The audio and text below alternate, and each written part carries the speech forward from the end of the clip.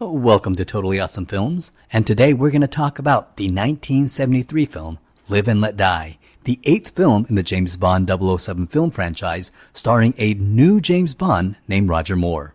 So here's a little bit of trivia. At which James Bond movie did Saltzman and Broccoli consider Roger Moore? Well, the answer is all the way back in 1962 with the first James Bond movie, Dr. No. And while Roger Moore says that he was never officially approached for the role in 1962, we now know that Saltzman and Broccoli had been actively scouting him and were seriously considering putting him in the role of James Bond way before they even met Sean Connery. And they eventually decided not to because they felt that he looked too young and too pretty to be James Bond, even though he was 2 years older than Sean Connery. But they decided they wanted someone a little more macho. And the producers always had their eye on Roger Moore, and they considered him again after You Only Live Twice, when Sean Connery decided that he was going to retire from the character. Eon Productions, with Harry Saltzman and Cubby Broccoli, actually approached Roger Moore officially for the next film, which is going to be The Man with the Golden Gun. And they eventually went to Cambodia and did some test shots. Now, unfortunately, we all know historically what happened in the late 60s in Cambodia. They had a bloody civil war, and as a result, the movie had to be canceled. And then Roger Moore signed on for one more season of The Saint. They then considered him again one more time in 1971, but at the same time, Roger Moore accepted a role in a TV series called The Persuaders, the one where he played a character called Lord Britt Sinclair opposite legendary actor Tony Curtis. And because of this role, they eventually had to search for someone else, and they were able to get Sean Connery back for Diamonds Are Forever. So after Diamonds Are Forever, when Sean Connery turned down the next movie, Broccoli and Saltzman knew who their number one man was going to be. It should be said that Eon Productions actually did offer Connery some money to be in the next movie, but Sean Connery turned it down. United Artists, the movie studio that was distributing the James Bond movies, hence putting up the money, actually wanted an American in the role of James Bond. And they actually approached Clint Eastwood to be the next James Bond, since he was a huge star after the spaghetti westerns and he had just made the first Dirty Harry movie. But thankfully, Clint Eastwood also believed that Bond should be British, and he turned down the role. Thankfully, a very classy move on the part of Clint Eastwood. United Artists also asked the Eon producers to consider Burt Reynolds to be Bond, as well as Paul Newman and Robert Redford. But thankfully, the producers Albert Broccoli and Harry Saltzman insisted that Bond be British. And today we take it for granted that they're going to push back and insist that Bond be British, but keep in mind that Cubby Broccoli was an American. He grew up in Queens, so if you think in those terms, I think it's pretty cool that Cubby Broccoli had the integrity toward the character and understood the character's British roots. And respecting the character and respecting Ian Fleming's creation, he stuck to his guns and insisted that the character be British. And I think that is really cool that he did that. So on top of the list was an actor named Michael Billington, who was a British actor. And if you see him, he does kind of resemble Daniel Craig. So you can see which direction they were thinking of going toward.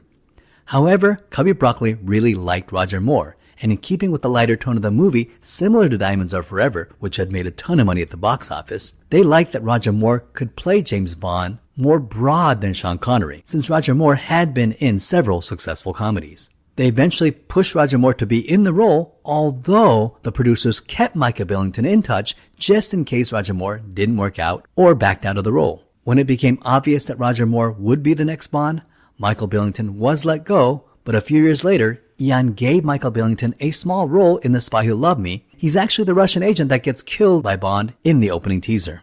So Roger Moore was now the new James Bond, set to star in the 8th Bond film, Live and Let Die.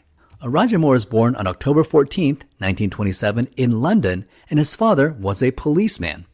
And Roger Moore's first job was an apprentice for an animation studio. That's right, Roger Moore almost became a cartoonist. However, he was fired after making some errors on some animation cells. And when Roger Moore was 18, his father helped investigate the robbery of the home of a movie director, Brian Desmond Hurst, best known for directing the 1951 Christmas Carol adaptation Scrooge, and he became a family friend and put Roger Moore as an extra in one of his movies, the 1945 film Caesar and Cleopatra. And then he paid for Roger Moore's tuition to the Royal Academy of Dramatic Arts, where he was classmates with future Bond star Lois Maxwell, who would go on to play Miss Moneypenny. Then Roger Moore served as a second lieutenant officer in the Royal Army Service Corps during World War II, and he served in the Royal Army's Entertainment Corps and was eventually promoted to the rank of captain, where he commanded a unit in West Germany where he looked after military entertainers who were passing through Hamburg. After the war, Roger Moore had small parts in numerous movies and also did some modeling, where he was known for modeling knitted sweaters. And his first substantial role was as the lead in the 1958 series Ivanhoe, playing Sir Wilfrid of Ivanhoe. And in 1959, he was hired as the lead Silky Harris in The Alaskan. And then in 1960, he starred in the show Maverick, where he played James Garner's British accented cousin, Beau Maverick. However, his big break came in 1962 when he was cast as Simon Templar in the show The Saint. And The Saint was very popular and made Roger Moore an international TV superstar and household name. And The Saint ran for 6 seasons and 118 episodes from 1962 to 1969. And Roger Moore was arguably the biggest TV star internationally at that time.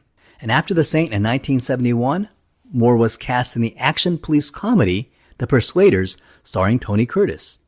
Roger Moore was paid the unheard of sum of $1 million for the season, which at that time was a record salary for a TV actor. And here's an interesting trivia fact. The theme music for The Persuaders was written by John Barry, who had composed the music for all the Sean Connery James Bond films. After The Persuaders ended, Roger Moore was cast as James Bond in this movie. However, here's something that many of you may not know. Roger Moore actually played James Bond before, way back in 1964. And in 1964, there was a British sketch comedy show called Mainly Millicent, and they would have short comedy skits. Think of a 60s version of Saturday Night Live. And on season 1 of episode 4, there was a sketch where Roger Moore, who was already famous for playing Simon Templar, played James Bond. Over there, Mr. Bond? Yes, well, I am on holiday. And in the sketch, he meets Soviet spy Sonia Sokova, and the two have drinks while they try to kill each other, while the waiter tries to kill them both. For the director, Ian was happy with how the last film, Diamonds Are Forever, came out. It had done incredibly well at the box office for a reasonably low budget, and they wanted that same tone and style for this movie, so they rehired director Guy Hamilton. Now, it is here that we have to discuss the trouble in paradise between the two producers, Harry Saltzman and Cubby Broccoli. Because remember, these two guys were always together as they created the James Bond film franchise. But by this time, their relationship was dissolving fast and would completely dissolve at the end of the next film, The Man with the Golden Gun.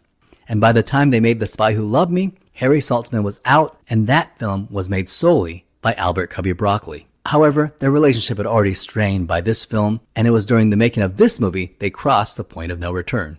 So to lay the foundations of the trouble, these were two ruthless businessmen who joined forces in 1961 to form a company called Danjaq, which would buy the rights to the James Bond property. And incidentally, Danjaq was named after their wives at the time, Dana and Jacqueline. So the tensions began because the two had different attitudes toward the James Bond film franchise. Cubby Broccoli felt that the James Bond franchise was gold and dedicated everything to it. His sole focus was on Eon Productions. On the other hand, Harry Saltzman had many other ventures and felt that Eon Productions was a small part of his overall business empire. So Cubby Broccoli felt that Harry Saltzman was not as invested as he was in making these movies, and felt that he was doing most of the heavy lifting in making the James Bond films, while equally sharing the profits. So that was the core of the tension. So Harry Saltzman had a lot of business ventures, and in 1969, one of the major business ventures he made was in Technicolor Motion Picture Corporation. And this ended up being one of those complex business ventures involving ousting of people of the board and stuff like that. But to make a very complicated story as simple as possible, Harry Saltzman got a $40 million loan from the Union Bank of Switzerland and got control of Technicolor Motion Pictures. And he bought it for $30 a share, and after a few years, it was worth $8 a share. And so Harry Saltzman could not pay the Swiss bank back and even missed a few interest payments. So to pay back the Swiss bank, he asked Cubby Broccoli to dissolve their company Danjaq so he could pay back the Swiss bank. And Cubby Broccoli originally agreed, but later reneged. And Cubby Broccoli said it was because he would have to pay too much taxes if they did that, but it was likely that he wanted to purchase Harry Saltzman's shares directly and take sole ownership of Danjaq and the entire James Bond franchise. So Harry Saltzman stuck it to Cubby Broccoli and sold his shares not to Cubby Broccoli, but to United Artists. So Cubby Broccoli owned half of the James Bond property, while United Artists owned the other half. And in 1981, MGM purchased United Artists, making MGM owners of half the James Bond franchise. And it was with MGM, Cubby Broccoli made For Your Eyes Only, Octopussy, and A View to a Kill, as well as the Timothy Dalton, Pierce Brosnan, and Daniel Craig era James Bond films. And in 1921, just a few years ago, Amazon bought MGM, making them the owners of half the James Bond franchise, while the Broccoli family still controls the other half. And that's why they're having problems making the 27th James Bond movie, because the Broccoli family, who owns half the James Bond franchise and had been making these movies since the beginning, still wants to make more serious Bond films in line with the legacy of the franchise that was started by their father. And they're not seeing eye to eye with Amazon, who owns the other half and wants the James Bond franchise to be more youthful and hip, appealing to a new demographic. You know, I should probably do a video about that current struggle because it is fascinating and it is seriously delaying the 27th James Bond movie. So Guy Hamilton stepped in as director of Live and Let Die. He had previously directed Goldfinger and the last film, Diamonds Are Forever. And like Diamonds Are Forever, the movie is a hodgepodge of cartoonish villains, campy action sequences, a gorgeous Bond girl, insanely futuristic tools, and a ridiculous plot involving a man flooding the drug market by giving everyone free heroin. But all these ridiculous individual elements are really good, and even though the sum of the whole may not make much sense, all the scenes add up to a really good movie. And this movie is regarded as a fun film that was an excellent debut for Roger Moore and still holds up as a crowd pleaser. The New Orleans locale adds a refreshing change of scenery, and there are very interesting characters. Yaphet Kotto is likable as Dr. Kananga, and Jeffrey Holder, who anyone my age probably remembers as the guy in the old 7-Up commercials. This guy is pretty creepy and very charismatic as Baron Samedi. Interestingly enough, Baron Samedi is not an Ian Fleming creation. He is a real character in voodoo mythology. He is the spirit of death, and that character does have a white skull painted on his face as well as that same hat. And the idea is that the character Jeffrey Holder is playing is actually pretending to be the spirit of death to control the people of that community. But it becomes ambiguous whether that he actually might be the real Baron Samedi. So as you watch this movie, of course it's obvious that the film is borrowing heavily on the popular blaxploitation films of the time. And this is going to be a pattern for James Bond movies. The James Bond does borrow from whatever is trendy. The next movie, The Man with the Golden Gun, is going to borrow heavily from the Hong Kong martial arts films that was started by Bruce Lee. And Moonraker is going to borrow from the success of Star Wars. After the success of Diamonds Are Forever, Ian decided that the next 007 movie was going to be Live and Let Die, and this was the decision of screenwriter Tom Mankiewicz, who had previously written the adaptation of Diamonds Are Forever, and he thought it would be daring to make a movie about the racial politics of America at that time, when the Black Panthers were very active in American politics, and capitalizing on the 1970s genre film known as blaxploitation. Now, blaxploitation was an explosive genre of movies that burst onto the scene in 1970. And in order to appreciate the historical background of the movie genre, you have to appreciate that in the 1960s, they saw a migration of white families to the suburbs, leaving much of the inner cities to be resided by African American families. And one of the businesses that was hurting from this move were the movie theaters. So enter filmmakers who had the idea to market independent films directly to these inner city cinemas. An award-winning filmmaker named Melvin Van Peebles, who was already famous for directing the 1967 film The Story of a Three-Day Pass, which won the San Francisco International Film Festival Award, and the 1970 Watermelon Man, which was distributed by Columbia Pictures. And with the money he earned from these Hollywood films, he bankrolled his own independent film, a film that could depict the African-American inner-city experience. And in 1971, he made a movie called Sweet Sweetback's Badass Song. And Melvin Peebles financed it himself, and he wrote it, he directed it, he starred in it, he did the stunts in the action sequences, and even scored much of the music himself. So this was a total Melvin Van Peebles production. And towards the end of production, he ran out of money, but he was able to get a $50,000 loan from Bill Cosby, which allowed him to finish the film. And ultimately, the movie was completed with a total budget of $150,000. And it was released in several inner city cinemas such as Detroit and Atlanta, and it was a huge success, making thousands of dollars per theater. In its first week, he made over $70,000 and overall made $1.5 million in its first U.S. run and ended up making a total of $15 million. And this is considered one of the important films to launch the blaxploitation movement, which was actually a word used by the critic Junius Griffin, the head of the NAACP, to criticize the genre, but became the name used to describe the entire genre of movies. And in case you were wondering, Melvin Van Peebles is the father of Mario Van Peebles. Immediately, Hollywood took notice, and in 1971, MGM produced Shaft, directed by Gordon Parks. And actually, Shaft was an old Hollywood project that was originally written for a white actor. But when Gordon Parks was hired as director, he cast a black actor, Richard Roundtree. And this gave black youths a hero and role model they had never seen before. And this movie was made on a budget of $500,000 and made $13 million at the box office and even won an Oscar for Isaac Hayes' music. And Hollywood realized that blaxploitation was bankable, and other films followed. Superfly, Blackula, and the rise of African-American superstars like Pam Grier, Tamara Dobson, and ex-football player Jim Brown. And a new crop of African-American directors, actors, actresses emerged. And it was in this context that Live and Let Die was made.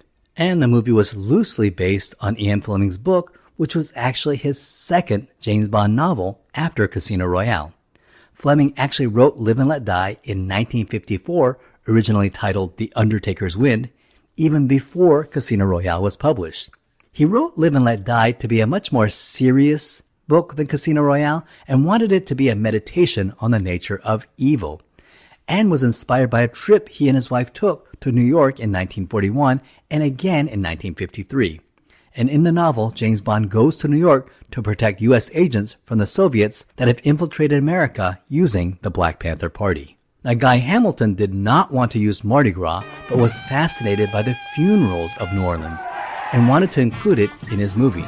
However, he knew that Eon would not fly an entire crew to New Orleans to film one funeral scene, so he came up with an entire chase sequence that involves the canals of Louisiana. Now, while location scouting, Cubby Broccoli and Guy Hamilton saw a crocodile farm with a sign, "Trespassers will be eaten," and it was owned by a man named Ross Kananga, who had over 1,500 live crocodiles on his farm. And they were intrigued by this farm and decided to film a sequence where Bond escapes from the clutches of an army of crocodiles. And they even decided to name the villain Kananga after the owner of this farm. And Ross Kananga himself recommended a scene where James Bond jumps on crocodiles and did the stunt himself. We're going to talk about that in a second. For the role of the main villain, Dr. Kananga, the prime minister of the fictional country of Saint Monique, they based him on Francois Papadoc Duvalier, the autocratic and despotic president of Haiti from 1951 to 1971, who ruled Haiti with an iron fist and was also a well-known voodooist. So this does bring an important question about this movie. Is this movie racist? And the short answer is yes. But all joking aside, let's really look at this movie and see if it really was racist for the time of 1973. Because I'm a firm believer that we can't judge a movie or a book or a belief on modern standards, that we must evaluate it within the context of the time. So we do have to consider this. All the bad guys in this movie are black. All the black guys in this movie are villains, except a small minority of characters like Agent Sutton and Coral Jr. And every African-American character in New York works for the villain. All the white characters in this movie are either good guys or are the victims of the bad guys. And all the good guys in this movie are mostly white.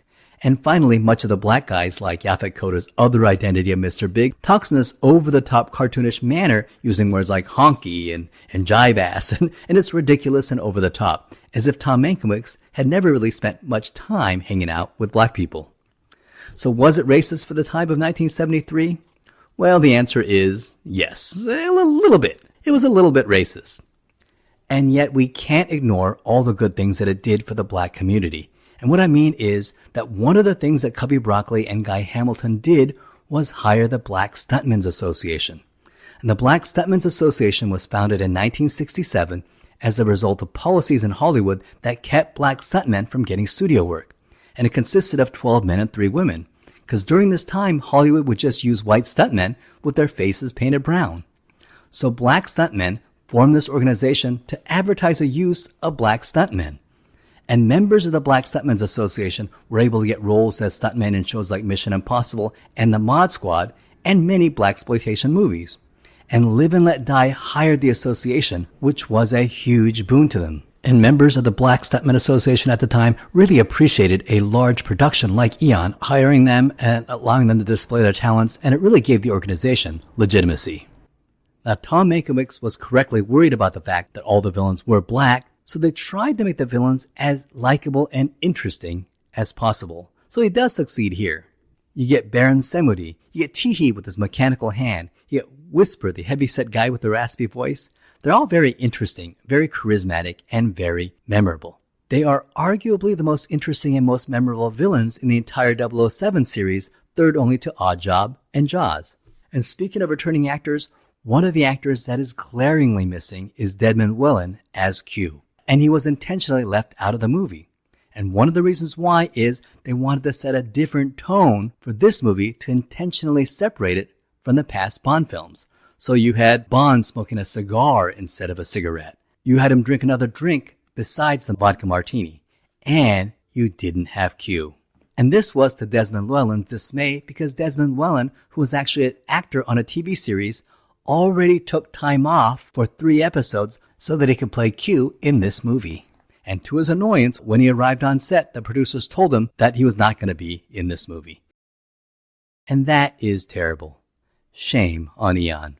So Desmond Llewellyn was upset, but no matter, because he would return in the next movie and would be in all the James Bond movies after that until his death by motor vehicle accident just after filming The World Is Not Enough.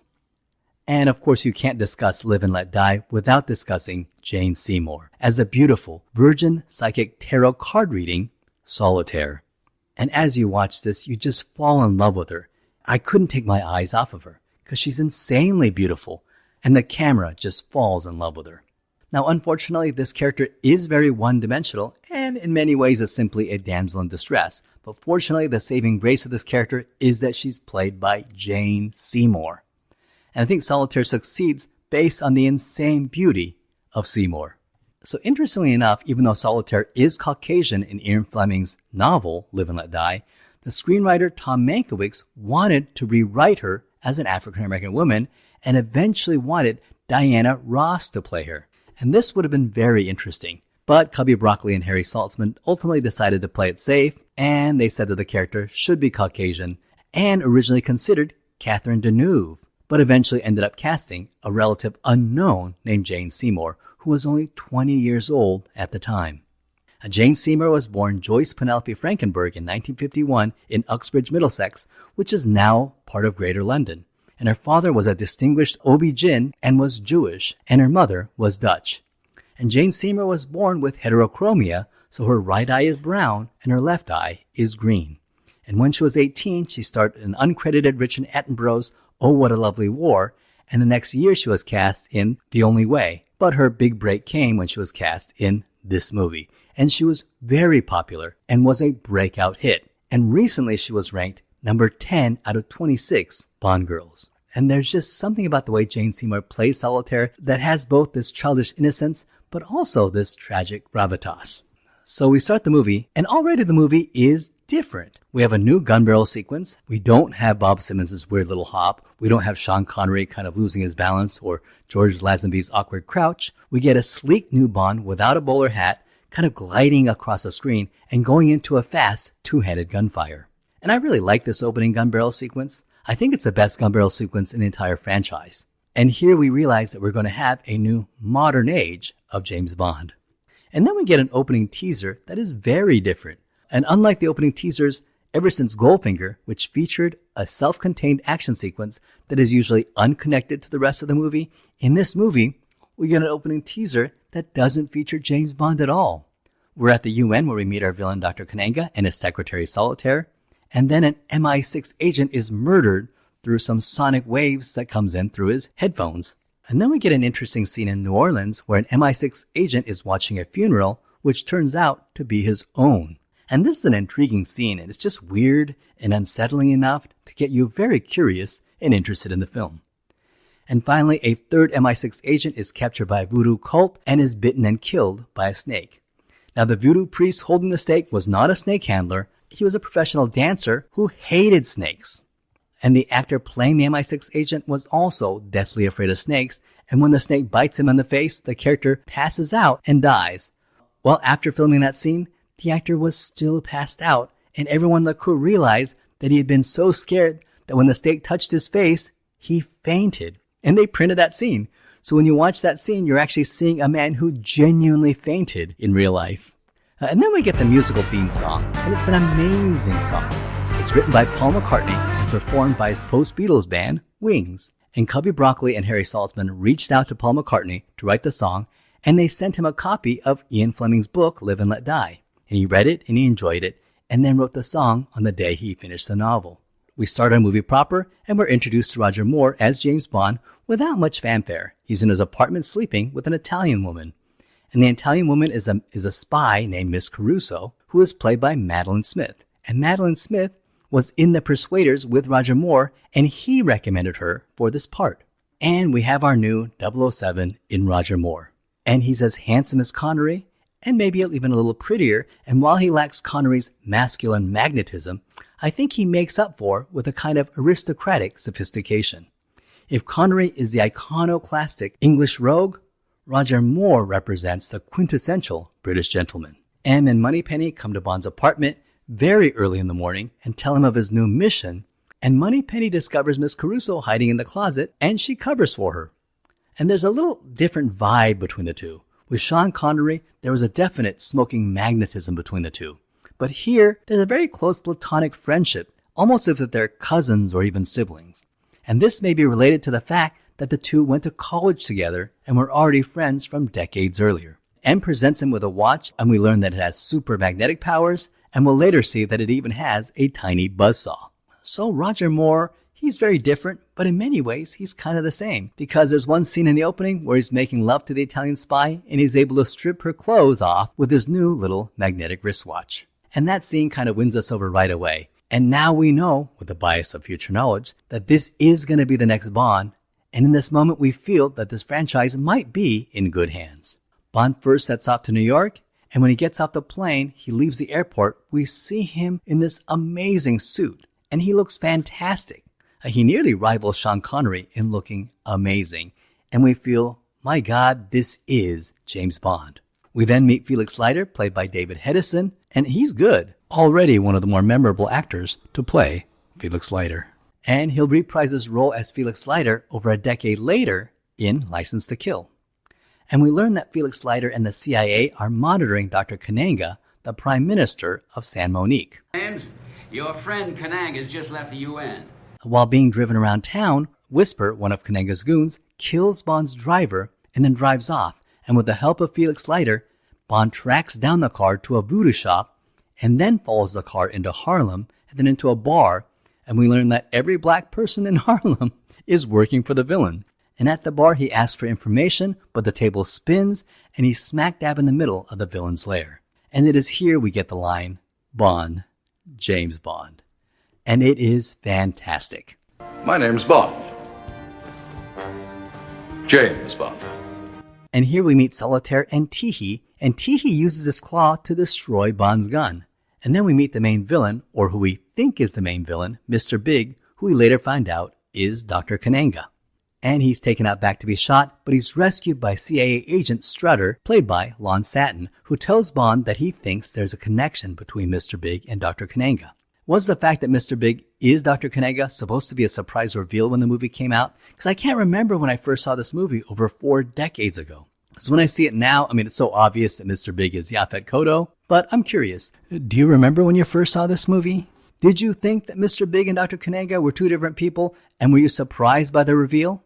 I'm curious, so just let me know in the comments. So Bond heads to San Monique to investigate Dr. Kananga, and we meet CIA agent Rosie Carver, who turns out to be a double agent, and after making love to Bond, she's killed by a hidden gun inside a voodoo totem. And we get the introduction of Quirrell Jr., who's supposed to be the son of Quirrell from Dr. No. And in Ian Fleming's books, Casino Royale came first, Live and Let Die was second, and Dr. No was actually his 4th book. So Live and Let Die is the book where James Bond meets Quirrell, and then 2 books later in Dr. No, it's the same character. Only in that book does he meet his death at the hands of Dr. No. But the movies has a little different continuity, so Quirrell's already dead, so what they decided to do is introduce a character where they imply that it's Quirrell's son, Quirrell Jr. We then learn that Solitaire is psychic, but can only retain her psychic powers as long as she's a virgin. So Bond flies in on a hang glider while smoking a cigar, meets up with Solitaire and tells her to pick a card, but it turns out that he cheated, and all the cards are lover cards. But since she's no longer a virgin, she's now lost her psychic powers. Bond and Solitaire leave Kananga's lair while investigating the location where the MI6 agent was killed, and they discover a field of heroin. And they're chased by Kananga's men, and they escape in a double-decker bus, which splits in half. And in this stunt, Jane Seymour was actually inside the double-decker bus, and she said that, well, she was only 20 years old and this was her first major motion picture, so she didn't know that she could refuse this dangerous stunt. The double-decker bus splitting in two was accomplished by having the top section on rollers that rolled off the bottom section when it hit the bridge. They escape and fly off to New Orleans, and in Louisiana, Bond and Solitaire are captured by Kananga and his men. Solitaire slaps Bond, likely to make it look like she's been kidnapped in order to get back into the good graces of Dr. Kananga. Well, Bond escapes by jumping onto an airplane that has a flying student, Mrs. Bell, who rides with Bond as he escapes Kananga's men. And it's a hilarious scene that works with the lighter tone of the Roger Moore movies. Bond gets captured again, and it is here that we learn that Mr. Big is Dr. Kananga. Now seriously, I need to know, was this supposed to be a surprise reveal? Let me know if you were surprised in the comments. And here we learn that Kananga's plan is to flood the heroin market with free heroin, bankrupt all the other heroin dealers, develop an international heroin monopoly, and then raise the prices.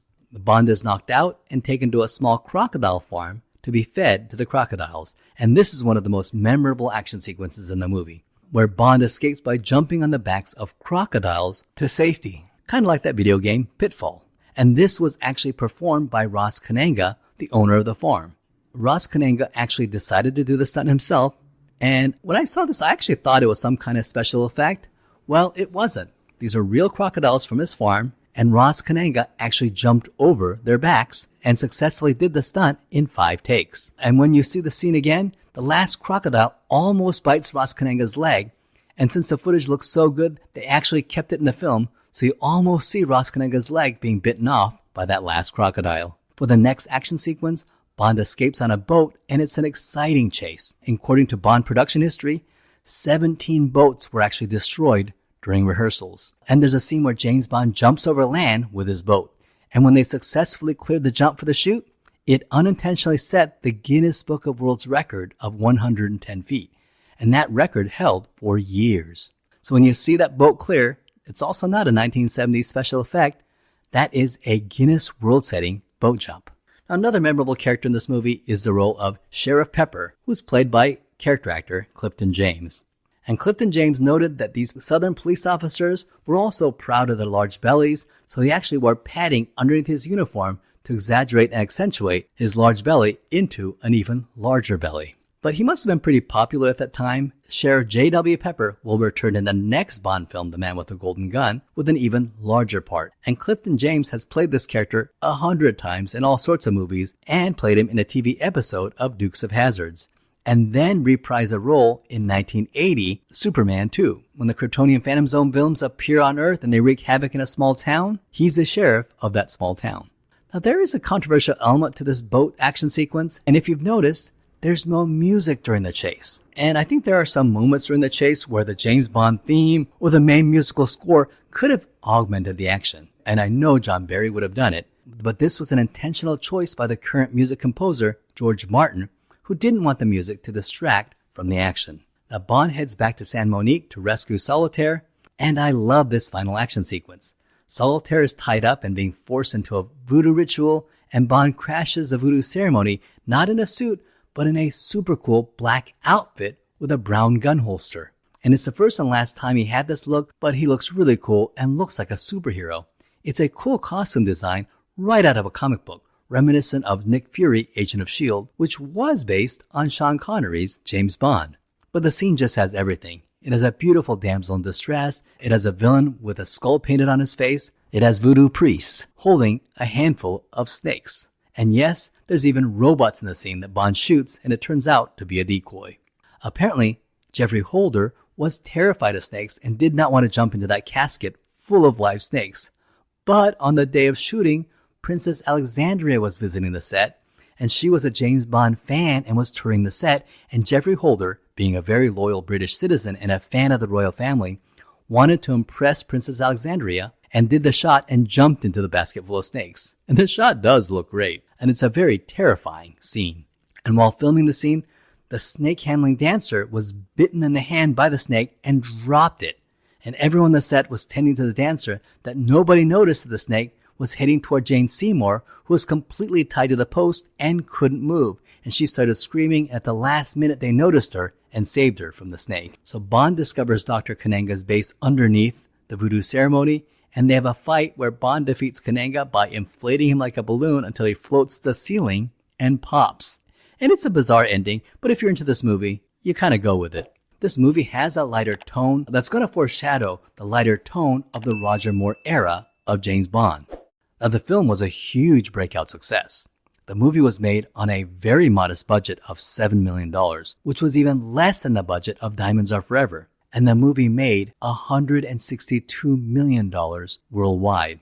And when you adjust that for inflation, that's $1,144 million. So this was $1 billion film by today's standards. This is twice what Diamonds Are Forever made, and over 3 times what On Her Majesty's Secret Service made. And for British audiences at the time, when it appeared on British television, to this day it still holds a record for the most viewed broadcast on television in the United Kingdom at 23.5 million viewers. With today's equivalent of $1 billion film, obviously the franchise was in good hands. And Roger Moore was just very good here. He's suave, he's sophisticated, he's a little bit dangerous, he's got a little bit of cruelty, and he's going to be a very different but also very interesting James Bond. He's a very different Bond, but also he's kind of the same Bond. And what's cool is that he had this youthful vitality that we felt like we were seeing a much younger Bond, even though Roger Moore was 2 years older than Sean Connery. And so if you consider that this was made 2 years after Diamonds Are Forever, Roger Moore here is 4 years older than Sean Connery was when he filmed Diamonds Are Forever. So you have to give it to Roger Moore for being so youthful beyond his years. And for my next video, we're going to talk about The Man with the Golden Gun. And if you enjoyed this video, check out my other series on the Rocky franchise as well as the Star Trek movies. That ends this video. Thank you so much for watching. I hope you had a great time. In this video, we're going to talk about the 1974 film, The Man with the Golden Gun.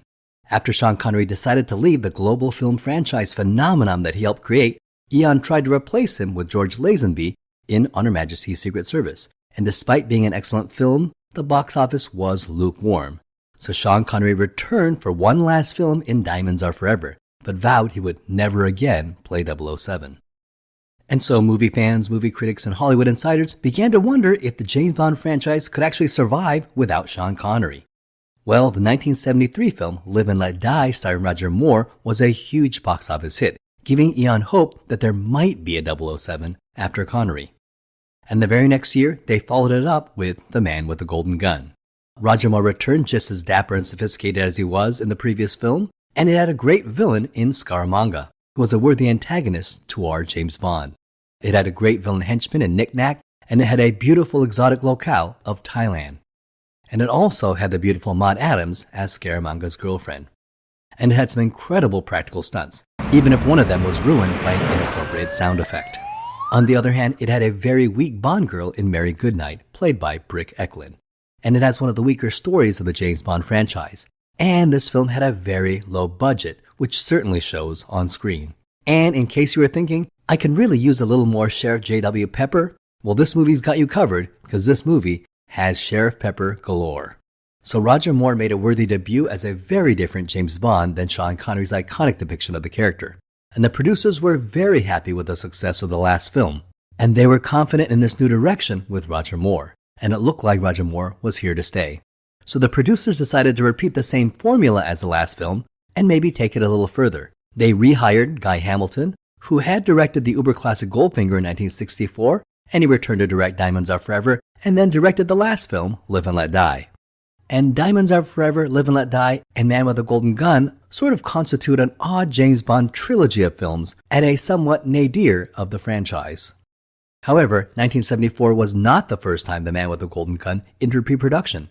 About 7 years before the production of this movie, in 1967, after You Only Live Twice, when Sean Connery had just announced his retirement from the role, The Man with the Golden Gun starring Roger Moore was originally going to be the next 6th James Bond film. And Cubby Broccoli and Harry Saltzman and Roger Moore even went to Cambodia to film some test footage. Then, of course, we know that the Cambodian Revolution broke out with the Khmer Rouge and the civil war that would lead to the Cambodian killing fields. So that film was canceled. And eventually Broccoli and Saltzman decided to go in a completely different direction with George Lazenby in On Her Majesty's Secret Service. Well, years later in 1974, they get to return to their original plan that was started in 1967. The Man with the Golden Gun was the 13th James Bond novel by Ian Fleming, published in 1964. And it was actually the last novel that he wrote and was published posthumously by his family. And there was an interesting controversy at the time in the Bond literary world whether Ian Fleming actually died before finishing the book, and for some time it was believed that maybe Cubby Broccoli or Harry Saltzman or the book publishers may have secretly hired a ghostwriter to finish the book after his death. However, we believe now, based on what some friends say, that Ian Fleming may have actually indeed finished the book by himself. Because some correspondence shows that after writing the book, Ian Fleming wrote to his friends that he didn't like the book and felt that he may have lost his touch and was seriously thinking about retiring from writing. And then, of course, he soon passed away from a heart attack. And now modern Ian Fleming scholars generally believe that the words on The Man with the Golden Gun novel were fully written by Ian Fleming. This film also marks the exit of one half of Eon Productions, Harry Saltzman. Harry Saltzman and Cubby Broccoli were there from the beginning, and they were partners. They basically created the persona of James Bond on screen.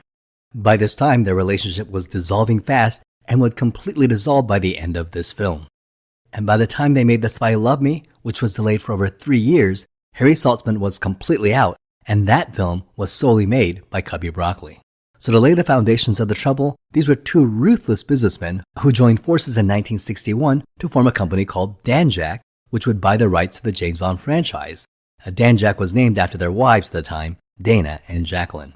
So the tensions began because the two had very different attitudes toward the James Bond franchise. Cubby Broccoli felt that the James Bond franchise was gold and dedicated everything to it. His sole focus was on Eon Productions. While on the other hand, Harry Saltzman had many ventures and felt that Eon Productions was a small part of his overall empire. So Cubby Broccoli felt that Harry Saltzman was not as invested as he was and felt that he was doing most of the heavy lifting in making the James Bond movies, while they equally shared the profits. And that was at the core of the tension. Just to give you an idea how uninvolved Harry Saltzman was, the crew talk about the elephant stampede incident. So Cubby Broccoli was fully involved in this movie from the beginning, and he was there when Mankiewicz wrote the first draft of the screenplay. He and Guy Hamilton went all across the world looking for a good place to shoot the movie.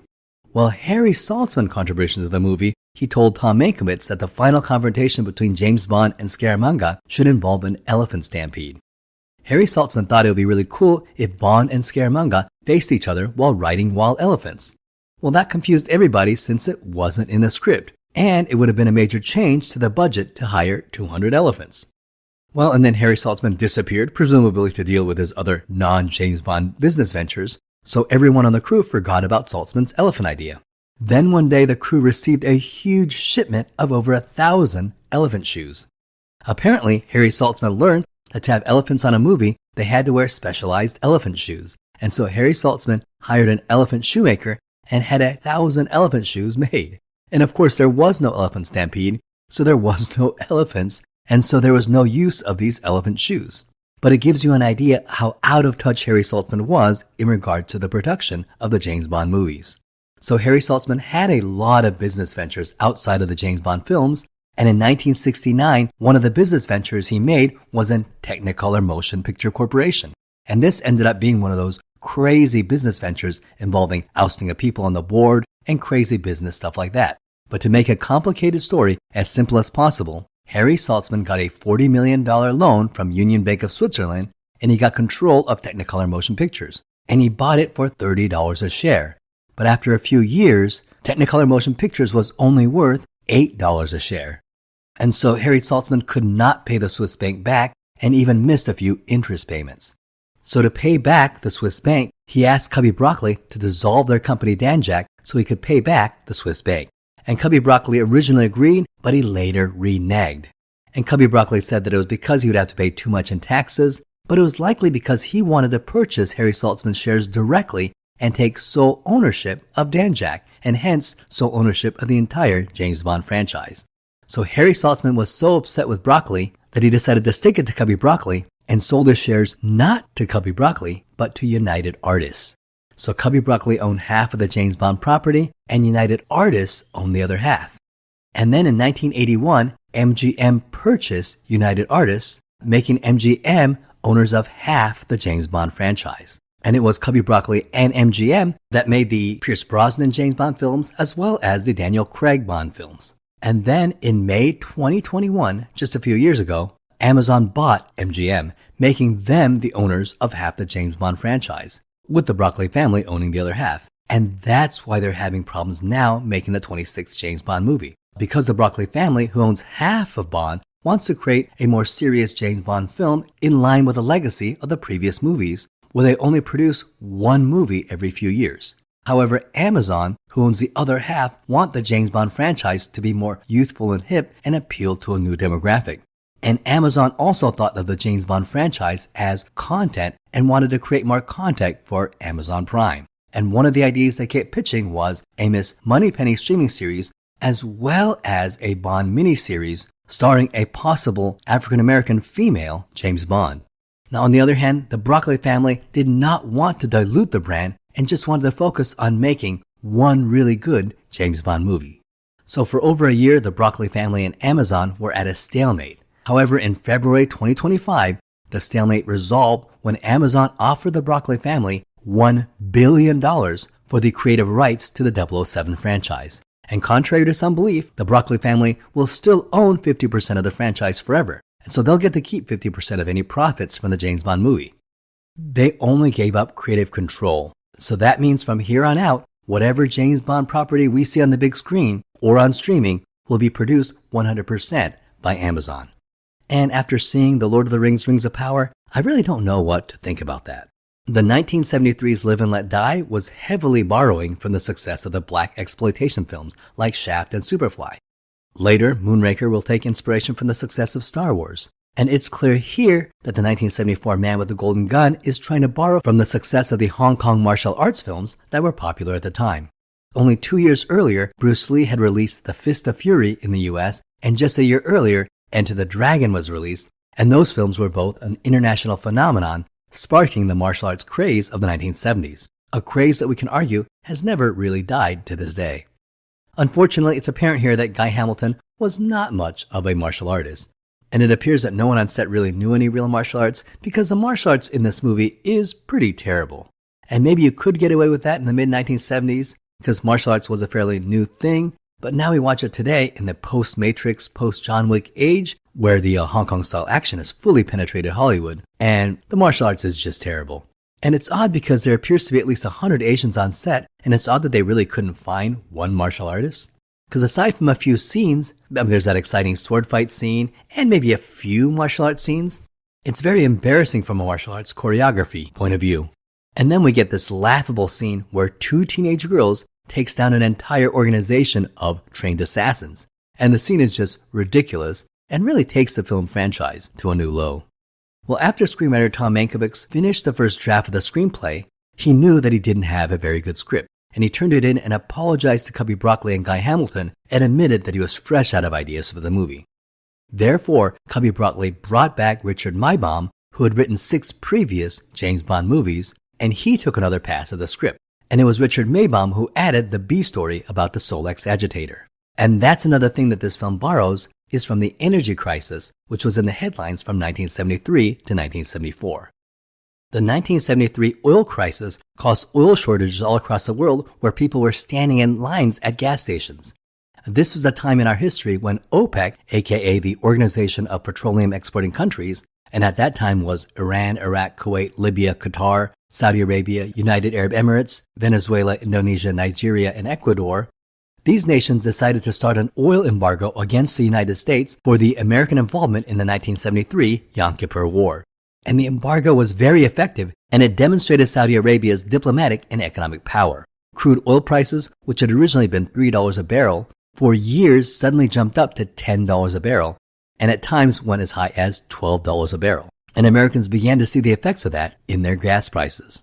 Because ever since the 1940s, gas in the US cost about 30 cents a gallon. And it remained that way to the 50s and the 1960s and even to the 1970s until 1973, when gas prices slowly began to climb up, so that by 1979, gas was $1 a gallon.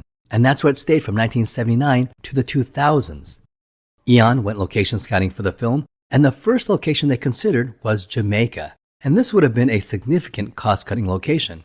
However, since much of the last film, Live and Let Die, was filmed in Jamaica, Eon opted for an international, exotic locale. And originally, they considered Iran. However, they couldn't find any good locations, and so that idea was nixed. The next location they considered was Beirut, since much of the novel takes place in Beirut. However, again, they could not find any suitable locations to film, and therefore only a small portion of the beginning of the movie takes place in Beirut. Guy Hamilton was a huge fan of Vietnam, but considering the Vietnam War, filming there was out of the question. However, next to Vietnam was Thailand, and this country was perfect. Because in 1974, Thailand was not quite the tourist destination that it was today, and Broccoli and Hamilton fell in love with a small island near Phuket Island, which was at that time very deserted. And so it was decided. The two locations for the film would be Thailand and Hong Kong. And this is the second Roger Moore James Bond movie, and he is quite good here as Bond. He continues to play Bond as this paradox of this classy, sophisticated gentleman, while on the other side, this slightly devilish, sadistic assassin.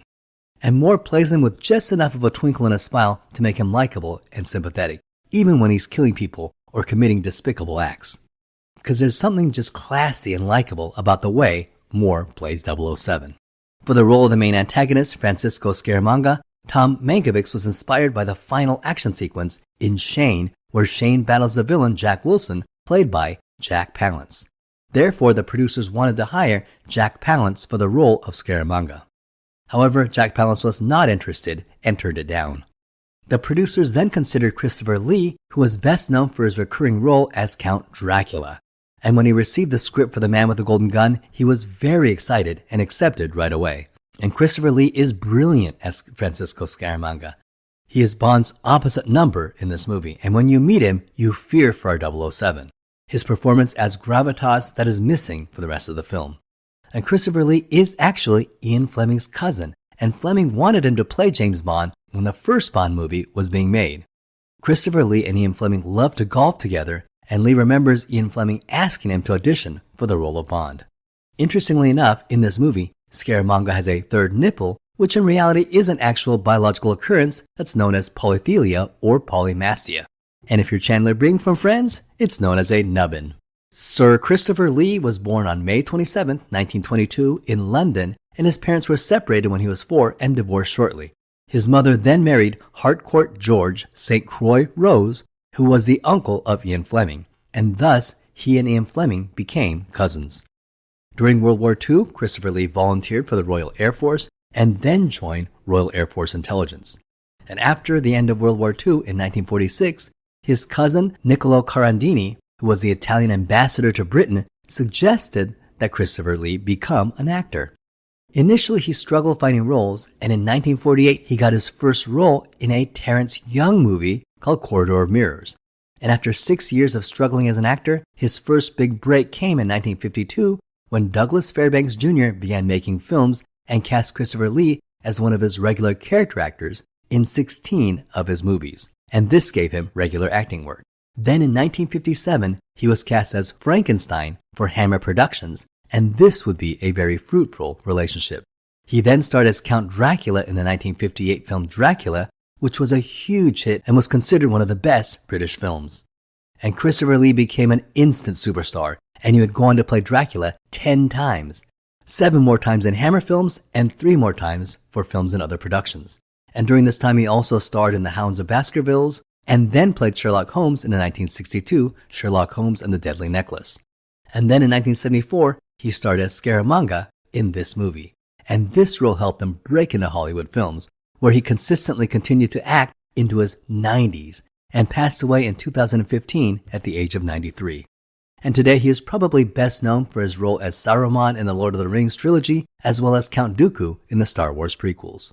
Hervé Villechaize is interesting as a henchman, Knick-Knack, and director Guy Hamilton wanted him to be a miniature version of Oddjob, with his bowler hat and his suit.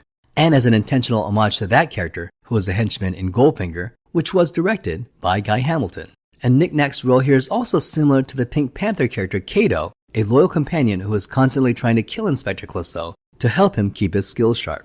And likewise, Knick-Knack would hire mob assassins to try to kill Scaramanga and lure them into his funhouse to give Scaramanga some exercise. So Hervé Villechaize is an intriguing actor, and his charisma shines on screen, and we can see the groundwork for why he'll become one of television's most iconic characters, Tattoo on Fantasy Island. And apparently, Hervé Villechaize had an appetite for women and really enjoyed himself in Thailand. He spent every night hanging out at the Thailand strip clubs and at the brothels, and people say that he frequently came on set hungover with no sleep, having had all night of partying. But his cast members state that he was the sweetest gentleman and was absolutely charming and kind to all of his castmates, and they all fell in love with him. And he apparently had a very friendly crush on Maud Adams, and the two would give each other small gifts every day, and she absolutely adored him. One star who did not appreciate Hervé Villechaize was Roger Moore, who simply found him a deviant and a very creepy man, and admitted that he struggled to warm up to him. Hervé Villechaize was born on April 23, 1943 in Paris, France, and was born with dwarfism and stood at 3 foot 11 inches. His father was a surgeon and his mother was a wealthy European socialite. Villechaize was initially a painter and photographer, and at the age of 16 he studied art, and in 1961 he became the youngest artist to have his work displayed in the Museum of Paris.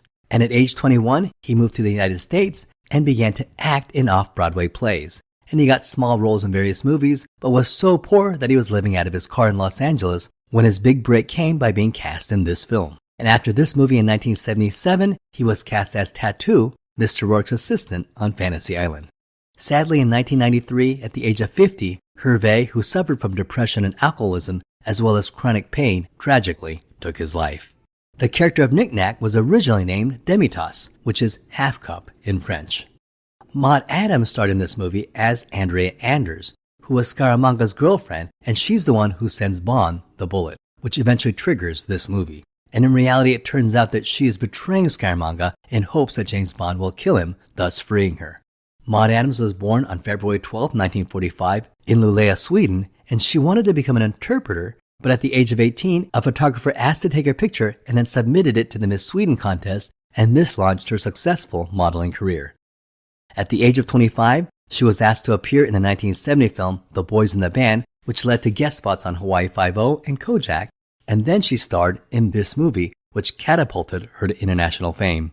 Maud Adams will go on to star in another James Bond film as the main femme fatale in the movie Octopussy. And interestingly, a lot of people don't know that Maud Adams had a brief 3-second uncredited cameo in A View to a Kill. Maud Adams was friends with Octopussy director John Glenn and was visiting the set of View to a Kill, and John Glenn put her in the background just for fun as an Easter egg for die-hard fans. If you blink, you'll miss it. So she therefore remains the only Bond girl to be in 3 Bond movies as 3 different characters. And if you see her, she's walking in the background when Bond is talking to Agent David Yip, who's played by Asian actor Chuck Lee.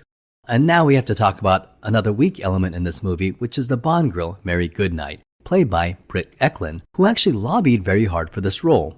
Britt Eklund had been a fan of the James Bond franchise since she first saw Dr. No, and she was dazzled by the scene where Ursula Andress emerges out of the water, and she dreamed of one day being a Bond girl. Britt Eklund telephoned Cubby Broccoli and asked if she could be considered for the role of Mary Goodnight. Cubby Broccoli was interested in hiring Britt Eklund as Mary Goodnight and had just cast Maud Adams as Scaramanga's doomed lover, Andrea.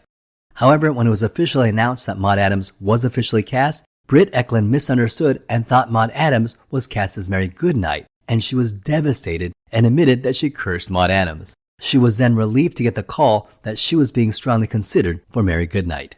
Britt Eklund was born on October 6, 1942 in Stockholm, Sweden, and as a teenager, she was spotted by a talent agent who sent her to London and set her up for auditions where she initially had small roles in various Swedish films.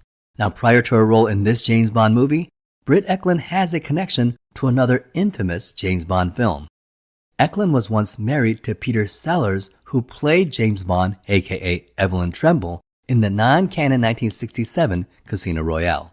And one of the reasons why that movie was such a train wreck was that Peter Sellers, who was originally the star of the film and was paid $1 million for the role, would disappear for days at a time, thus holding up production. And the main reason why he would disappear was that his wife, Brick Eklund, was divorcing him, and Peter Sellers was busy trying to prevent her from leaving him. In 1964, Peter Sellers was 38 years old when he met Brick Eklund, who was only 21 years old at the time, and they married 10 days after meeting. And they would soon divorce in 1968, shortly after the release of Casino Royale. And that's a fascinating story, so please check out my video on the 1967 Casino Royale movie. Well, she married Peter Sellers, who was extremely jealous and paranoid that she would cheat on him, and he would quiz her nightly on what scenes she had, and Sellers would even call her co-stars and ask them to keep their eyes on her. And then he began to sabotage her acting roles. So in 1967, she became fed up with him and tried to divorce him, but he continued to beg her not to leave him. Well, they finally did divorce in 1968. This movie starts with Scaramanga and his girlfriend resting on his private island and served by his butler, Knick-Knack. And Knick-Knack secretly hires an American gangster to assassinate his boss. And the gangster is named Rodney and is played by legendary character actor Mark Lawrence. And this is likely the same gangster from Diamonds Are Forever, the one who threw Plenty O'Toole out of the window. And while that character is not named, he was also played by Mark Lawrence and played exactly like the same character here. And they even have the same hat. Knick-Knack pays Rodney to try to kill Scaramanga, but he's too good and Rodney bites the dust. And this appears to be something Scaramanga does every day in order to keep his stills fresh. We see that Scaramanga has a wax mannequin of James Bond and has his eyes set on challenging him. Of course, this will be a setup to the ending of the movie where this mannequin is going to become very important. And it is interesting that we have two Roger Moore James Bond films, and both of the introductions do not feature James Bond. We then jump to the musical number with a song by Scottish singer Lulu, and the song is catchy, but it's a little too on the nose. And today it is considered one of the worst James Bond theme songs. We then get Roger Moore who checks into M's office, and here we get a Roger Moore James Bond trope where M asks Bond what he knows about some random topic, in this case what he knows about the man with the golden gun, and Bond just happens to know everything about that topic. What do you know about a man called Scaramanga, 007? Scaramanga, the man with the golden gun. Born in a circus, father the ringmaster, possibly Cuban, mother English, a snake charmer. And we learn that Scaramanga has sent a golden bullet with 007 written on it, indicating that Bond is his next target.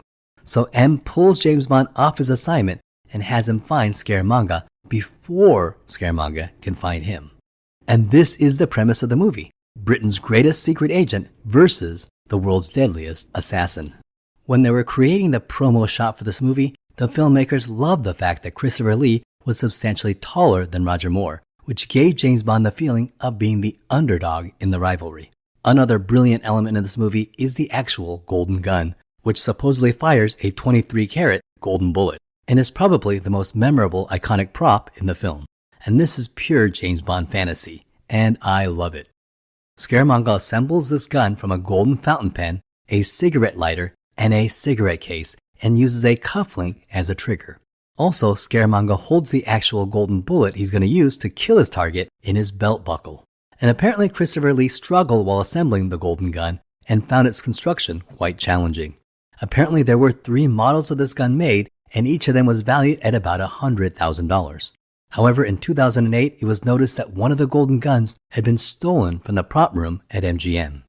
James Bond goes to Beirut and finds the girlfriend of 002, who is a belly dancer who wears the golden bullet as a navel jewel. And it is here we get the infamous goof of the movie, where during the action scene, the camera pans across the room and we actually see the cameraman in the shot of the mirror.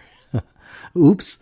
Bond takes the bullet and takes Q to analyze it, and Q discovers that a gunmaker named Lazar, who lives in Macau, makes the bullet for Scaramanga. And Bond threatens Lazar and learns that his mistress picks up the bullets at a casino, and Bond follows her. And here we meet Bond's contact, Mary Goodnight. James Bond tracks Scaramanga's mistress to her hotel room and, shockingly enough, slaps her around.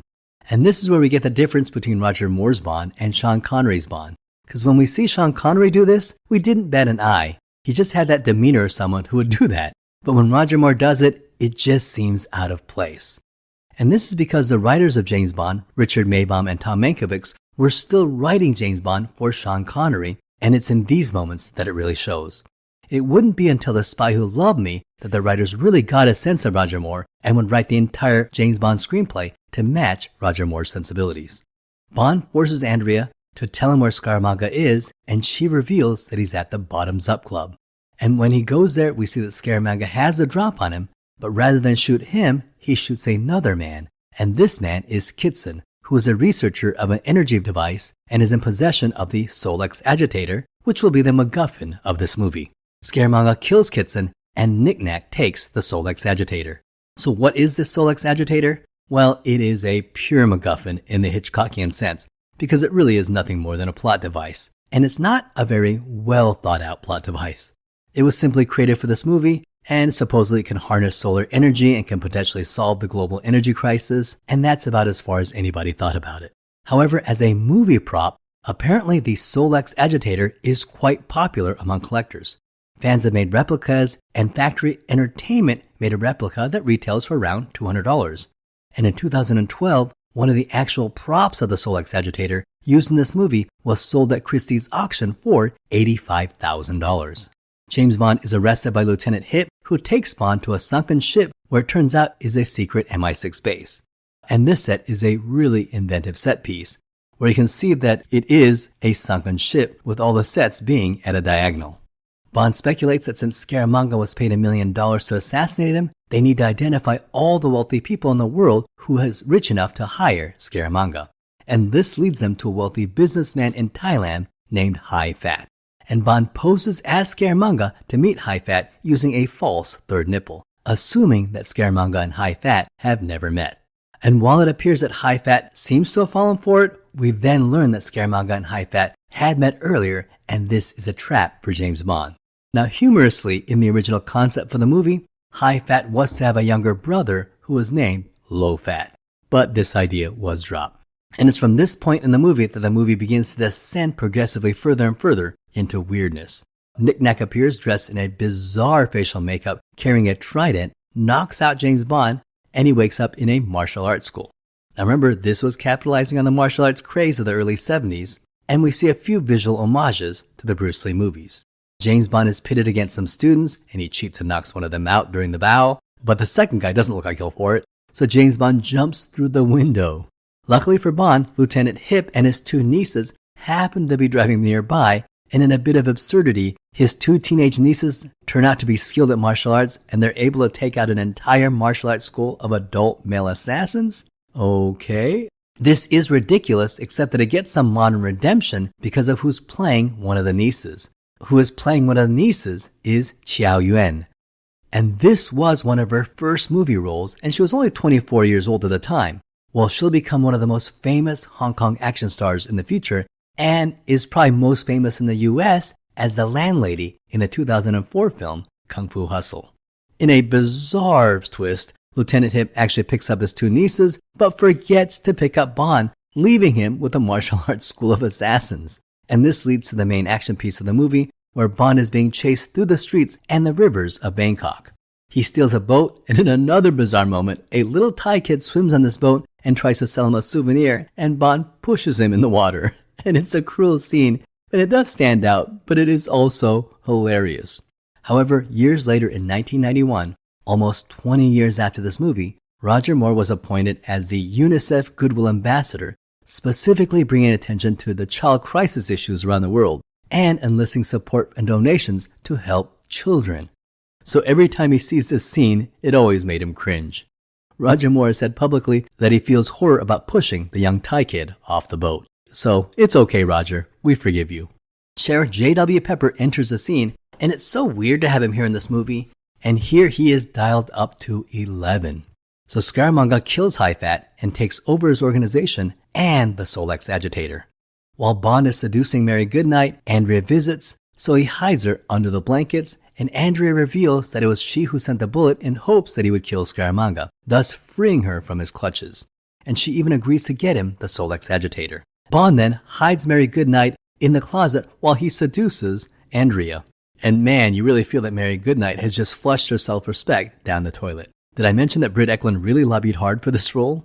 So Bond meets Andrea at a Thai kickboxing arena in order to obtain the Solex agitator, but she has been killed, and Scaramanga warns Bond not to interfere with his affairs. But Bond spots the Solex agitator on the floor and picks it up and gives it to Mary Goodnight, who gets thrown into Scaramanga's car with the Solex agitator. Bond steals an AMC, and what are the odds that he steals a car that Sheriff J. Pepper is looking at? So what? Why would Sheriff Pepper be looking at buying an AMC while vacationing in Thailand? But let's face it, it's not the weirdest thing about this movie. So Bond, with Sheriff Pepper in the passenger seat, are in hot pursuit of Scaramanga and Knick-Knack, who have just kidnapped Mary Goodnight. And one of the highlights of this film is a stunning practical stunt, which in reality was one of the most dangerous stunts performed on screen at the time. James Bond drives an AMC Hornet over a bridge and does a 360-degree longitudinal aerial twist in mid-air and lands on the other side of the river. And this was not a special effect. They actually did the stunt. And what got him the idea is that producer Cubby Broccoli saw this stunt being done by a famous driver named Jay Milligan, who used to perform a smaller and shorter version of the stunt called the Astro Spiral Drop.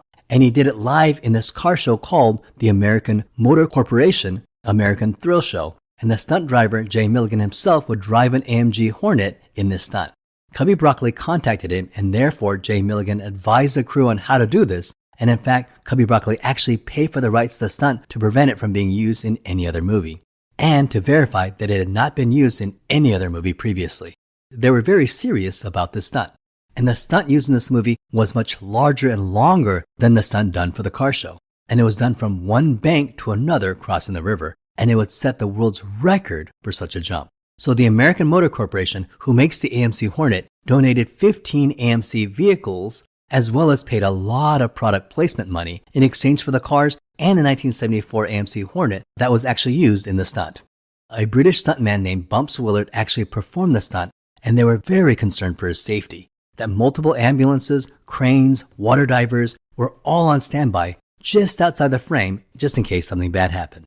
And this is cool, the stunt was pre-planned using computer simulations by researchers at Cornell University who had actually previously been working on rollover collision study for the National Highway Traffic Safety Administration. So they already had the data in the manual, and they created a computer model to assess the possibility and safety of this corkscrew barrel roll jump.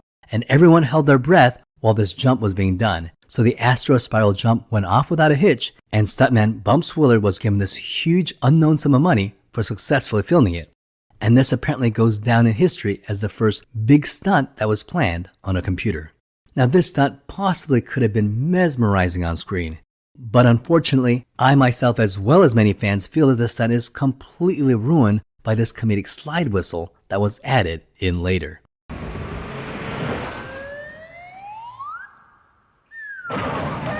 And if you've seen this, you know what I'm talking about. This slide whistle sound effect boggles the mind why they added this, and it does ruin a potentially awesome scene. What happened was that legendary composer John Barry, who came up with the James Bond theme song, apparently argued with Albert Broccoli over whether it should be left in or not. And we don't know who wanted it in and who wanted it out, but it is assumed that John Barry actually wanted it in because years later, John Barry has gone on to say that he regretted putting that sound effect in. And many critics cite the slide whistle as a sort of a metaphor for a larger concept of what's really wrong with a film, a potentially good movie that is undermined by cheap comedy. Now there are some other weird elements. First of all, I think it's kind of weird that the car itself is an AMC. The AMC were makers of these weird automobiles in the 1970s like the Pacer and the Gremlin. And you've seen them. These are very odd looking cars, and once you've seen them, you just can't forget them. And this is when product placement begins to undermine the movie. Because Scaramanga, the world's greatest assassin who gets paid $1 million per hit, who owns his own island and can drive any car he wants, he should have driven a Ferrari or a Lamborghini, and that would have given him some panache as well as some menace. But in this movie, he drives an AMC Malador hatchback, which just makes him look like a goofball. Although the hatchback is apparently a flying hatchback with wings, it's still not believable. And apparently that stunt where the car turns into an airplane was done by using a miniature remote control model. But imagine if that car was a Ferrari or a Lamborghini that transformed into an airplane. That would have been so much more awesome. So James Bond tracks Mary Goodnight through her tracker to Scaramanga's island, and this is an amazing location, with these rocks seem to grow out of the water. And back when this was filmed, it was a hidden location in Thailand, that was basically deserted. Well, the people of this island are going to capitalize on its association with the James Bond movie and call it James Bond Island, and it will immediately become a popular tourist spot. And to this day, James Bond Island is a very popular tourist destination. Scaramanga welcomes Bond, and he even gives Bond a tour of the facility. And just like any of the best Bond villains, he's going to invite Bond to a nice, luxurious meal just before they begin to kill each other like civilized people. So the conceit is that Scaramanga has only one golden bullet to kill his enemy.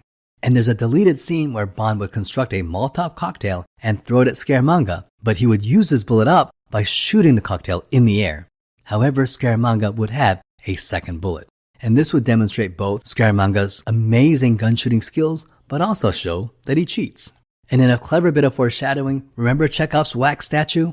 Bond replaces himself with a wax dummy, which allows for him to get the drop on Scaramanga, thus winning the duel. Mary Goodnight accidentally triggers the destruction of the island, but Bond is able to get the Solex agitator in time and the two escape. And apparently while filming this scene, Britt Ekland actually slipped and fell and really hurt herself and couldn't move. However, the set was rigged to explode, and both Roger Moore and Britt Ekland needed to get out of there, or they both could have gotten really injured. So Roger Moore actually went back and basically dragged Britt Ekland to safety. And the movie ends with Knick-Knack attacking Bond and Goodnight, but 007 is able to catch him in a suitcase and tie him to the mast of the boat. When this film came out, the audience reaction was mixed, and it was a moderate box office success. It was made for a low budget of $7 million and initially made $21 million in the US and would later go on to make a total of $98 million worldwide, so it was a very profitable film. However, it clearly fell short of its immediate predecessor, which had made $161 million. So while it did make money, it was considered a major letdown. In fact, only Dr. No, From Russia with Love, and On Her Majesty's Secret Service had made less money. But when you adjust these movies for inflation, The Man with the Golden Gun remained the absolute lowest grossing movie up to that point.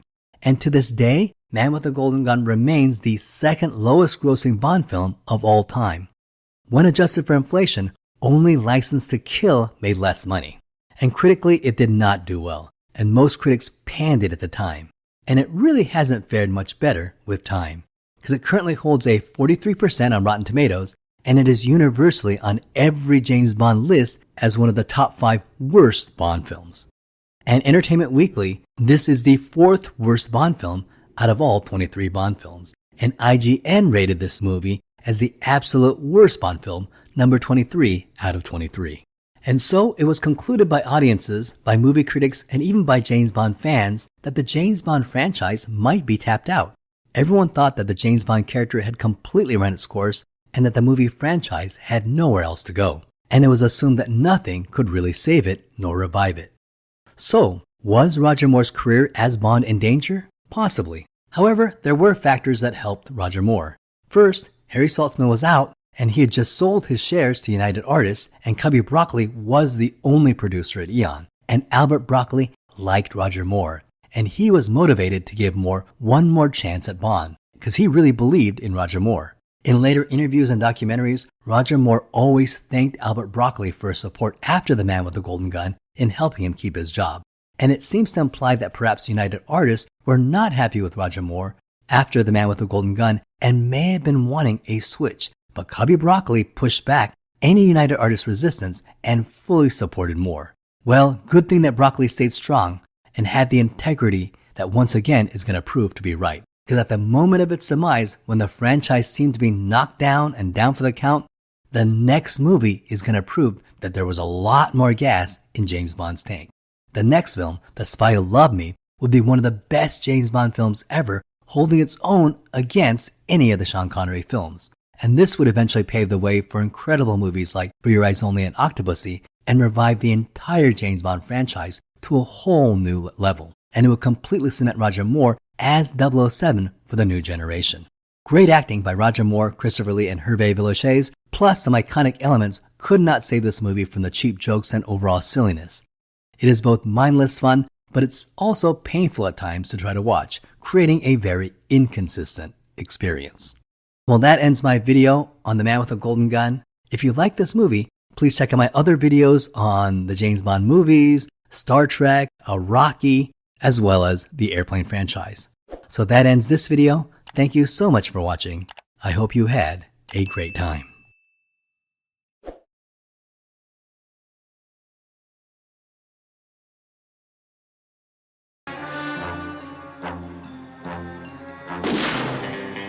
Hello, welcome to Totally Awesome Films, and today we're going to talk about The Spy Who Loved Me, the 10th movie in the James Bond franchise and the 3rd movie in Roger Moore's resume. Many consider this one of the greatest James Bond movies ever, and even more will consider it by far Roger Moore's best James Bond movie. And it really does strike the right balance between realism and campy fun. It has cool futuristic gadgets, sexy women, exotic locales, powerful henchmen, and an evil big boss. It even has a sports car that turns into a submarine. It's funny without being silly, it's kitschy without being ridiculous, it's serious without sacrificing any of the fun. And James Bond fans generally include this among their top 5 films. And even the most die-hard Connery fans will probably have to concede that this film is worthy of a Connery Bond film. So when you talk about James Bond with the grown-ups, and they always talk about how much of a better Bond Sean Connery was, most of the adults do concede that The Spy Who Loved Me was as good as a Connery Bond. And then there'd always be some adults that say that Spy Who Loved Me was their ultimate James Bond film. So even as a kid, I was kind of aware that there was this film out there called The Spy Who Loved Me that was highly regarded among Bond fandom. And I heard that the Lotus car that was famous for being in For Your Eyes Only, in this movie actually turned into a submarine. And I was aware that Jaws, which I knew from Moonraker, was actually returning from his debut in The Spy Who Loved Me. So I finally saw The Spy Who Loved Me in 1987 while in college, and I absolutely fell in love with the movie. And I feel that the trilogy of The Spy Who Loved Me, For Your Eyes Only, and Octopussy can be compared to some of the best Sean Connery and Daniel Craig Bond films ever. Eon Productions, who made all the James Bond films since Dr. No, was a partnership between Albert Cubby Broccoli and Harry Saltzman, and they created the James Bond film franchise. In 1961, Harry Saltzman and Cubby Broccoli formed Danjaq, named after their wives Dana and Jacqueline, and this company held the license for the James Bond property. They made all the James Bond movies, from Dr. No to From Russia with Love to Goldfinger, all the way to Live and Let Die and The Man with the Golden Gun. However, half of Eon, Harry Saltzman, suddenly ran into some financial hard times. Harry Saltzman had spread himself out pretty thin, and he had invested in a lot of other businesses, including a lot of other movie studios. And this was at the core of the dynamic duo's problems, and the tensions began to show as early as Diamonds Are Forever. At the core of their troubles was their differing attitudes toward the James Bond franchise. Cubby Broccoli was all in on Eon and the James Bond property and devoted everything he had to the success of the James Bond franchise. He knew James Bond was a gold mine. Meanwhile, Harry Saltzman saw Eon as a small part of his larger entertainment empire. And so Cubby Broccoli was starting to feel that Harry Saltzman was not as invested in James Bond as he was, and that he was doing most of the work while Harry Saltzman was splitting half the profits. Now the problem really hit ahead when Saltzman borrowed $40 million from a Swiss bank to purchase a movie studio called Technicolor Motion Pictures Corporation in 1969, and he bought it for approximately $30 a share. And there was some corporate wheeling and dealing that went behind the scenes, and Saltzman was hoisted out of the board. And so he lost this corporate power struggle. And in 1978, Technicolor Motion Picture Corporation was worth $8 a share, and the Swiss bank loan was due, and Harry Saltzman even missed a few interest payments, and he had to pay the bank back. So at the end of The Man with the Golden Gun, Harry Saltzman asked his Eon partner, Albert Broccoli, to dissolve Danjaq, which owned the James Bond license, so that he could pay the Swiss bank back. And Cubby Broccoli initially agreed, but then later on reneged, saying something like he didn't want to pay all the taxes. It was likely that Cubby Broccoli was wanting Harry Saltzman to sell him his shares directly so that he can take over the James Bond license all by himself. Well, as revenge, Saltzman sold his shares of Danjaq and Eon for $20 million to United Artists. So now Cubby Broccoli owned half of the James Bond franchise, and United Artists owned the other half. And it was under this arrangement that The Spy Who Loved Me was made. And this partnership would make Moonraker and For Your Eyes Only. And in 1981, MGM would purchase United Artists, forming MGM UA, making them the owners of half the James Bond franchise. And it was this partnership between Cubby Broccoli and MGM UA that made the Timothy Dalton movies, the Pierce Brosnan films, and the Daniel Craig films. Well, recently in 2021, Amazon bought MGM UA, making them the owners of half the James Bond franchise. And that's the drama that's going on right now.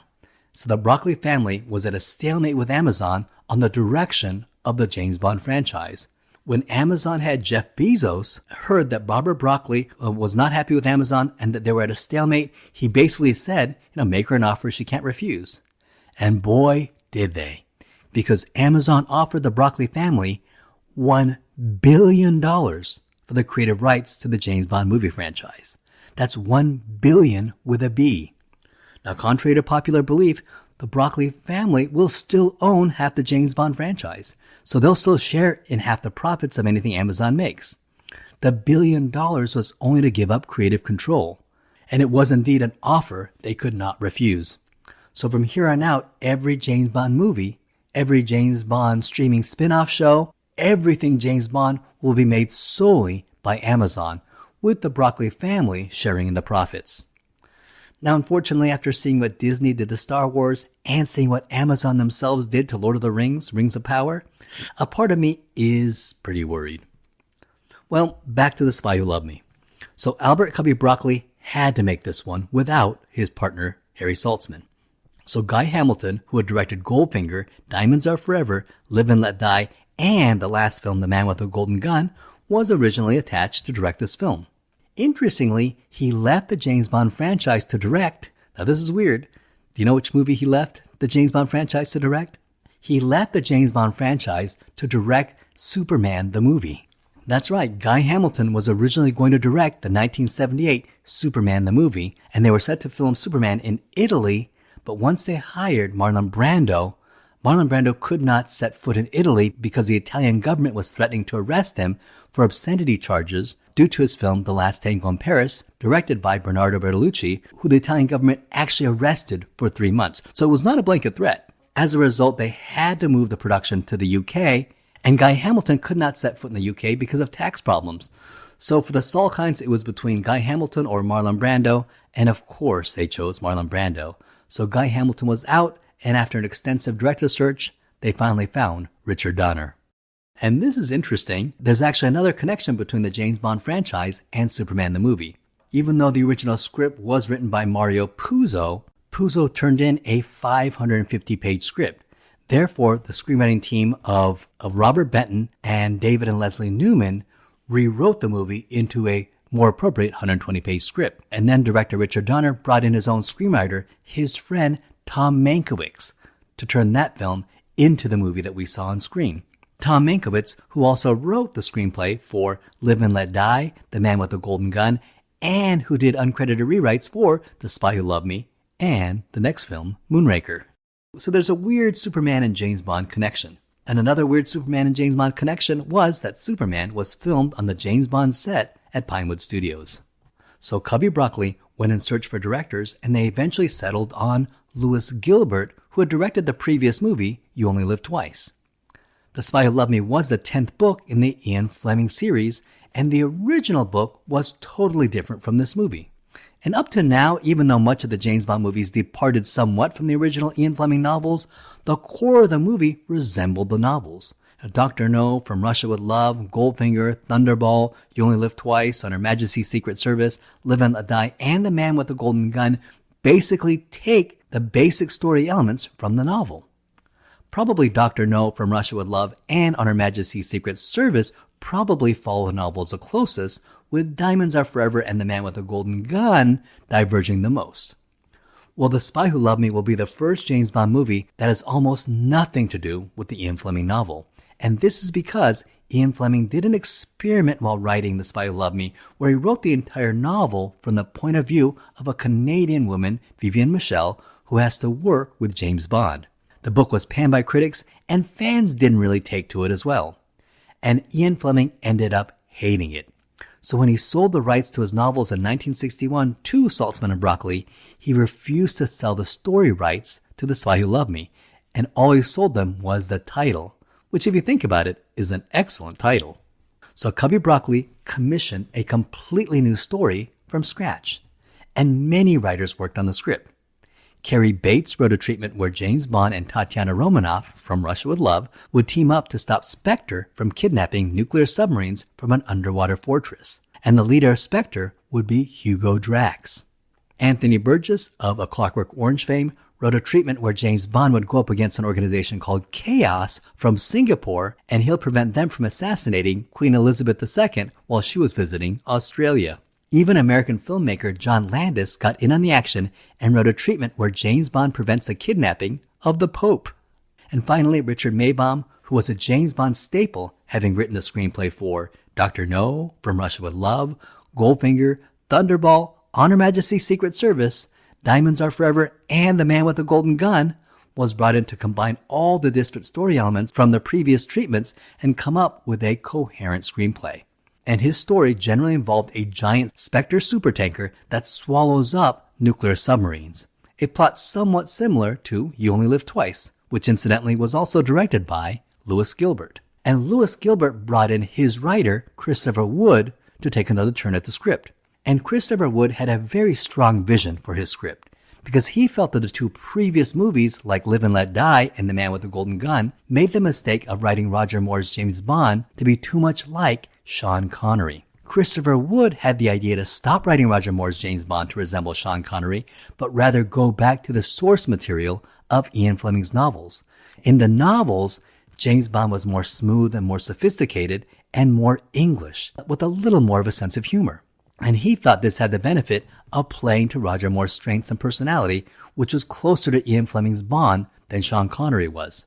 He therefore wrote the dialogue tailored for Roger Moore, and that's why if you watch this movie feels as if Roger Moore finally has his own voice as 007.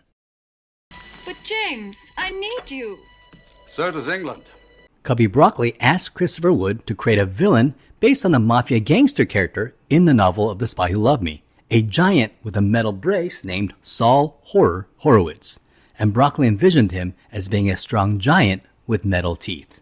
Now the only thing that's really the same is the title, and in fact the movie is so different from the book that Cubby Broccoli also commissioned a novelization of the book called James Bond, The Spy Who Loved Me, written by Christopher Wood, and it is the first official novelization of a Bond movie.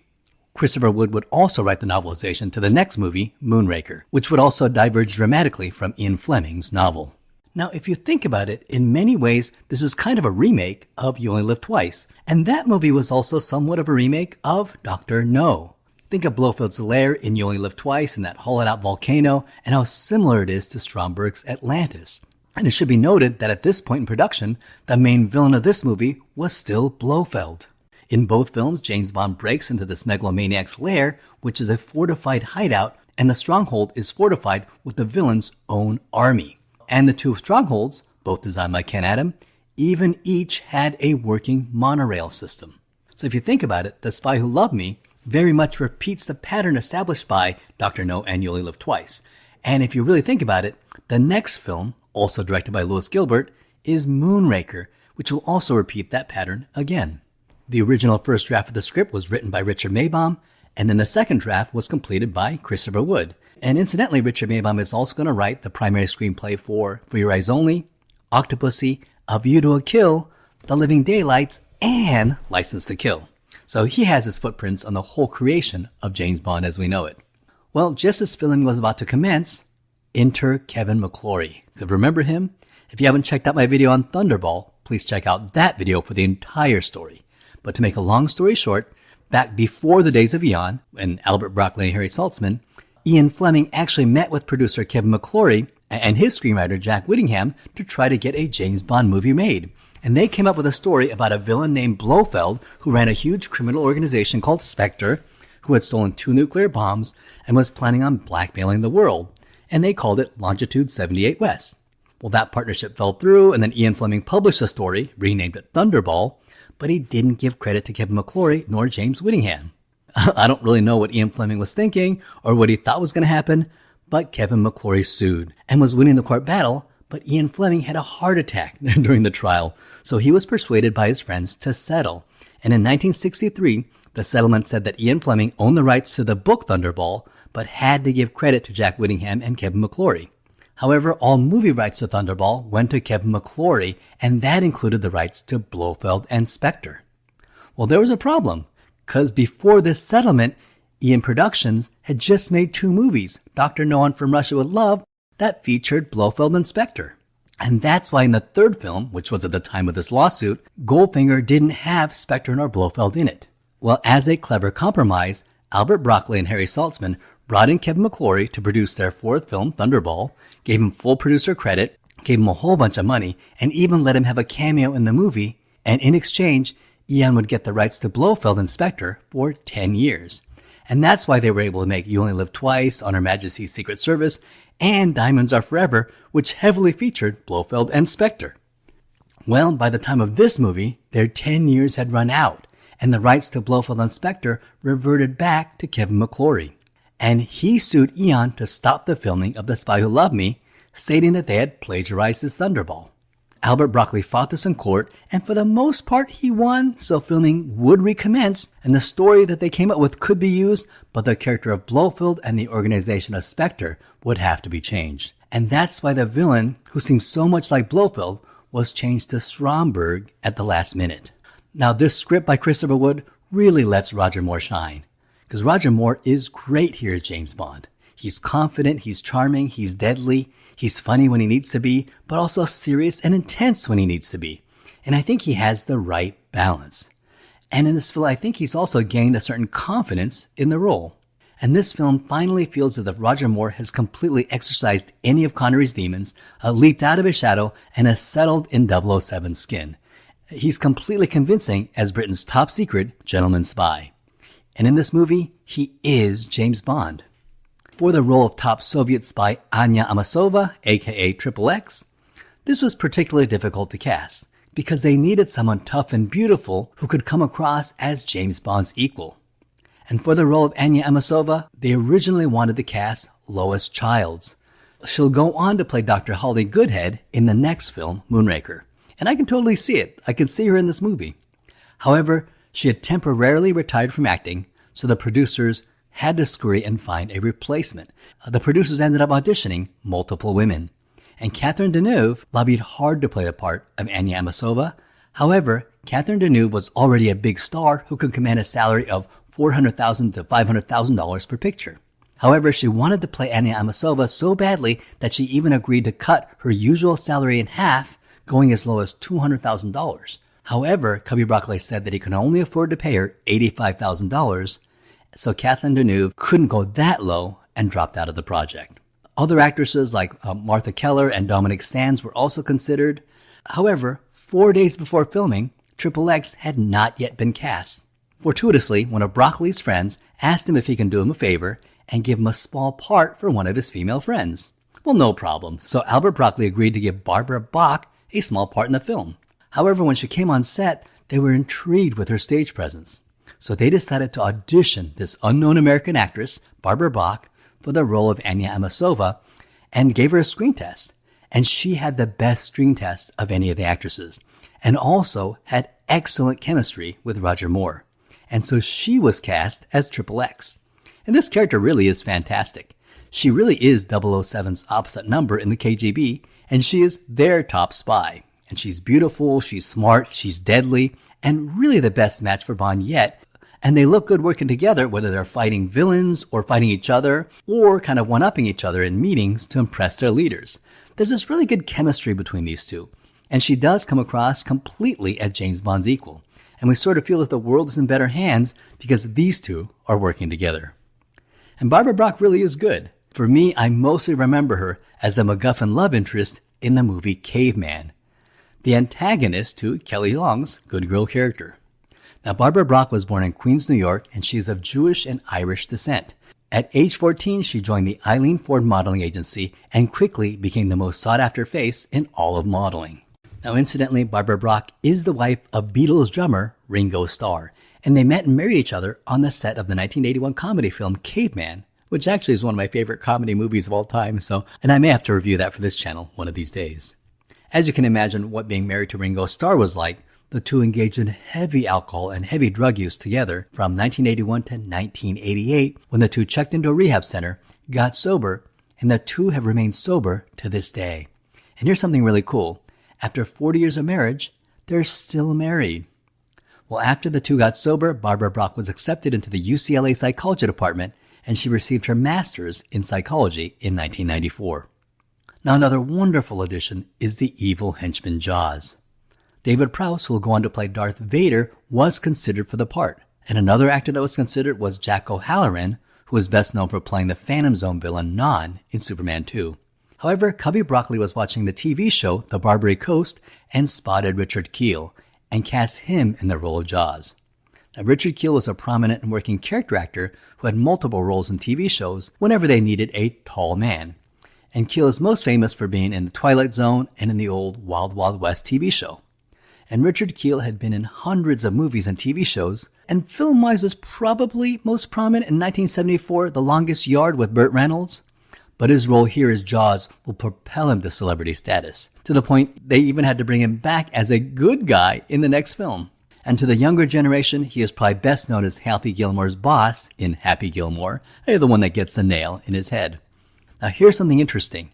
Richard Kiel was originally cast as the 1978 Incredible Hulk, and they even filmed 2 days worth of television, but after filming 2 days, it was determined that Richard Kiel was not muscular or bulky enough, and he was replaced at the last minute by Lou Ferrigno. Jaws, as played by Richard Kiel, is a fierce 7'4" giant with metal teeth, and when we meet him, the head villain Stromberg tells him to kill everyone who's touched the microchip, and Jaws smiles with childish glee, and that's all we need to know about him. Every person who even comes into contact with that microfilm is to be eliminated. Not only is he a physical specimen, he enjoys killing. And we really feel that 007 really is in trouble. Many fans, including myself, consider him the best James Bond henchman ever. And the metal teeth were actually designed by Katrina Kubrick, who was the stepdaughter of Stanley Kubrick. And she didn't want them to be pointed since they could injure Kiel, so she came up with the idea to have the teeth resemble a cogwheel pattern. However, the metal teeth that Richard Kiel has to use every day were very uncomfortable, and he described it as being like having a box inside your mouth, like when you go to the dentist to get a molding of your teeth. And they were so uncomfortable to the point of being painful that he was only able to wear it for a few minutes at a time for the shoot, and immediately took it off when the cameras were not on him. And whenever you see him on camera, he said it always really put him in a bad mood. The name Jaws is somewhat of an homage to Steven Spielberg. Bond has always been a trend hopper. Live and Let Die with Blaxploitation and The French Connection, The Man with the Golden Gun with Bruce Lee Kung Fu films, and Moonraker with Star Wars. And so The Spy Who Loved Me definitely has a water theme. And if you think about it, the biggest hit the previous year was Steven Spielberg's Jaws. And now remember, Steven Spielberg was one of the directors they were considering for Man with the Golden Gun. And he actually approached Cubby Broccoli twice and asked if he could direct. Now at that time, he was judged not to have enough experience and was turned down both times. So he went and made Indiana Jones. And to this day, Steven Spielberg has expressed interest in one day directing a James Bond movie. And I would have loved to see Steven Spielberg direct a James Bond film, but now that seems less and less likely. And now with Amazon making the James Bond movies, there's even rumors that Christopher Nolan may be on the short list to direct the next James Bond movie. The big baddie in this movie is a billionaire named Karl Stromberg, played by German actor Kurt Jürgens. And Karl Stromberg wants to start World War III and destroy the world so he can make way for his underwater civilization. Now, one thing you don't want to miss is that when you're watching this movie, look at Karl Stromberg's hands, because he's supposed to have webbed hands. And it's hard to see on TV, but it's more visible on the big screen. And now that we have Blu-ray with better definition, you're actually able to see it again. And I think the director made a good choice not drawing attention to the hands, because I think if he did, it would have really taken you out of the movie, because it does seem kind of hokey. But, James Bond villains always had a physical deformity, and I think that the fact that they kept this subtle, it's a way to be continuous with that without drawing attention to itself. I like the fact that if you don't know about it, you'll miss it, but if you look for it, it's there. It just adds a whole depth of realism to this film. This movie has some of the greatest Q gadgets in the history of the franchise. We have a watch that prints messages, we get a ski pole, which is a gun, and we have more. We have a cigarette case that views microfilm, a cigarette that shoots out knockout gas, a Q-Lab with a hovering serving tray that decapitates victims, and a lightweight portable water glider that fits into a duffel bag.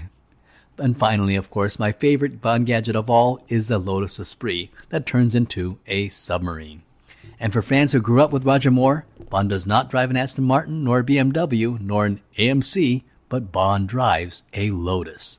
And the massive amount of gadgets in this film helped create this fully realized world, and the director was able to do this without any real sense of silliness or camp. If you doubt how much better this film is over the last film, just take the example of the Lotus submarine transformation and compare it to the transformation of the AMC Matador that turns into an airplane.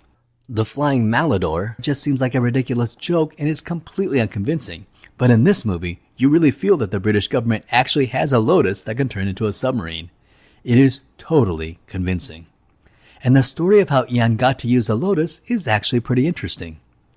Now, apparently there was a lot of competition to see which car would get the product placement into this Bond film. A man named Don McLaughlin, who was the PR manager of the Lotus company, knew that he was up against some pretty hefty competition, but really wanted his car in the next James Bond film. Well, he knew the Lotus was not a very well-known car, so he found out where and what time the producers were having lunch, and he covered up the name of the car with tape, and he just drove the Lotus, and he nonchalantly parked it right where the Broccoli's were eating, got out of the car and walked into the building, and of course a crowd gathered around the car. He really had no business at that building, but was just pretending, and afterwards he just calmly walked back into the car and drove away nonchalantly. And of course the producers were fascinated by the car that could cause such a crowd to appear, and they eventually got in touch with the Lotus dealership and got in touch with him and inquired about the unusual looking car. And it was a very successful tactic. In fact, the product placement was so successful that after the Spy Who Loved Me movie, everybody who could afford a Lotus wanted a Lotus Esprit. And it was so popular that if you had the money to buy a Lotus Esprit, you had to go on a 3-year waiting list. That's how popular the Lotus Esprit became after it was featured in this movie. And so after an almost 3 to 4 year break, the longest break in the James Bond franchise so far, audiences got their James Bond film. And the movie starts out with a gun barrel sequence, and they had to shoot a new sequence due to the new aspect ratio. And here, Roger Moore is wearing a tuxedo, and it looks great and will define James Bond for the rest of his tenure. The movie starts with a nuclear submarine that gets kidnapped, and we cut to Moscow where we learn that the Russians have also lost a submarine as well. And we're introduced to General Gogol, who is M's opposite number in the KGB. And he is informed of the missing submarine. General Gogol is played by Walter Gotell, who incidentally played the Spectre agent Morenzi in From Russia with Love. And he's going to be a regular antagonist for the Roger Moore James Bond. And General Gogol will return in the next film Moonraker, and then again in For Your Eyes Only, and again in Octopussy, and again in A View to a Kill. In fact, he was supposed to be the KGB general in Timothy Dalton's The Living Daylights, but by then Walter Gotell was getting pretty old, so they replaced him with General Pushkin, played by John Rhys Davies. And Walter Gotell's General Gogol just had a small cameo at the end of the movie. And General Gogol sends his best agent to investigate. And you see a man and a woman making love, and we get a close-up shot of a very Bond-looking agent, and he's got that well-combed black hair, a square jaw, a handsome face, and he actually looks a lot like George Lazenby in On Her Majesty's Secret Service. And we assume that he's USSR's best agent, and then he turns around, and it's actually the woman. It's a very interesting twist, and it already makes XXX more interesting, and it kind of buys you into the movie. Incidentally, that James Bond-looking actor that plays the male lover of XXX is actually actor Michael Billington, who was the second choice to play James Bond in Live and Let Die, and eventually lost the role to Roger Moore. And today, Michael Billington is best remembered as Colonel Paul Foster in the 1970 show UFO. We then go to M, who also gets news that a U.S. nuclear submarine has been kidnapped, and he then sends Bomb a message on his wristwatch, which turns out to be a ticker tape printer. And that's already a pretty cool gadget within the first seconds of the film. But James Bond wears a bright yellow suit with a bright red backpack. And we already see that this Bond is going to be very different from Sean Connery. And then when the woman says, I need you, Bond says, So does England. And it's already very distinctly Roger Moore. And then he's off skiing down the Austrian slopes, and suddenly a group of assassins close in on him. And we have 007 evading Soviet assassins, swishing through the mountains in incredible first-person action. And it's a stunning action sequence. And this ski sequence was filmed by second unit director John Glenn, who also directed the ski sequence in On Her Majesty's Secret Service. John Glenn, who already shows immense talent for filming James Bond action, will go on to leave an indelible mark on the James Bond franchise because he will direct The Incredible, For Your Eyes Only, and then direct Octopussy, and then direct A View to a Kill, and then direct The Living Daylights and License to Kill, defining James Bond for the 1980s. And one assassin closes in, and 007 shoots him with his ski pole, another really cool Bond gadget. And the Soviet agent who dies by Bond's ski pole is the secret agent we met earlier, the one played by Michael Billington. He's Triple X's lover, and this will set up tension between James Bond and Triple X, who now has motive to kill Bond and avenge her lover. And then it looks like Bond has no more room to ski. He's headed straight for a cliff, and then he jumps off the cliff and is in free fall for what appears to be an eternity. And it really sets a tone for what's going to be a great ride. The cool thing about this scene is that it was not a special effect. A stuntman actually did the jump. And that stuntman's name was Rick Sylvester, who was a skier and a stuntman who had actually never done the jump before. This was his first time doing it, but he was confident that he could do it. However, Cubby Broccoli and the production team were very worried about the dangerousness of the stunt. And while they were waiting for Rick Sylvester to do the stunt, there was a huge delay and there was no jump. And so Cubby Broccoli assumed that Rick Sylvester got scared and changed his mind. So Cubby Broccoli called Rick Sylvester, who was on top of the mountain, and said, "Listen, Rick, you don't have to jump. Nothing is more important than your life, and I don't want you to risk your life for some stupid movie." And Rick Sylvester started laughing and said, "No, I was just waiting for the wind to die down." And Rick Sylvester was ready to go and wanted to do the jump. And just before he took off, his friend said, "Remember, you're James effing Bond." And when the wind was right, off he went. But ultimately, filming the scene was like some scene in a comedy sketch because there were 4 cameras recording the jump. And the first primary camera lost Rick Sylvester in the air, so nothing he recorded was useful. Then the second cameraman also lost Rick Sylvester in the air and recorded nothing. And Broccoli was in panic and hoped that the remaining 2 cameramen recorded something. And fortunately, they both did. But it was cameraman number 3 that captured the epic, glorious shot that was actually used in the movie. And as we can all tell, it was an amazing shot. Rick Sylvester skied down the cliff and in midair took off his skis and then dropped a free fall for what seemed about 15 seconds and then opened his parachute. And if you look carefully, you almost see one of his skis sort of clip the parachute. And that was not a special effect. That actually happened. And so Rick Sylvester almost died while filming the ski. But luckily he was able to avoid the ski and the parachute opened fine and he survived. And they actually used that cut in the movie. So the next time you see the scene, you can watch how the ski sort of almost clips the parachute, almost killing stuntman Rick Sylvester. And then when James Bond skis off a cliff and he falls and falls and falls and you think he's going to fall to his death, and right at the last moment when we think it's the end of James Bond, a parachute opens up, cue the James Bond theme music, and the parachute is in the design of the Union Jack. And now it was here to screenwriter Christopher Wood's brilliance that he had the idea to have the parachute open up to be the Union Jack. So it was just perfect. And when this movie premiered at the theaters in England, Prince Charles was present in the theater. And apparently when the Union Jack parachute opened, the theater just broke out and roared in applause and a standing ovation broke out. Cubby Broccoli and Eon and the production crew knew they had just made an absolute winner. And it was such an amazing sequence.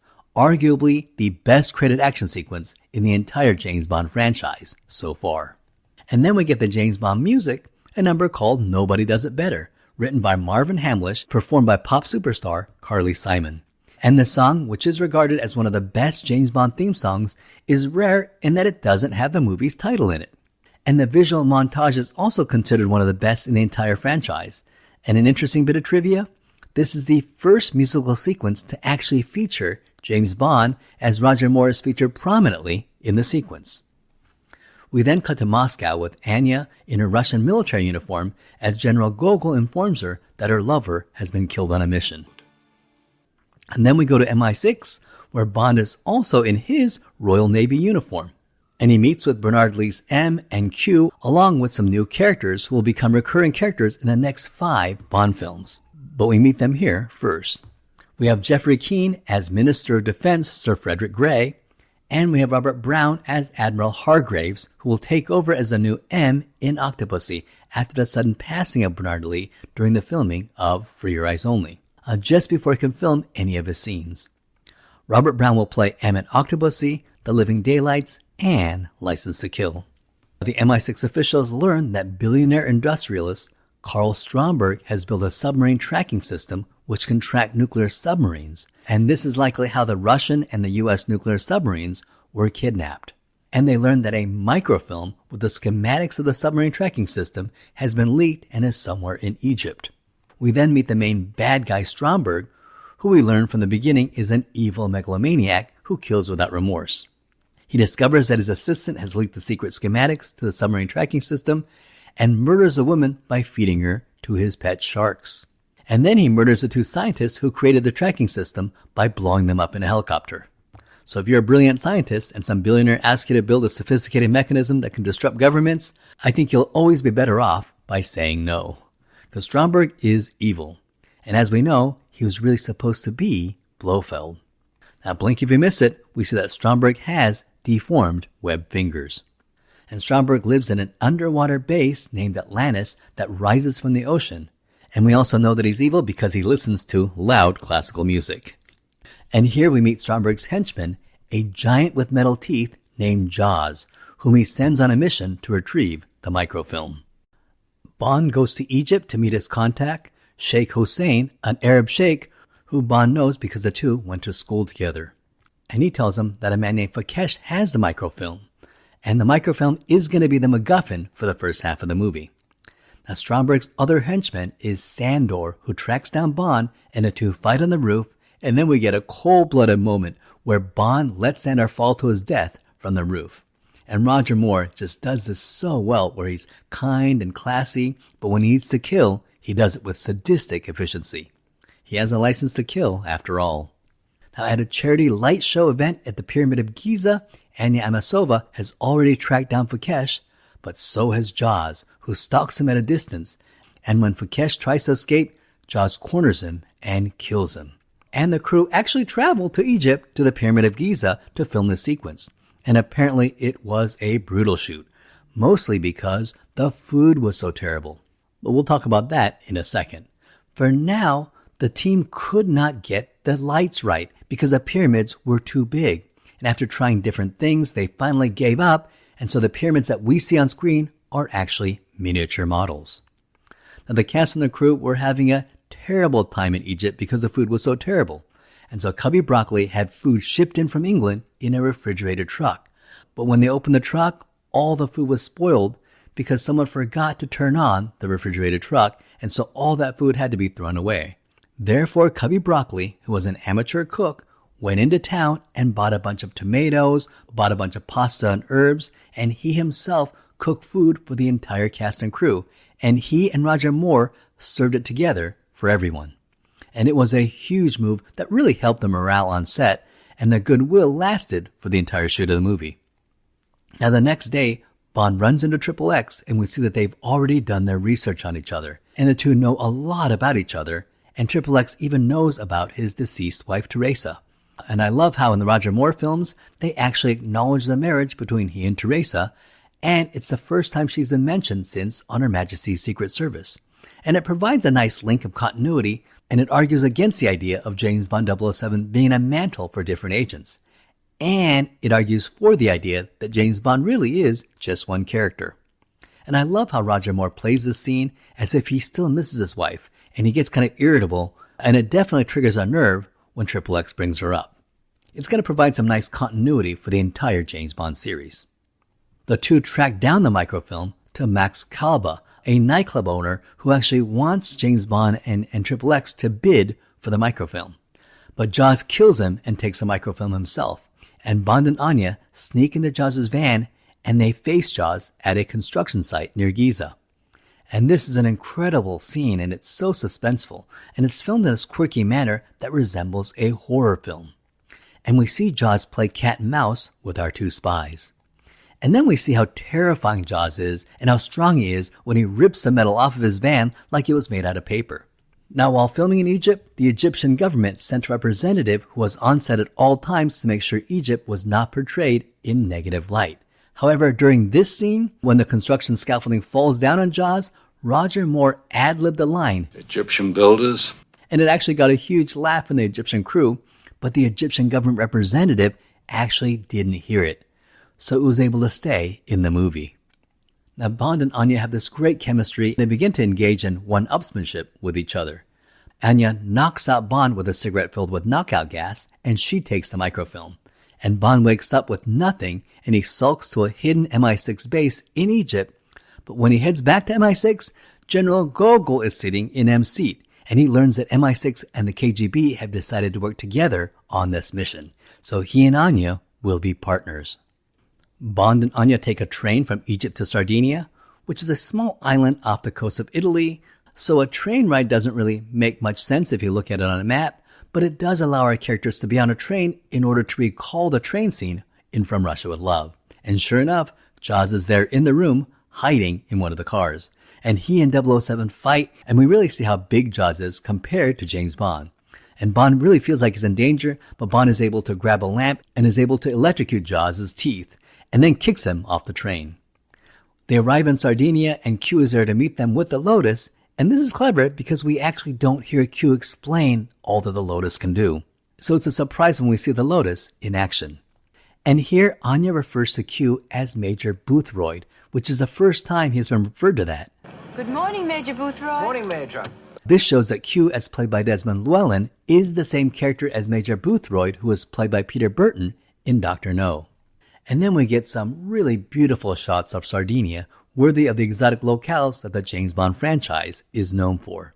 And Bond and Anya pose as marine biologist Dr. Sterling and his wife and are picked up by Naomi, who take the two to meet Stromberg inside the Atlantis base. And Bond notices a severed hand in the pool. And Naomi, who is supposedly the administrative assistant to this huge multinational global conglomerate, and Stromberg has her working while dressed in a skimpy bikini, it makes me start to think that there may be a whole other thing going on with Stromberg. Like maybe he might be a sick deviant? Well, here Stromberg tells him of his plans to build an underwater civilization. And Jaws recognizes Dr. Sterling and his wife as the two agents on the train, and Stromberg orders Jaws to kill them. Then while he's leaving, evil goons chase them with a car, a motorcycle, and a helicopter, and this is one of the best chases ever. The motorcycle even has a sidecar that is really a missile. And then the Lotus shoots out oil, and in typical James Bond fashion, as the helicopter pilot, the beautiful Naomi, tries to kill him, Bond and Naomi even flirt with each other as they're trying to kill each other. And it looks like the Lotus has nowhere to go, and Bond drives the car into the water, and the Lotus turns into the submarine. And this is just so awesome. And then the Lotus submarine has its own missiles and shoots out Octopus Inc., and it has a rocket missile system that destroys the helicopter. And this is my single favorite car in the entire James Bond franchise. Now, this Lotus submarine sequence was accomplished using multiple miniature models and several hollowed out models. The scene where the Lotus drives into the water was done with a miniature of the Lotus, while the production crew built 3 full-size hollowed out Lotus shells. One hollowed out Lotus shell was built for this 3-second sequence where the wheels turn upwards. Then a second model shell was built where the wheels are covered up. And then the third model shell was built that could have the fins coming out of it. And each of these 3 full-size model shells were built for less than 3 seconds of screen time, all to create this illusion of a car turning into a submarine. And finally, an actual fully operational submarine that could swim in the water was built out of a Lotus shell. Designed by Derby Marine engineer Alex Leem, it was a fully operational submarine nicknamed the Wet Nellie, a play on the Little Nellie helicopter from You Only Live Twice. And Wet Nellie was equipped with a submarine engine built by Miami-based Perry Oceanographic Incorporated. Then Bond drives out of the ocean with people on the beach wondering what's going on, and then he throws out a little fish from the window, and it's a funny scene, but it does sort of push the boundaries of plausibility without actually breaking it. But this next bit of trivia is for die-hard Bond fans only. The alcoholic on the beach who wonders if he's hallucinating, he is a James Bond Easter egg. He's played by Victor Turjansky, and he's a recurring character in the franchise known as the alcoholic or the man with a bottle. And in the world of James Bond, he is not only played by the same actor, he is supposed to be the same character. So he's here in The Spy Who Loved Me. He'll appear again in Venice in Moonraker when he sees the gondola. And then he'll also be at the Alpine ski slopes in For Your Eyes Only. And apparently, like Bond, he's also a jet-setting world traveler who happens to really like his booze. Now, as the two are relaxing back at the hotel, Anya discovers that it was Bond who murdered her lover, and she vows that when the mission is over, she will avenge the death of her boyfriend by killing 007.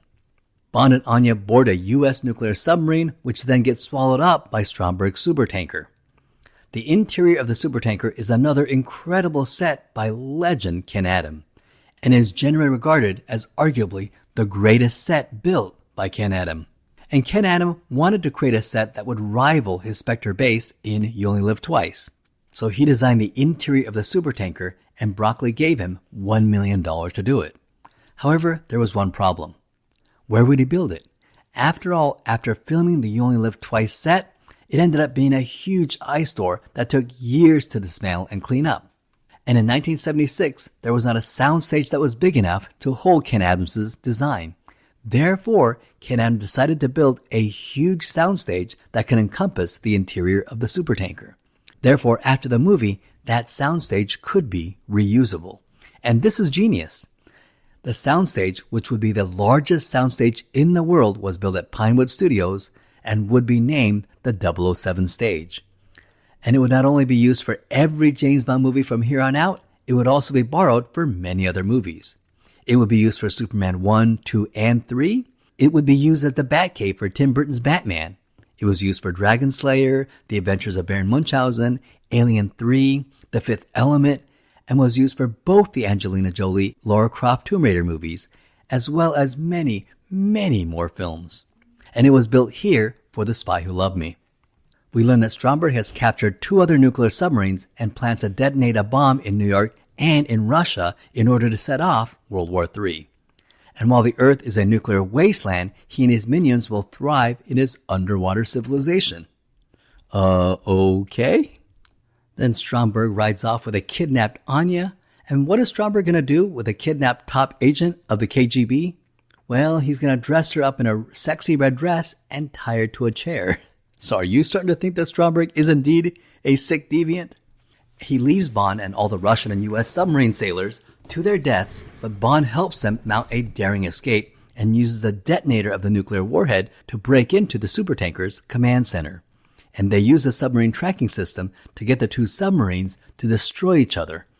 And now Stromberg has no more nuclear missiles, and the world is safe. The Americans are about to destroy Atlantis, but Bond must rescue Anya first. And we get James Bond looking very dapper in his Royal Navy uniform, riding a miniature water bike jet ski, which was dubbed the Spy Sea Scooter. It is such an awesome, quintessentially Roger Moore James Bond moment. Now, this idea of a sit-down jet ski may seem fairly commonplace today, but it was new when this movie came out in 1977. In fact, the first jet ski, which was a stand-up jet ski, was first introduced to the U.S. in 1973, and the seating-style jet ski wasn't released until a few years later. So when this movie was released, people had just started to see a seated jet ski.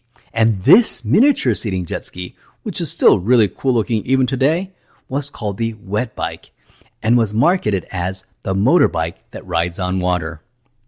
And since Stromberg is a classic Bond villain, he has to invite Bond to a nice dinner. But during the dinner, Stromberg tries to kill Bond across a long dining room table, but Bond turns the tables on him, pardon the pun, and kills Stromberg. And now we get the final showdown between Bond and Jaws, where Bond is able to use a giant magnet to capture Jaws and drop him into a tank full of sharks. However, the sharks are no match for Jaws. Now, in the original script, James Bond would drop Jaws into the furnace, definitely killing him. However, Albert Broccoli suspected that the character would be popular and wanted to keep him alive to have him appear in subsequent movies. And of course, he'll get his controversial return in the next film, Moonraker. Now, at the end of the movie, when we learn that Jaws has survived and we see him swimming to safety, when this movie premiered, the audience cheered. Now, after waiting a while, the Americans decide to torpedo Atlantis and destroy the base, but Bond and Anya are caught in the destruction. Bond and Anya get inside Stromberg's escape pod, which for some reason is just a love bed stocked with champagne and decorated like the room of a love motel. This was Stromberg's personal escape pod, so I'm telling you, Stromberg was a sick deviant. They barely escape as Atlantis explodes, and the mission is over, and we think Anya will kill Bond, but she shoots the champagne bottle instead. And the movie ends with Bond and Anya caught in an embarrassing situation with their superiors, and this will become a Roger Moore Bond cliche for the next few films. Thus ends one of my favorite James Bond films ever, and just when people are wondering if the James Bond franchise had any steam left, like a phoenix rising from its ashes, this film shocked the fan base and completely revived the 007 franchise, proving that James Bond had a lot more steam left. This film had amazing gadgets, including a car that turned into a submarine. It had jaw-dropping stunts. It had beautiful exotic locales. It had an underwater lair. It had an incredible villain in Jaws. And it had a beautiful Bond girl in Anya. And it had Roger Moore at his best so far, finally comfortable in the role, creating a completely separate and distinct James Bond that was starting to hold its own against Sean Connery.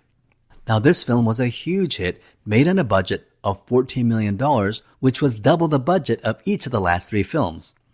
Diamonds Are Forever, Live and Let Die, and The Man with a Golden Gun were each made for a budget of $7 million. Here, with $14 million, you can absolutely see where the money went. With a $14 million budget, it made over $185 million, which was double what the last movie made. And it was the highest grossing United Artists movie to date. Critically, it was universally beloved, with many fans citing the film as nearly as good as the earlier Sean Connery films. And it would cement Roger Moore as the next true James Bond after Sean Connery, and would guarantee him to be in more James Bond films. The Spy Who Loved Me was both a financial and critical success, with many fans citing this as one of their best James Bond films to this day. And it was nominated for 3 Academy Awards for Best Art Design in Ken Adam and Peter Lamont, Best Original Score in Marvin Hamlish, and Best Song by Marvin Hamlish and Carly Simon. Cubby Broccoli cites The Spy Who Loved Me along with From Russia with Love and Goldfinger as his 3 favorite Bond films, and Roger Moore cites The Spy Who Loved Me and For Your Eyes Only as his 2 favorite Bond movies. Now here's something interesting. At the end of this movie it says James Bond will be back in For Your Eyes Only. However, that same year Star Wars came out, which launched a wave of space-themed films, and so James Bond would jump on that trend and release Moonraker as the next movie. And sure enough, in the next movie, James Bond does indeed go into space. Well, that ends my episode on The Spy Who Loved Me. Please check out my other James Bond videos like Dr. No, From Russia with Love, Goldfinger, and many, many more. Also, if you're interested, check out my videos on Star Trek and Star Wars, with more videos added weekly. That ends this video. Thank you so much for watching. I hope you had a great time.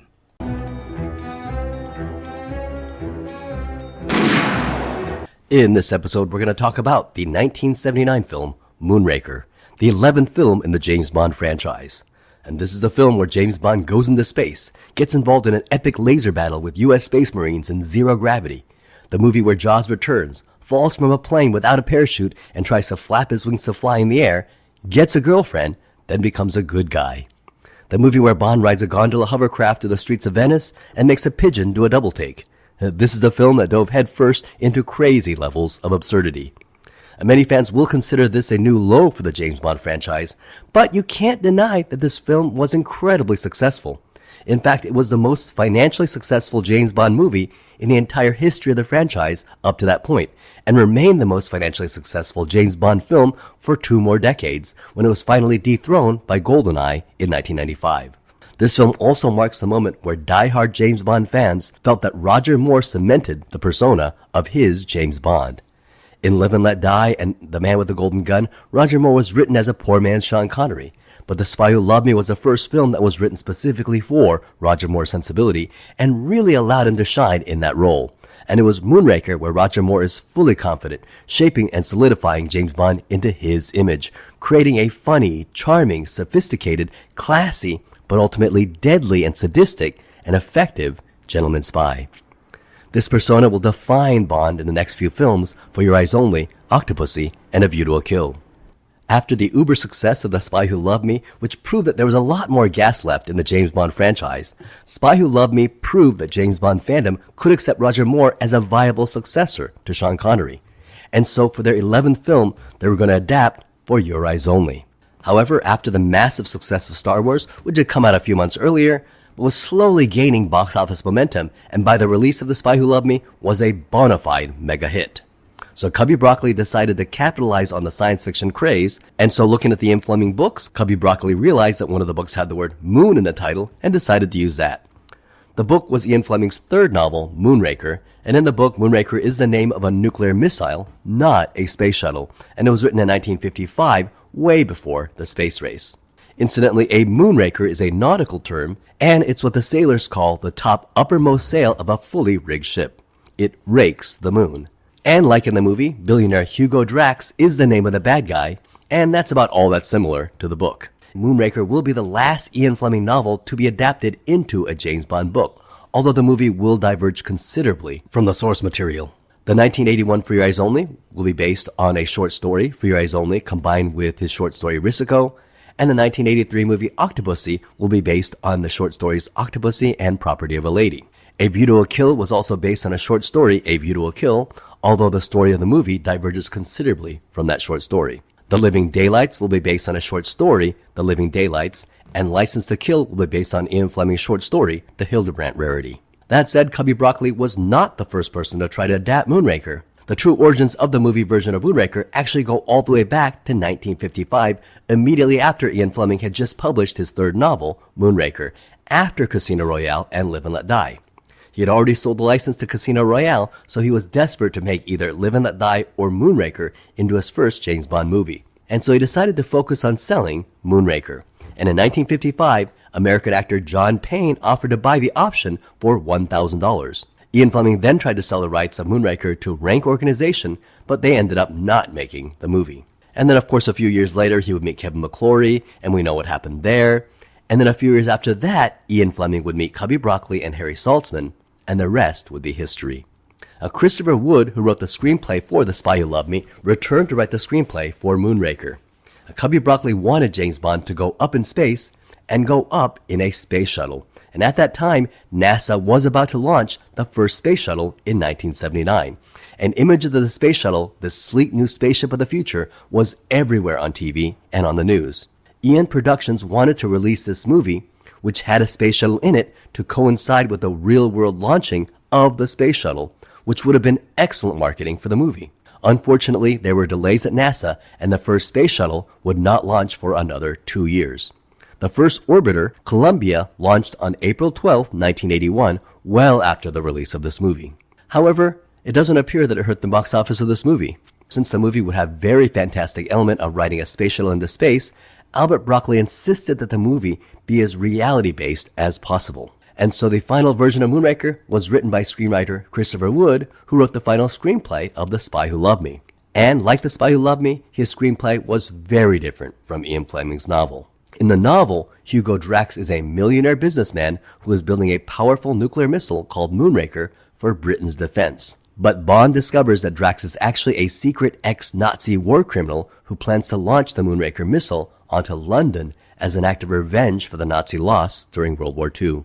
In fact, the book was so different from the film that Albert Broccoli commissioned another novelization, again written by screenwriter Christopher Wood. And it would be called James Bond and the Moonraker. And it is the second official movie novelization after James Bond, The Spy Who Loved Me, which incidentally was also written by Christopher Wood. And Albert Broccoli wanted to make this movie be a spectacle that exceeded the spectacle of The Spy Who Loved Me. Remember, Diamonds Are Forever and Live and Let Die and The Man with the Golden Gun each had budgets of $7 million. And The Spy Who Loved Me doubled that budget with $14 million. Well, this movie is going to double that budget with a budget of $35 million. For location scouting, Albert Broccoli and his stepson, Michael G. Wilson, who was being groomed to take over Eon Productions, went location scouting, and one of the first places they visited was India and Nepal. And they loved the location of India, namely the Taj Mahal, but they realized they would need far more preparation to film a James Bond movie there, but they kept India and the Taj Mahal in mind for a future James Bond film and would eventually set their next movie after For Your Eyes Only, the 1983 film Octopussy, in India. The next place they visited was Rio de Janeiro, Brazil.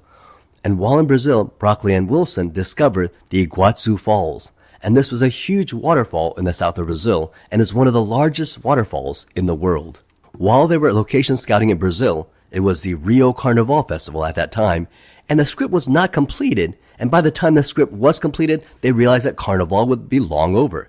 So they decided to bring in a film crew over immediately and film the festival as if they would film a documentary. And that way, they would get the footage and use it later when the screenplay was completed and the movie was being filmed.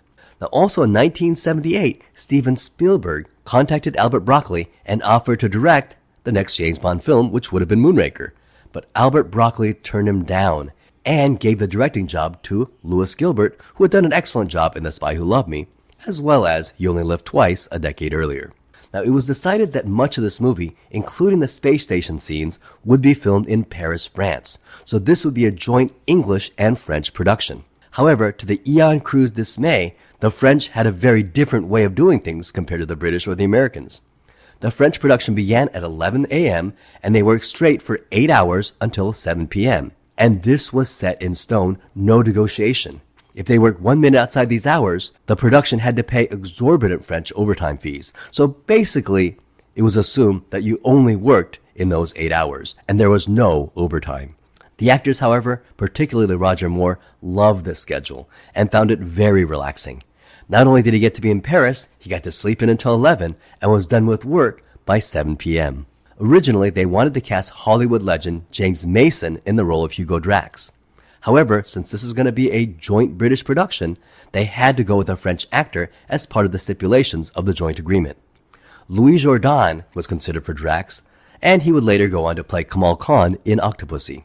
Ultimately, Michael Lonsdale was cast as Hugo Drax. Michael Lonsdale was born in Paris, France on May 24, 1931, and was the son of a British Army officer. He moved to the United Kingdom as a child and moved to London when he was 4 years old. And during World War II, at the age of 11, his family moved to Casablanca in Morocco. Yes, the Casablanca. And when he was 16, Michael Lonsdale returned to Paris to study painting, but caught the acting bug at age 24 and became an actor. He appeared in over 180 French movies and TV shows, but his best-known English role is here as the villain opposite Roger Moore in Moonraker, as well as in the 1986 film The Name of the Rose opposite Sean Connery, and in the 2005 film Munich opposite Daniel Craig. For the role of Drax's right-hand man, Chang, he would be played by Aikido master Toshiro Suga. And apparently how he got cast was that he was Michael G. Wilson's friend. Toshiro Suga was an Aikido instructor in Paris, France, and at that time, Michael G. Wilson was learning Aikido in England from Ueshiba, who was Toshiro Suga's master. And Master Ueshiba introduced the two. And when Eon decided to film Moonraker in Paris, he specifically went to Toshiro Suga's dojo and asked him to audition for the role of Chang. And years later, Toshiro Suga said he had a great time filming Moonraker, and his greatest memory was how kind Roger Moore was, and described him as a real gentleman who was kind and treated everyone with respect. And I think that is totally awesome. Today, Toshiro Suga, who is 75 years old, lives in Paris and is a 7th Dan in Aikido and has a successful dojo and travels throughout Europe giving Aikido seminars. For the role of CIA agent Dr. Holly Goodhead, they first offered the role to Jacqueline Smith. However, she turned it down due to scheduling conflicts with filming Charlie's Angels. While looking for an actress to play Dr. Goodhead, Louis Gilbert happened to sit next to Lois Childs on an airline flight, and this was a total unplanned coincidence. Lois Childs had already been offered the part of Anya Amasova for The Spy Who Loved Me, but turned it down due to having temporarily retired from acting. During this flight, Louis Gilbert was convinced that she would be perfect for the part and convinced Lois Childs to take the role of Dr. Holly Goodhead. And Lois Childs said that the coincidence of her sitting next to Louis Gilbert on the plane gave her a sense that being in Moonraker was destined, and agreed to be in the movie. Lois Childs was born in Houston on April 15, 1947, and her uncle was Eddie Childs, the oil tycoon and owner of the Texas Rangers, and she grew up in a very wealthy family. While studying in New York City, she was discovered by a Glamour magazine editor who featured her on the cover of Glamour's annual college issue, and she soon landed lucrative modeling contracts throughout the 1970s. In 1972, she starred in her first movie role, Together for Days, which also marked the first movie role for Samuel L. Jackson. And in 1973, her second role was opposite Barbra Streisand and Robert Redford in The Way We Were, which was a huge success, launching her acting career. She's been in bit parts in LA Law, The Nanny, Heart to Heart, CSI Crime Scene Investigation, and today she's best known for her role here as Agent Holly Goodhead, but other memorable roles include playing Jordan Baker in the 1974 The Great Gatsby, Jennifer Mack in the 1987 Broadcast News, and as J.R. Ewing's love interest, Holly Harwood on Dallas. Richard Kiel returns as Jaws, and he's the only villain henchman ever to appear in 2 Bond films. And we know that Jaws was very popular in The Spy Who Loved Me, so much so that during the premiere of the movie, when Jaws was seen having survived at the end of the movie, the audience cheered. So it was decided that Jaws would return in this movie. And apparently, what happened was that Gilbert originally wanted Jaws to stay a villain, but Gilbert started receiving so much fan mail, a lot of them from children, asking why Jaws couldn't be a good guy. And after a while, Lewis Gilbert started paying attention to the letters from the kids and decided, okay, we'll do this for the kids, and he made Jaws a good guy. And Richard Kiel was born in Detroit, Michigan on September 13th, 1939, and he was diagnosed with gigantism, which is a medical condition caused by excessive production of growth hormone. When he was 9 years old, his family moved to Los Angeles, California, and after graduating high school, Richard Kiel wanted to be an actor, and he supported himself by working as a nightclub bouncer, a door-to-door vacuum salesman, and even taught math at a night school. He soon broke into Hollywood and was cast in episodes of The Wild Wild West and The Man from U.N.C.L.E., and he got roles in several movies, including The Phantom Planet, The Human Duplicators, and had a non-speaking role in Jerry Lewis's 1963 film, The Nutty Professor. He was also in The Barbary Coast, where Eon producers saw him and cast him as Jaws in The Spy Who Loved Me. Incidentally, in 1977, Richard Kiel was hired as the Incredible Hulk, but after filming the pilot, the showrunners wanted someone more muscular and replaced him with Lou Ferrigno. And Richard Kiel said that he was happy to lose that role because he reacted poorly to the green contact lenses and found the green makeup very unpleasant to be in. This movie marks the introduction of Michael G. Wilson, who starts here as the executive producer. And he had been involved in the productions of past movies, but here he gets a huge promotion. He was Cubby Broccoli's assistant in the last movie, and he's also Cubby Broccoli's stepson. He's a Stanford lawyer and a pretty smart guy, and will eventually rise to take over Eon Productions and eventually helm the entire James Bond franchise with his stepsister, Barbara Broccoli. Now, another name to watch out for is John Glenn, who was the second unit director and filmed the ski scenes in On Her Majesty's Secret Service, and was also the second unit director on The Spy Who Loved Me and filmed the opening ski sequence. In Moonraker, he'll be promoted to the editor on the film, and after Moonraker, he'll be the second unit director on the 1978 Superman, the movie. He will return to the James Bond franchise, and he's going to get a promotion in the next film and become the head director for Your Eyes Only, then Octopussy, A View to a Kill, The Living Daylights, and License to Kill. John Glenn would define James Bond throughout the 1980s. I have an interesting relationship with this movie. It was the first James Bond film that I saw in the theaters, and I was about 9 years old at the time, and I enjoyed it. But it would really be the next movie, For Your Eyes Only, that would make me fall in love with the 007 franchise. And as I became a die-hard Bond fan, Moonraker began to fall in my ratings and firmly sat in the bottom tier of the Bond films. Only recently have I begun to appreciate this as a fun and entertaining spectacle. The first half is very good. The opening scene where Bond falls out of a plane without a parachute was amazing, although they ended up crapping on the sequence by having Jaws survive that fall without a parachute. The scene where Drax takes Bond pheasant hunting while a sniper is about to kill him, and he appears to miss the pheasants, but he's killed the sniper instead. That's such a fantastic James Bond moment. The moment where Drax's dog chases his female assistant for betraying him was genuinely terrifying. But then we get to the gondola hovercraft driving through the streets of Venice, which was ridiculous, and I don't think there's any way to sugarcoat that scene. The fight scene between Bond and Jaws on the cable cars in Brazil was incredible, and then we get the moment where James Bond goes into space. And this is where I genuinely have a great time. It's so ridiculous with the army of good guys fighting an army of bad guys with lasers shooting a pew pew pew, that it's so ridiculous that when I watch it now, I really can appreciate the absurdity of what I'm seeing. Now I can laugh and just have a good time and have an absolute blast while watching this. And I think what I love about this space scene in outer space is how much everyone just commits to it and plays it completely straight. This was the only way this scene could have worked. And I watched it today and I do feel it works. Because if they leaned into the camp or did a wink wink at the camera, I don't think it could have worked. So today I've developed a fondness and love for this movie as a very entertaining, fun time. Now the movie starts out with a space shuttle named the Moonraker being transported on the back of an airplane. And this is how they used to transport space shuttles back in the day. So this was a familiar image if you grew up during this time. A group of criminals steals the space shuttle and fly off with it, which causes the airplane to explode in midair. Space shuttle experts tell me that there's a flaw in the sequence, and that is that whenever NASA transported the space shuttle on the back of an airplane, it never had fuel in it in order to make it lighter for transport. Oh well, I didn't know it at the time, so the scene never really bothered me. M is informed that the Moonraker shuttle has been stolen, so he sends in his best agent, James Bond, who is finishing up his last mission. Bond is kissing a female, which turns out to be a double cross out to kill him. However, Jaws from the last movie appears out of nowhere and pushes Bond out of the plane without a parachute. Now James Bond has to fly over to another parachuter, the pilot, and fight for his parachute, takes the parachute off of him, making him fall to his death, and survives only by being pursued by Jaws, who's also pursuing him in midair. And this is a great scene, and like most of the great James Bond action sequences, was done practically.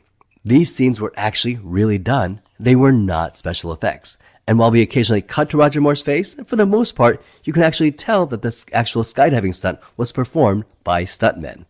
The scene was actually shot in free fall by two stuntmen, Jake Lombard and BJ Worth, and they actually performed the fight choreography in the air during free fall, plummeting 100 miles an hour toward the earth. Jake Lombard, who played James Bond, wore a dummy parachute over a suit which had a real parachute under the suit. And the suit was actually kind of a breakaway suit that he could activate it without having to take off the suit. Jake Lombard had long hair and a beard, shaved the beard and got a haircut like Bond, and looked a little bit like Roger Moore, which allowed a lot of close-up shots of his face while in free fall. BJ Worth played the pilot, but was not available for the pickup shots on the plane, so another actor, Jean-Pierre Castaldi, who resembled BJ Worth, played the pilot in the pickup shots. Now there was a third diver who also had the camera mounted on his helmet. And the thing is, when you factor in setting up the actors and getting ready to fight and do the fight, they were only able to film about 2 to 3 seconds of footage per jump. And another problem they had while filming this scene was simply filming it. The scene required that the cameraman wear a film camera mounted on a helmet and free fall with the stuntmen as they fell. However, due to technology at the time, the camera was very heavy, and it was heavy enough that when the cameraman pulled the parachute, the deceleration from the chute could risk breaking the cameraman's neck. And they really didn't know what to do and considered canceling the whole scene. However, Cubby Broccoli visited a camera studio and saw that the studio had been experimenting with a lightweight Panavision camera made from plastic, and it would sit on a lightweight titanium case. However, the studio considered it a failed experiment. Broccoli insisted that they work on it and create a lightweight camera mounted on a lightweight helmet. The cameraman also worked on a mechanism that made the parachute deploy much slowly, thereby decreasing the deceleration. They did it and it worked. The cameraman with his lightweight camera and helmet could now deploy the much slower chute without risking any injury to his neck. So once again, the Bond films change and evolve filmmaking technology. So the entire sequence took a total of 88 jumps and 5 weeks of filming just to produce 2 minutes of what you see in the opening teaser. And it's impressive how they were able to film this sequence and tell a coherent story. You really believe that Bond flew out of the plane, stole the guy's parachute, and was chased in the air by Jaws, and right when Jaws is about to bite his leg, Bond deploys his own parachute and survive. However, the intensity of this awesome action scene is somewhat compromised by the ridiculous ending. Because Jaws pulls his cord, but the chute doesn't open, and then he tries to flap his arms like wings and try to fly. And then he falls into a circus tent. And we learn that Jaws is going to survive this fall, which sort of makes him immortal. And this will set the tone for the comedy in the rest of the movie. We then get Shirley Bassey returning to sing Moonraker, which is generally regarded as one of the bottom-tiered Bond theme songs, and Shirley Bassey sang Goldfinger and Diamonds Are Forever, and also sang an alternate version of Mr. Kiss Kiss Bang Bang for Thunderball, which was not used in the film. And she's the only singer to have performed a Bond song more than once. It is interesting that the musical montage does not lean into the visual space theme of the movie. Oh well. James Bond meets with M and the Minister of Defense, who sends him to investigate Hugo Drax. Q outfits Bond with a watch that can shoot deadly darts, and this will be James Bond's primary weapon in this movie. This is the only movie where Bond does not have his Walther PPK, or his alternate Walther P99.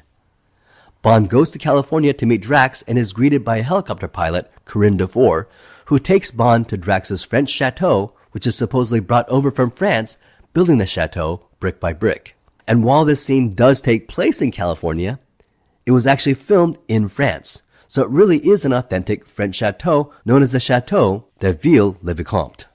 For the surrounding area of California, the crew actually filmed in California. And when Bond takes off by helicopter in Los Angeles, this was filmed at LAX, and the helicopter ride to the chateau was filmed in the Mojave Desert. The helicopter pilot and secretary, Corinne Dufour, was originally written to be Trudy Parker. And in the original screenplay, she was described as a sassy and slightly ditzy Southern California valley girl. And this would make sense since they're in California, and casting an American, a distinctly Californian American, in the role would have outlined that Drax's chateau was actually in California. However, since they actually filmed the chateau scene in France, under French production rules, they had to have a certain percentage of actors be French, and so the Californian valley girl, Trudy Parker, became the French Corinne Dufour. In fact, in the movie novelization, she is still Trudy Parker. The book was finished before the casting change. Michael Lonsdale is great as Hugo Drax, and he has this commanding and dominating presence. And we really believe that this man can conquer the business world and become a billionaire. He has this calm confidence that's brilliantly played by Michael Lonsdale, very underplayed, and he's just menacing. And is it my imagination, or does Michael Lonsdale look a little bit like Peter Dinklage? And Drax decides that he's already had enough of Bond and tells his assistant Chang to go ahead and kill him. Look after Mr. Bond.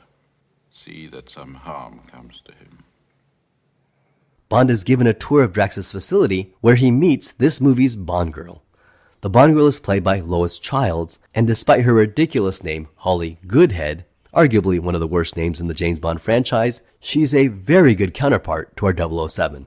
I really liked her in this movie. But you can't talk about this movie without talking about the name Holly Goodhead. I really didn't mind Pussy Galore, I didn't mind Octopussy, I didn't mind Xenia Onatopp, but somehow the name Holly Goodhead always caused me to cringe a little. I'm curious, did the name Holly Goodhead bother you, or did some of the other Bond names bother you more? Lois Childs has this smoldering intensity, and I think she holds her own as Bond's intellectual equal. And unlike Denise Richards, she is believable as a PhD scientist, and also believable as a CIA agent posing as a scientist. And instantly there is pronounced antagonism due to Bond's perceived sexism. And in many ways, this is also a story arc for James Bond where he learns to appreciate this female as his equal. And the Roger Moore James Bond is going to have a very interesting relationship with women. As Sean Connery's Bond was definitely sexist by today's standards, although it may be a little ahead of its time for the 1960s. Roger Moore had Solitaire and Mary Goodnight, who were extensions of Sean Connery's James Bond's relationship with women. But then you have a series of very strong women who are able to hold their own against James Bond. Anya Amasova in The Spy Who Loved Me, Dr. Goodhead here, Melina Havelock in For Your Eyes Only, and the best Bond girl yet, Maud Adams as Octopussy in Octopussy. Dr. Goodhead gives Bond a demonstration on the centrifuge, and there's a sense that Goodhead wants to embarrass him a little, but she is called away by Chang, who increases the speed to dangerous levels. And I remember when I saw this movie as a kid, this scene really freaked me out because it felt so real. And this centrifuge is another incredible set design by Ken Adam. And when the centrifuge hits above 10 Gs, Bond's face begins to contort to the increased pressure. And I remember seeing this as a kid and being absolutely convinced that Bond was traveling at incredible speed. Well, it was actually very easy to create this illusion. Roger Moore simply had air blown on his face to simulate the pressure. Bond uses his dart gun watch to destroy the panel and break the centrifuge. Later that night, Bond seduces Corinne and convinces her to help him sneak into Drax's office, where he uses a nifty X-ray safecracker. He then takes photos of his mysterious secret plans using a miniature camera, and kudos to the little camera which has the 007 logo emblazoned on it. However, Chang has busted them from a distance, and we know unfortunately that Corinne is done for. There are also some genuinely great James Bond moments here. I love the scene where Hugo Drax invites 007 to do some pheasant hunting, and before the hunt, we get the movie leaning into its space theme, and the horn blasts the theme of 2001, A Space Odyssey.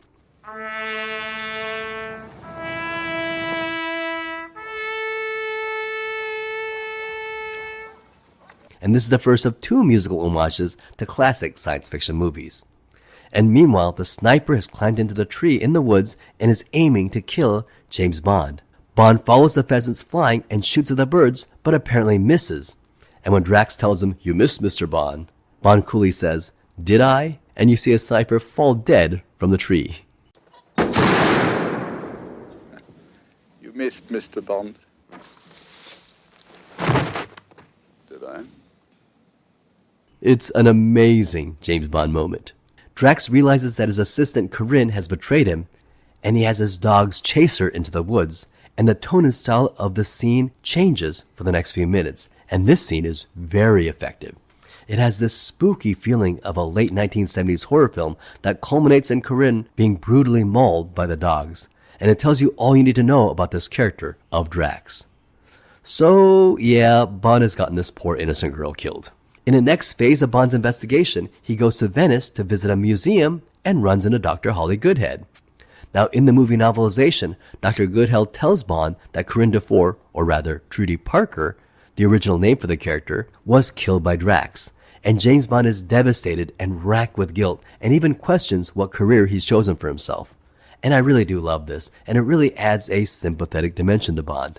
However, this scene was cut out of the movie, and I don't know if it was filmed or if it was just cut. After all, Christopher Wood wrote both the screenplay for the movie and also the movie novelization, so that scene was originally intended for the movie. But without that scene, Roger Moore's Bond just comes across as callous and cold-hearted, and it's very inconsistent to what we think of Roger Moore as James Bond. James Bond takes a relaxing ride on a gondola through the canals of Venice, and suddenly he's attacked by assassins. One assassin is hiding in a coffin, gets up and kills Bond's gondolier, and tries to kill him with a knife, but Bond gets the upper hand. Another assassin is hiding in a booth with a machine gun, and others chase him on a boat. Now, originally, Christopher Wood had the idea of Bond navigating the canals of Venice on a motorcycle, hopping onto bridges and even hopping onto a gondola on his motorcycle. But then they had the idea of a high-speed gondola.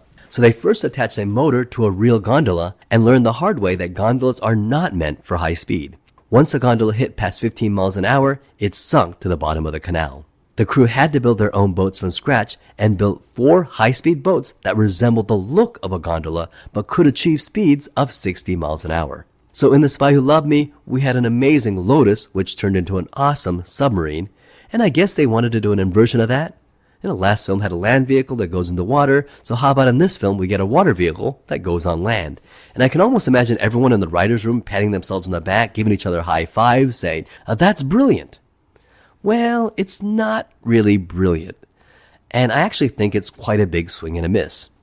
And maybe it's the inflatable raft, hovercraft underneath the gondola that just gives the vehicle a distinctly uncool look. And so we have this Venetian gondola turning into a hovercraft, which Bond drives the busy streets of Venice, while tourists and local onlookers look on doing comedic double takes. But what absolutely works in the scene in an otherwise absurd moment is Roger Moore's calm and cool demeanor while driving this crazy-looking contraption. He's just so nonchalant, as if he were driving to work on a Tuesday morning, and he totally sells the scene and almost saves it. Apparently, the scene where the gondola bottom inflates and floats up and rides onto the dock, this scene was very difficult to film. Once the gondola's hovercraft bottom inflated, the whole thing became unsteady, rocked in the water, and threw Roger Moore into the canal waters. And he was drenched and had to go back to his dresser and change his suit. They tried filming the scene again, and again it became unsteady and tipped him over and threw Roger Moore in the water, and he had to go back and change into another suit. The problem is, they only had 5 suits for the day, and 2 had already been drenched in water, and Moore changed into his third, again into the water, and then his 4th suit, and again while filming, the gondola threw him into the water. Moore was down to his last suit, and the crew were getting worried. Fortunately, the 5th time was the charm, and they were able to film the scene successfully. Now, one of the problems filming this scene was the huge crowd of tourists in the background. Louis Gilbert and the filming crew did not expect there to be so many tourists, and they were very difficult to wrangle.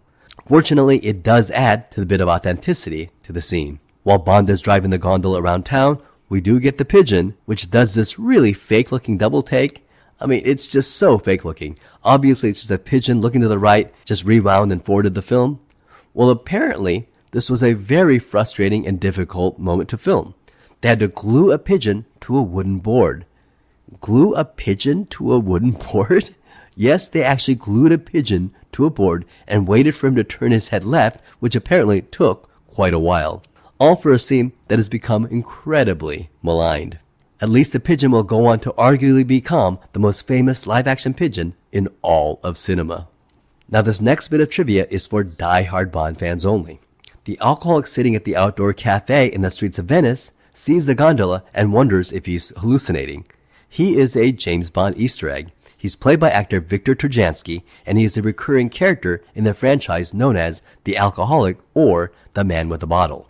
And in the world of James Bond, he is not only portrayed by the same actor, he's supposed to be the same character. He was in The Spy Who Loved Me when the Lotus came out of the ocean and onto the beach. He appears again here in Venice and will appear again in For Your Eyes Only at the Alpine ski slope. Bond then sneaks into a laboratory where the secret code is the musical theme from Steven Spielberg's Close Encounters of the Third Kind.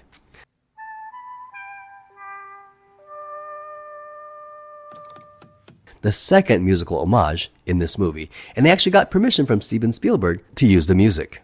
Bond observes that this lab is working on some super secret and nefarious project, and so Bond steals the vial. And this leads to another vial being broken onto the floor, which kills the two scientists. But Bond notices that poison is apparently deadly to humans, but not to the rats. He heads up to a museum where he's finally attacked by Chang, and a lot of valuable artwork gets destroyed, so it's a fun scene. Incidentally, during the scene, the crew broke the world's record for the largest amount of breakaway glass used in a single scene. But my question is, why does Chang, a master swordsman, try to kill Bond, a deadly government assassin who has already killed multiple people in his organization? Why does he try to kill Bond with a lightweight bamboo stick, not an actual sword? And it doesn't make any sense. Why would you take a lightweight kendo bamboo stick? I mean, those things are designed so that if you hit your opponent, you don't hurt them. They are not deadly weapons. The bamboo practice sticks, known in Japan as a shinai, is made of 4 bamboo slats bound together by leather and string, representing a Japanese katana. It's only supposed to be used in practice because it can't really harm you. The kendo uniform is known as the kendogi. And I assume the reason why the filmmakers chose the shinai rather than a real katana is that in the 1970s, to American audiences, the Japanese image of a man wearing a kendogi and holding a shinai was such an iconic image that it may have been jarring for audiences to see him holding up an actual sword. It just seems so ridiculous to me that the absurdity count in this movie just keeps going up and up. Well, y'all know Chekhov's gun? Here we get Chekhov's vase, which says that if you show an expensive vase and you tell an audience how much the vase is worth, in this case millions of dollars, and then spend a few seconds on the shot of the vase, then you know that in the next scene, the vase is gonna get shattered. And sure enough, it does. Bond kills Chang by throwing him through the St. Mark's clock tower, where he lands on a grand piano. However, he notices a bunch of crates from the warehouse are marked to be shipped to Rio de Janeiro, Brazil, and Bond deduces that Drax plans to move his operation to Brazil. Bond sneaks into Goodhead's hotel room where he's figured out that she is really a CIA agent. And she has some pretty cool gadgets of her own.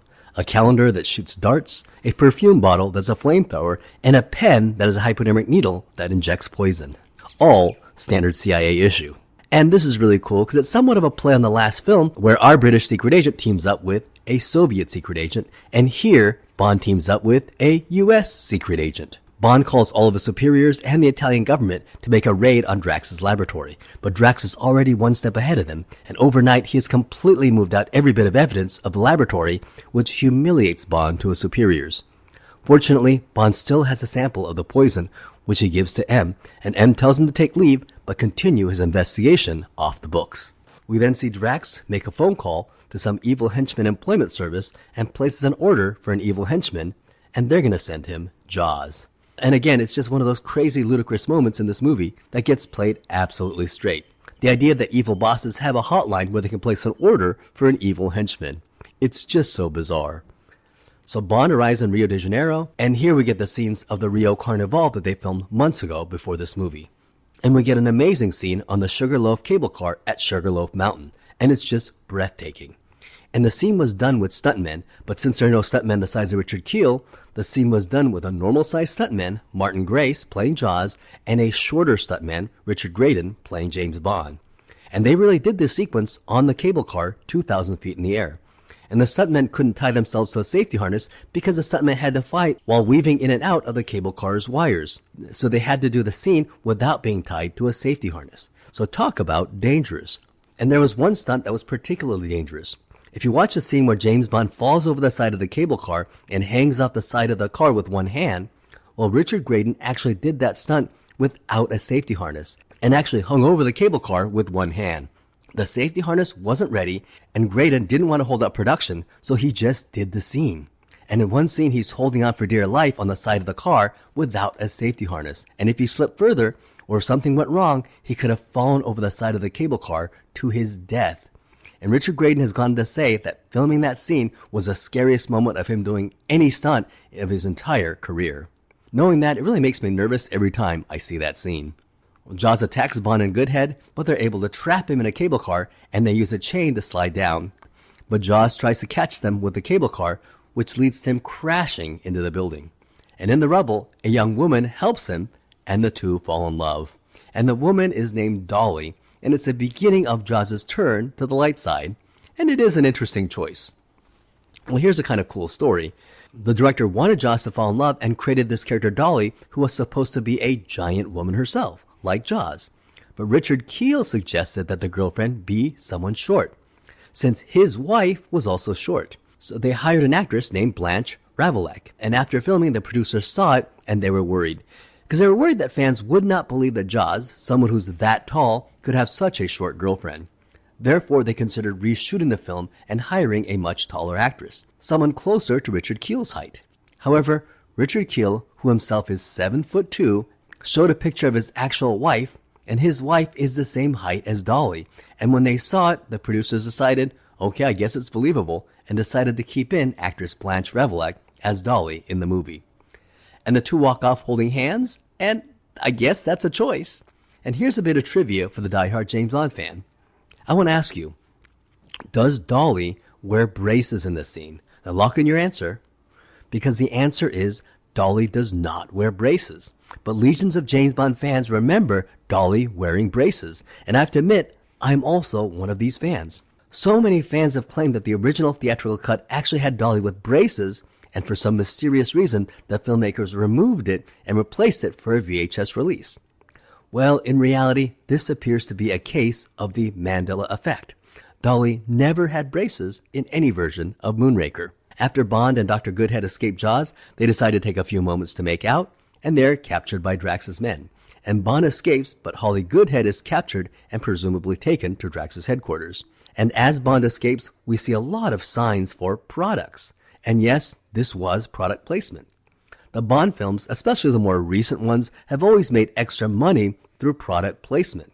But it's really egregious here. We get 7-Up in the cable car scene, and as the ambulance drives up the hill, this road has been called Product Placement Row by the fans. We get another 7-Up sign, we get a Seiko watch sign, and then a sign for Marlboro cigarettes, and then the henchman crashes into a British Airways sign. And then we get James Bond dressed like a gaucho, which has to be an homage to Clint Eastwood's The Man with No Name in Sergio Leone's Dollars trilogy. And the background music is the theme to the Magnificent Seven. So we get an interesting juxtaposition of two very different themes. The space theme, with space and lasers from Star Wars and the musical themes of Close Encounters of the Third Kind and 2001: A Space Odyssey, combined with a Western cowboy theme with Clint Eastwood and music from the Magnificent Seven. It's weird, but I have to say, it kind of works and balances the fine line between camp and fun. Bond goes to the Church of St. Francis Assisi, but when we see monks doing martial arts, we realize that this is a secret MI6 base. Q has analyzed the toxin that Bond gave him, and it's made from a rare orchid only found in a specific area of the Brazilian jungle. And Bond takes Q's prototype boat as Q hopes that he'll take good care of it, which of course means that it's going to get destroyed. This leads to a really cool boat chase where Bond's boat has water mines, it has a heat-seeking missile, and when it's about to go over a waterfall, Bond is able to escape by exiting on a hang glider, while Jaws breaks the steering wheel off his own boat and goes off the waterfall, and we get the crazy expression on Jaws' face. Bond finds Drax's base, which if you think about it is statistically unlikely given that he's on foot and the Amazon jungle is incredibly large. But the base is occupied by numerous beautiful women, which is right up Bond's alley. And this is another incredible set by Ken Adam. And Ken Adam wanted to build a set to look as artificial as possible in order to outline the massive expense that Drax must have put in to build this structure. Therefore, the rocks have an unnatural shiny quality, and this was an intentional touch added by Ken Adam. This turns out to be a trap, and Bond is attacked by a giant python. However, he's able to kill the python by using Holly Goodhead's secret pen with a poison needle. And this was a real python that was used. There was a man in Tarzana, Los Angeles, who has 2 giant pythons that he rents out to Hollywood films, and each python weighed 400 pounds. So the scene where a python swims in the water past the stuntman was a real python, but when we see Roger Moore actually wrestle the python, that was a fake model. But the combination of the real python with the model really looks like Bond is fighting a python. Jaws and Drax arrive and pick up Bond out of the water, and Drax says, Mr. Bond, you defy all my attempts to plan an amusing death for you.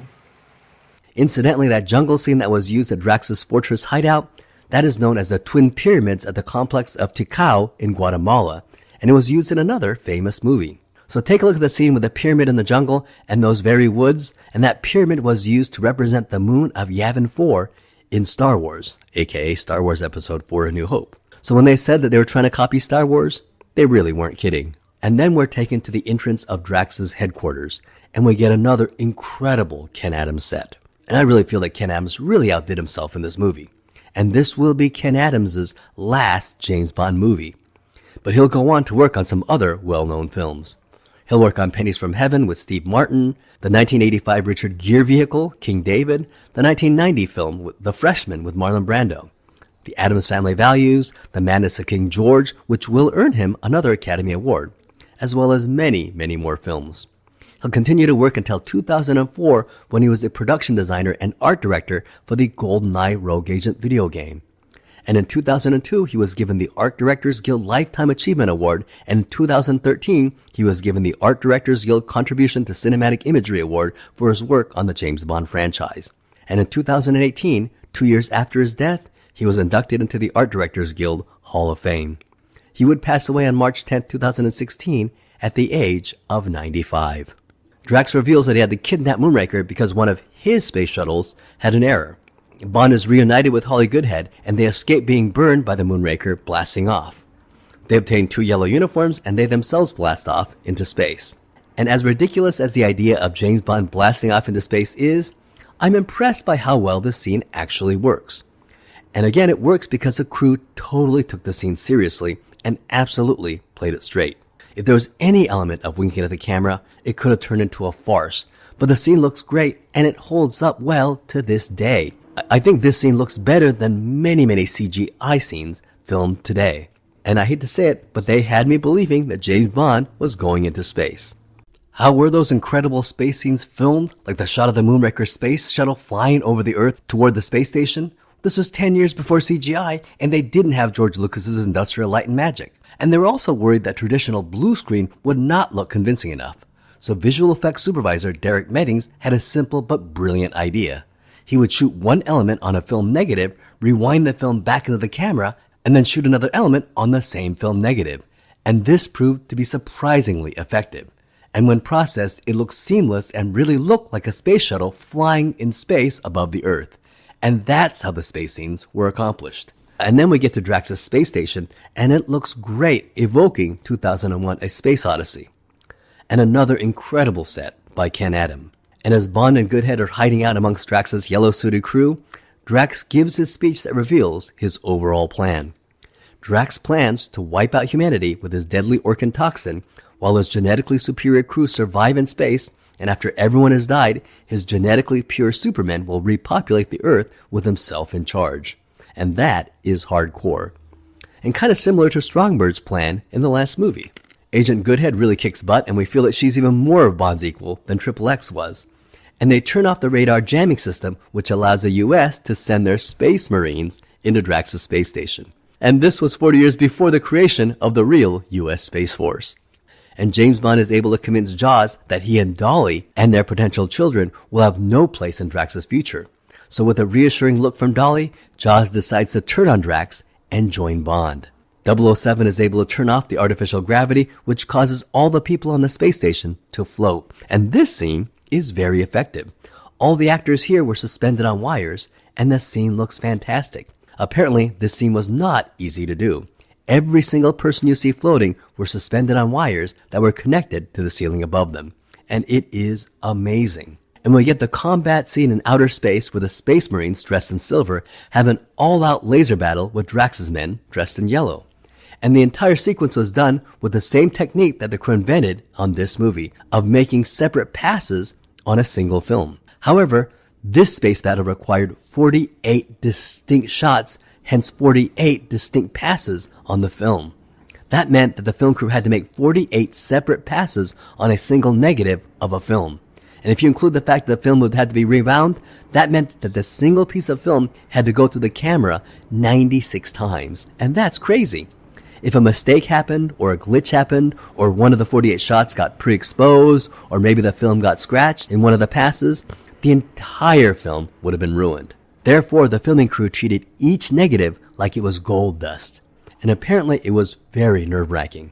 So the crew used 20 cameras in case something went wrong, and sure enough, 14 of those negatives had a mistake or a glitch or a scratch that ruined it, and only 6 of them survived to be usable. Bond chases Drax, but Drax gets a drop on him with a pistol, but Bond uses the wristwatch which shoots cyanide-laced darts and kills Drax and shoots him out into space. So he's dead. And this scene was homaged years later in Austin Powers, where Dr. Evil's clone Mini-Me is similarly blasted into space. And this scene was filmed by having a camera on the floor, and Michael Lonsdale was pulled upwards while suspended on a wire. And then we get the single most shocking moment in the entire movie. We get to hear Jaws' voice. Well, here's to us. Jaws and Dolly help Bond and Goodhead escape by releasing the stuck docking release system.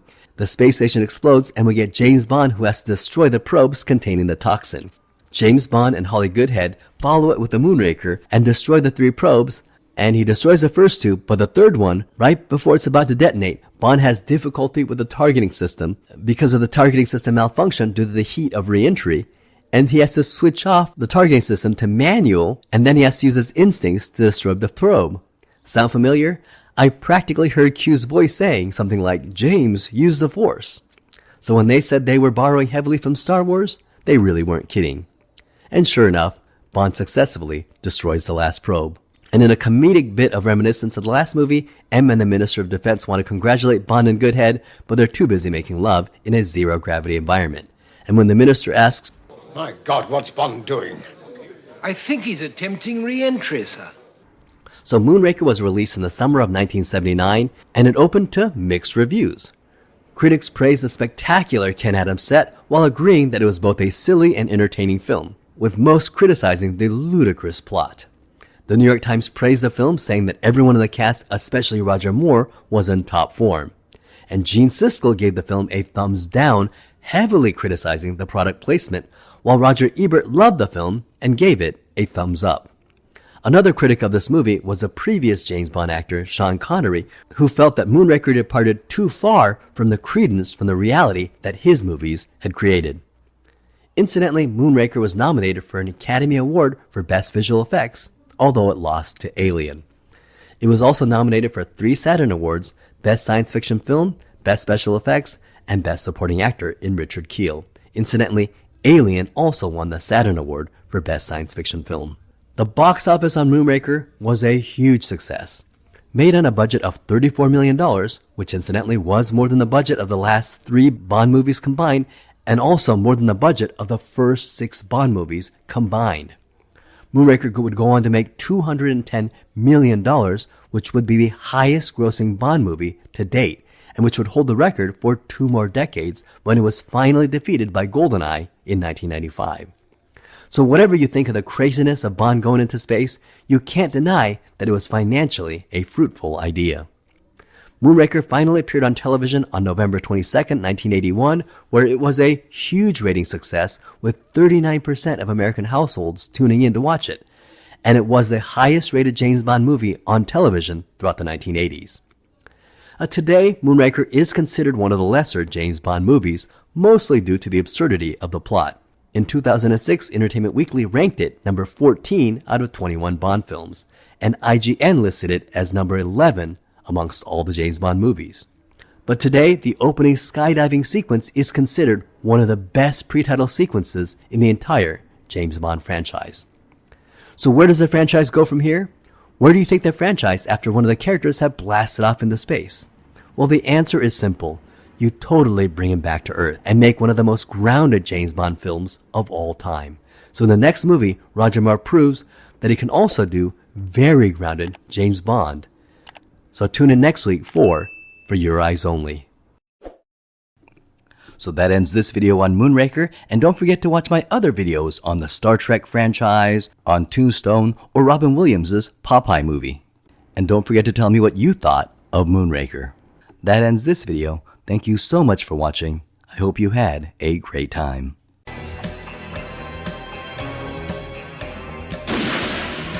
In this video, we're going to talk about the 12th movie in the Eon James Bond franchise and the 5th Roger Moore James Bond movie, For Your Eyes Only.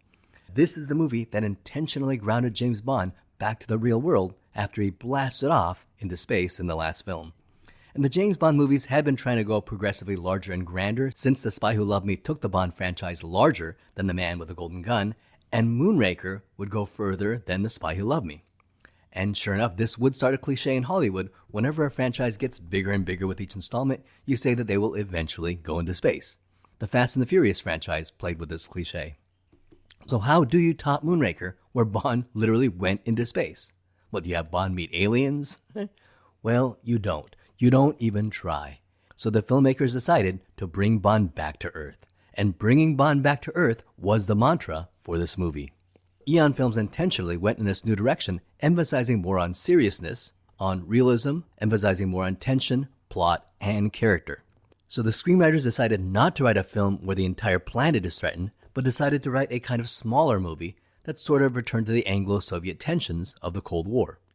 The villain is not an insanely wealthy billionaire megalomaniac trying to take over the world, but simply a drug smuggler trying to sell stolen British tech to the Russians. Now, I saw this movie when it premiered in the theaters when I was 12 years old, and I saw it opening night with my best friend who was sleeping over for the weekend, and my father took us to see it. And I fell in love with this movie. It had amazing action sequences, an incredible car chase, a breathtaking ski sequence, and the mountain climbing scene that had me on the edge of my seat. It had a gorgeous Bond girl and Carol bouquet, and it had a great musical number. And best of all, it had Roger Moore, cool, suave, and confident in his role as Bond. And then I ended up seeing this movie 2 more times in the theater, and when this movie came out on cable, I saw it dozens of times. For Your Eyes Only is the point at which I really started to become a James Bond fan. It was my love for Your Eyes Only that made me go back and rent all the old James Bond movies, and since For Your Eyes Only, I've been to almost every single James Bond movie in the theaters on opening night. For Your Eyes Only was going to be the movie after The Spy Who Loved Me.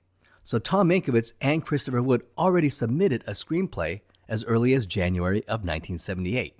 But when this movie started pre-production, they completely threw out the previous version and decided to start over. Richard Maibaum was actually hired to write the screenplay for Your Eyes Only, and Richard Maibaum asked Cubby Broccoli's stepson, Michael G. Wilson, who was being groomed to take over the franchise, to help him write the screenplay. And for inspiration of the story, they went to 2 of Ian Fleming's short stories, For Your Eyes Only and Risigo. In For Your Eyes Only, the Havelocks, a British couple who refused to sell their Jamaican estate to Herr von Hammerstein, a former Gestapo officer, well, they're murdered by 2 Cuban hitmen and a Major Gonzalez. James Bond is sent to investigate, and he tracks down Hammerstein, Major Gonzalez, and the 2 Cuban hitmen. However, Hammerstein is killed with a bow and arrow as he dives into a lake. He is killed by Judy Havelock, the daughter of the Havelocks. James Bond kills Major Gonzalez and the 2 Cuban hitmen and returns to Canada with Judy Havelock. In Risico, which means risk in Italian, Bond is sent to investigate a drug smuggling operation in Italy that is bringing in narcotics to England. A CIA informant named Christatos tells James Bond that Enrico Colombo is behind the drug smuggling. While investigating Colombo, Bond is captured by him, and Colombo informs Bond that it is really Christatos who is the drug dealer and that he is also backed by the Russians. Colombo and Bond raid Christatos' ship as they're loading it with drugs, and Christatos almost escapes but is killed by James Bond. And you can see how these two films provided the backbone of this movie. This movie marks the promotion of John Glenn.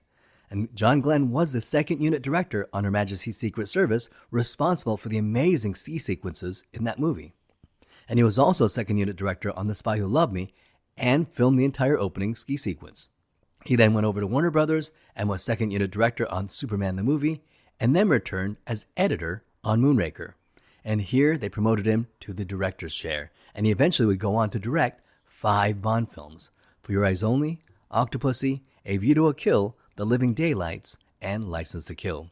He directed more Bond movies than any other James Bond director, and he's responsible for defining 007 throughout the 1980s and for introducing the entire generation, like me, to the James Bond franchise. Now, it's hard to believe that Roger Moore almost did not star in this movie. Moore had signed a 3-picture deal which ended with The Spy Who Loved Me, and he agreed to do Moonraker on a film-by-film basis, but was unsure if he'd do a 5th movie. Moore said publicly that he was concerned that he was getting too old for 007 and didn't want to do disservice to the beloved character. So it was a classy sentiment, and I really do believe that Moore is a very thoughtful and classy gentleman. However, we know that at the end of the day, Roger Moore wanted to play James Bond for this 5th movie. And we know that Cubby Broccoli wanted Roger Moore for this film. However, it's always this negotiation dance that actors and producers have to do with each other in order to get the best deal for the actor, and for the producer to make sure they don't give the actor too good of a deal. Negotiation. This is what you do in business. So Roger Moore pretends he's not interested in playing James Bond in order to get Cubby Broccoli to offer him more money, and Cubby Broccoli always has to remind Roger Moore that there are other actors interested in playing Bond. It's a dance of negotiation. And so Cubby Broccoli strongly considered Timothy Dalton again. However, Timothy Dalton declined because he felt that Moonraker had gone too far with the camp, and he believed James Bond should be a serious spy movie. But Timothy Dalton's time would come soon enough. They then auditioned Michael Billington again, who played Triple X's lover in The Spy Who Loved Me, and was Roger Moore's backup James Bond for Live and Let Die. British actor Lewis Collins was also considered, and he would be best remembered for playing Bodhi in the British TV show The Professionals. And another actor considered was Ian Ogilvy, who had inherited the role of Simon Templar from Roger Moore, portraying Templar in the TV series Return of the Saint. Well, when Roger Moore found out that Cubby Broccoli was auditioning other actors for Bond, he figured, oh well, I guess I'm not Bond anymore, and he announced in an interview that he would not be returning as James Bond. However, Cubby Broccoli met with Roger Moore and basically begged him to do it, and so Roger Moore agreed to be in this 5th James Bond film. But Roger Moore did say that it would be his absolute last Bond film, and apparently at this time there really was no negotiation. He was really considering being done after For Your Eyes Only. Now I am really glad that Roger Moore is in this because I think this is his finest work. And people may think that Spy Who Loved Me is a better movie per se, but I think in For Your Eyes Only, Roger Moore gives a better performance, and arguably gives his best performance as James Bond. Now interestingly, this will be the last film released by United Artists, because United Artists had released all the previous movies for Eon. However, United Artists is going to end up with some financial difficulties, and at the last minute, they'll merge with MGM, forming MGM UA. And it is MGM UA that will make all the subsequent Bond films, including the Pierce Brosnan films and the Daniel Craig films. However, in 2021, Amazon will purchase MGM and their entire film library, and now they own half of the James Bond franchise, with the Broccoli family owning the other half. But in March 2025, Amazon offered Eon Films and the Broccoli family $1 billion for creative control over the Bond films. So they own half of the James Bond franchise and 100% of the creative control over the direction of the 007 property. And so right now, I just hope they don't kill the golden goose.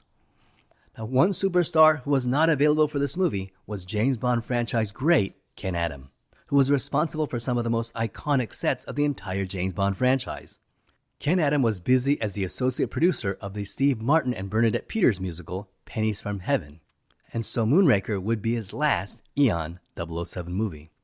Therefore, the producers needed a new production designer, and they promoted art director Peter Lamont, who began his career as a draftsman in Goldfinger and as a set director on Thunderball, You Only Live Twice, On Her Majesty's Secret Service, and Diamonds Are Forever. And he was promoted to art director in Live and Let Die, The Man with the Golden Gun, The Spy Who Loved Me, and Moonraker. Apparently, Cubby Broccoli called Peter Lamont to his office and told him, Ken Adam is in America making pennies from heaven. Who should we hire to take his place? And Peter Lamont said, well, how about me? And that was it. He was promoted to production designer. So sometimes you just have to advocate for yourself. Peter Lamont had a new vision for the Bond movies. Whereas Ken Adams created nearly fantastical sets, Peter Lamont wanted to ground his James Bond movies completely in the real world. His mantra was complete realism. And Cubby Broccoli loved this because it also helped significantly decrease the overall budget. And starting with For Your Eyes Only, he will be the head production designer from this movie to Octopussy, A View to a Kill, The Living Daylights, License to Kill, GoldenEye, The World Is Not Enough, Die Another Day, and even Casino Royale. And Peter Lamont would help define the look of the James Bond movies in the modern era. Also, he would serve as production designer for James Cameron's Aliens, True Lies, and Titanic. However, in 2007, he felt that he would be incompatible with director Mark Forrester's vision, as well as he himself turning 78, and so Peter Lamont retired from movies, with the 2006 Casino Royale being his last movie. 4 months into production, Bernard Lee, who played Bond's boss M in the first 11 James Bond films, ever since the beginning, Dr. No, died of cancer on January 16, 1981, at the age of 73, and he had not filmed any of his scenes for this film. Out of respect, Cubby Broccoli did not recast him and simply had Chief of Staff Bill Tanner and the Minister of Defense, Sir Frederick Gray, brief Bond at the beginning of the film. Now, for the role of the main Bond girl, they wanted Ornella Moody, who had made quite an impression as Princess Aura in Flash Gordon. In fact, when Roger Maybaum and Michael G. Wilson were writing the screenplay, they had Ornella Moody in mind while writing. However, she insisted that her personal costume designer, Wayne Finkelman, be hired by the production, and Cubby Broccoli refused, and so she walked away from the project. Another actress who was cast to play Melina was Sylvia Crystal, who was known in the US for playing the title character in the softcore French adult film Emmanuelle. This film remains one of the most successful French films of all time. However, she had to be released because she was finishing up starring in Lady Chatterley's Lover. Eon marketing executive Charles Jerry Giroux recommended Carole Bouquet to Cubby Broccoli and John Glenn, so the two saw her 1977 French film, That Obscure Object of Desire, and was totally impressed. And they flew immediately to Milan to offer her the role. Now, incidentally, her voice would be dubbed by Nikki Vanderzil, who had previously dubbed the voice for Ursula Andress's Honey Rider. And Carole Bouquet had this insanely beautiful face, had gorgeous flowing hair, and piercing eyes. Carole Bouquet stars as the Bond girl Melina Havelock, and she's one of my first true Bond girl crushes, because she just has this insanely beautiful face and this sort of subtle, violent intensity mixed with a very likable and charismatic vulnerability. And she totally won me over in this movie. I was completely in love with her. Bouquet was a relatively unknown French actress at the time who'd only been in 5 French films. However, this movie is going to launch her into international superstar status, and she's going to star in over 40 films and become the face of Chanel No. 5 for over 10 years. Now, in the US, she's primarily known as the Bond girl from For Your Eyes Only, but in France, she is a superstar, and to this day, she still makes headlines, and the paparazzi are still obsessed with her. She's been called the French Marilyn Monroe, and her iconic superstar status in France, and she's currently over 60 years old, but if you Google her picture, she looks a lot like Melina Havelock when she was in her 20s. And her life is very interesting, and in some ways kind of tragic, and you can see the comparison between her and Marilyn Monroe. She was romantically attached to Gerard Depardieu from 1997 to 2005. And then in 2005, a scandal broke out when it was discovered that during the presidency of François Mitterrand, who was the French president from 1981 to 1995, had actually secretly wiretapped her. So can you believe that the French president was wiretapping this actress? It was bizarre, but apparently it was rumored she was having an affair with the recent French president, Nicolas Sarkozy, who was president from 2007 to 2012, and the tabloids claim that this president had just become obsessed with her. The affair has not been substantiated, but at the same time, it gives you an idea of how obsessed the French public is with Carole Bouquet, and you begin to understand the Marilyn Monroe references. It should be mentioned that those are not her legs in the poster for this movie. The model who owned those legs were unknown for years, but now we know that it was 22-year-old model Joyce Bartle, and the poster was photographed by Morgan Kane. It is now considered one of the most iconic posters of all time. Morgan Kane achieved that sexy effect by having model Joyce Bartle wear her swimsuit backwards. Now, when I was a teenager, one of the urban legends was that the Bond girl in this movie was once a man. Do you remember hearing this? Maybe people my age might remember this scandal. And of course, some people, including myself for a little bit, wondered if they were talking about Carole Bouquet. But of course, Carole Bouquet is a biological woman and has always been a biological woman. But there is actually a transgender woman who played one of the 11 women who are wearing bikinis in the background in the mansion scene where Locke delivers the money to Hector Gonzalez, the Cuban hitman who murdered Melina Havelock's parents. So the actress in question is Carolyn Cozy, a London model who was born Barry Kenneth Cozy, and she began hormone therapy to become a woman at age 17 and then had sex reassignment surgery. And believe it or not, her life is actually pretty fascinating and worth mentioning here. Carolyn Cozy started her career as a nightclub dancer, and she almost immediately became the most sought-out glamour model in London and even posed for Playboy in 1981. And then that year, she was cast as an extra in this movie, until in 1982, a tabloid outed her as a transsexual. At this time, it was a very different time, and society was not hip to the concept of gender dysphoria. And so she began to receive death threats and began to lose all of her modeling contracts. Until she met a wealthy Italian count, actual European royalty, who fell in love with her. He knew she was a transgender woman, born a biological male, but they were engaged for 4 years, and she became an outspoken advocate for the rights of transsexuals. And in 1983, she sued the British High Courts for transsexuals to be legally recognized as the reassigned gender. And the trial went on and eventually went to Europe's highest court, and after 7 years of legal battle, she won, and the European High Courts actually ruled in her favor. And this is one of the landmark cases where men who get sexually reassigned to women are now legally considered women. To this day, Carolyn Cozy is happily married and living in Atlanta, Georgia. Now, for the bad guy, Aristotle Christastos, they hired Julian Glover. And Ian loved Julian Glover because he was suave and handsome, but had a subtle, sinister look. And in 1967, he was considered as one of the contenders to play James Bond, replacing Sean Connery on Her Majesty's Secret Service, but was only 31 years old at the time of Her Majesty's Secret Service and looked way too young to play Bond. He eventually lost the role to George Lazenby. However, at the time of For Your Eyes Only, he looked way too old to play Bond. Now, the previous year, he had played the Imperial officer General Veers in The Empire Strikes Back. The shield will be down in moments. You may start your landing. And today, he is probably best known as Walter Donovan in Indiana Jones and the Last Crusade. And for the role of Bond ally Milos Colombo, it was Cubby Broccoli's wife, Dana Broccoli, who suggested Chaim Topol. And Chaim Topol was famously known as the Fiddler on the Roof, but it really impressed the producers with his role as Dr. Hans Zarkov in Flash Gordon.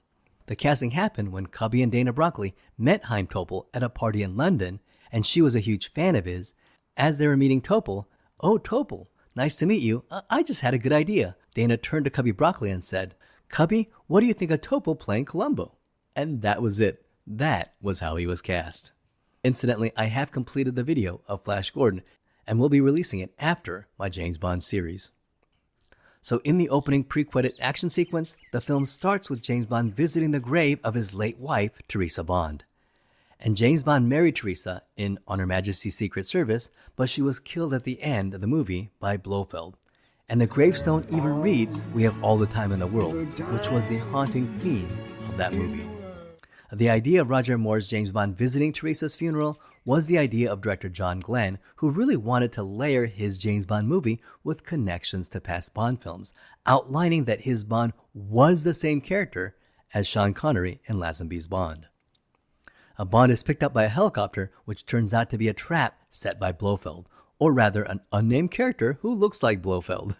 because Eon actually couldn't use the name Blofeld because the name was owned by Kevin McClory. And if you're interested in how Kevin McClory ended up with the rights to the name Spectre and Blofeld, check out my Thunderball video and the next video after Octopussy, Never Say Never Again. Blofeld has rigged the helicopter to be remote controlled, and he enjoys taunting Bond before killing him. And director John Glenn came up with the idea for the scene when he saw one of his colleagues had brought his son to work, and John Glenn saw this boy enjoying playing with a radio-controlled car at Pinewood Studios. Stuntman Martin Grace played James Bond in the sequence and really hung off the side of the helicopter for the scene. The city itself was the industrial complex of Beckton Gas Works, which John Glenn loved the interesting visuals. And 6 years later, this complex will double as a Vietnamese city in Stanley Kubrick's Full Metal Jacket. Glenn had this crazy idea of the helicopter going inside a building, which from a practical point of view is impossible. So they had a miniature going inside the building, and once inside the building, they had a full-size helicopter mounted on a track appearing to fly inside the building. Blofeld tries to kill Bond, but Bond is able to turn around and eventually, with the helicopter, picks up Blofeld and flies him around the city and then throws him down a chimney shaft. And one can't help but see this as a metatextual middle finger to Kevin McClory, who was constantly in a lawsuit with Eon for the right to use the character. Remember, the main villain of The Spy Who Loved Me was supposed to be Blofeld, but Kevin McClory sued Eon, and the character had to be changed to Carl Stromberg. And here Eon is basically telling Kevin McClory that they don't need Blofeld nor Spectre to make a great James Bond film. And you know, they were absolutely correct. This movie will be the last time Blofeld will be in an Eon-produced James Bond film until 34 years later, until 2015 film Spectre. And the unmanned Blofeld actor was played by John Hollis, and his voice was voiced by Peter Moonraker, the man who had redubbed all of Sam Jones's dialogue for Flash Gordon. Flash Gordon, quarterback, New York Jets. That's one more James Bond Flash Gordon connection. Now, the tensions between Kevin McClory and Eon Productions will reach a fever pitch next year when Kevin McClory announced that he'll be making a competing Bond film with original Bond actor Sean Connery. And that film is Never Say Never Again. And my next video will be on Never Say Never Again, so please check it out.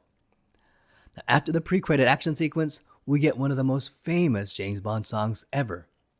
The song is For Your Eyes Only by Sheena Easton, which was a breakout success. I mean, this song was huge, because if you were around in 1981, you'll remember that this song was everywhere on the radio. You couldn't turn on a radio without hearing this song. And for the music, John Barry could not work on this film because he was not allowed to work in the UK for tax reasons. And this was actually common for many wealthy Britons in the 1970s who had to leave the UK to avoid paying high taxes. And so For Your Eyes Only was written by Bill Conti, who was already famous for writing the music to Rocky. And Michael Leeson wrote the lyrics to the song, and to perform the song, they went to Blondie. Blondie, with their lead singer Deborah Harry, was huge in the 1970s and the 1980s with hits like Tide is High, Rapture, and Call Me, as well as many others. And Deborah Harry was so excited to do the music for the movie that she and Blondie wrote their own version of For Your Eyes Only.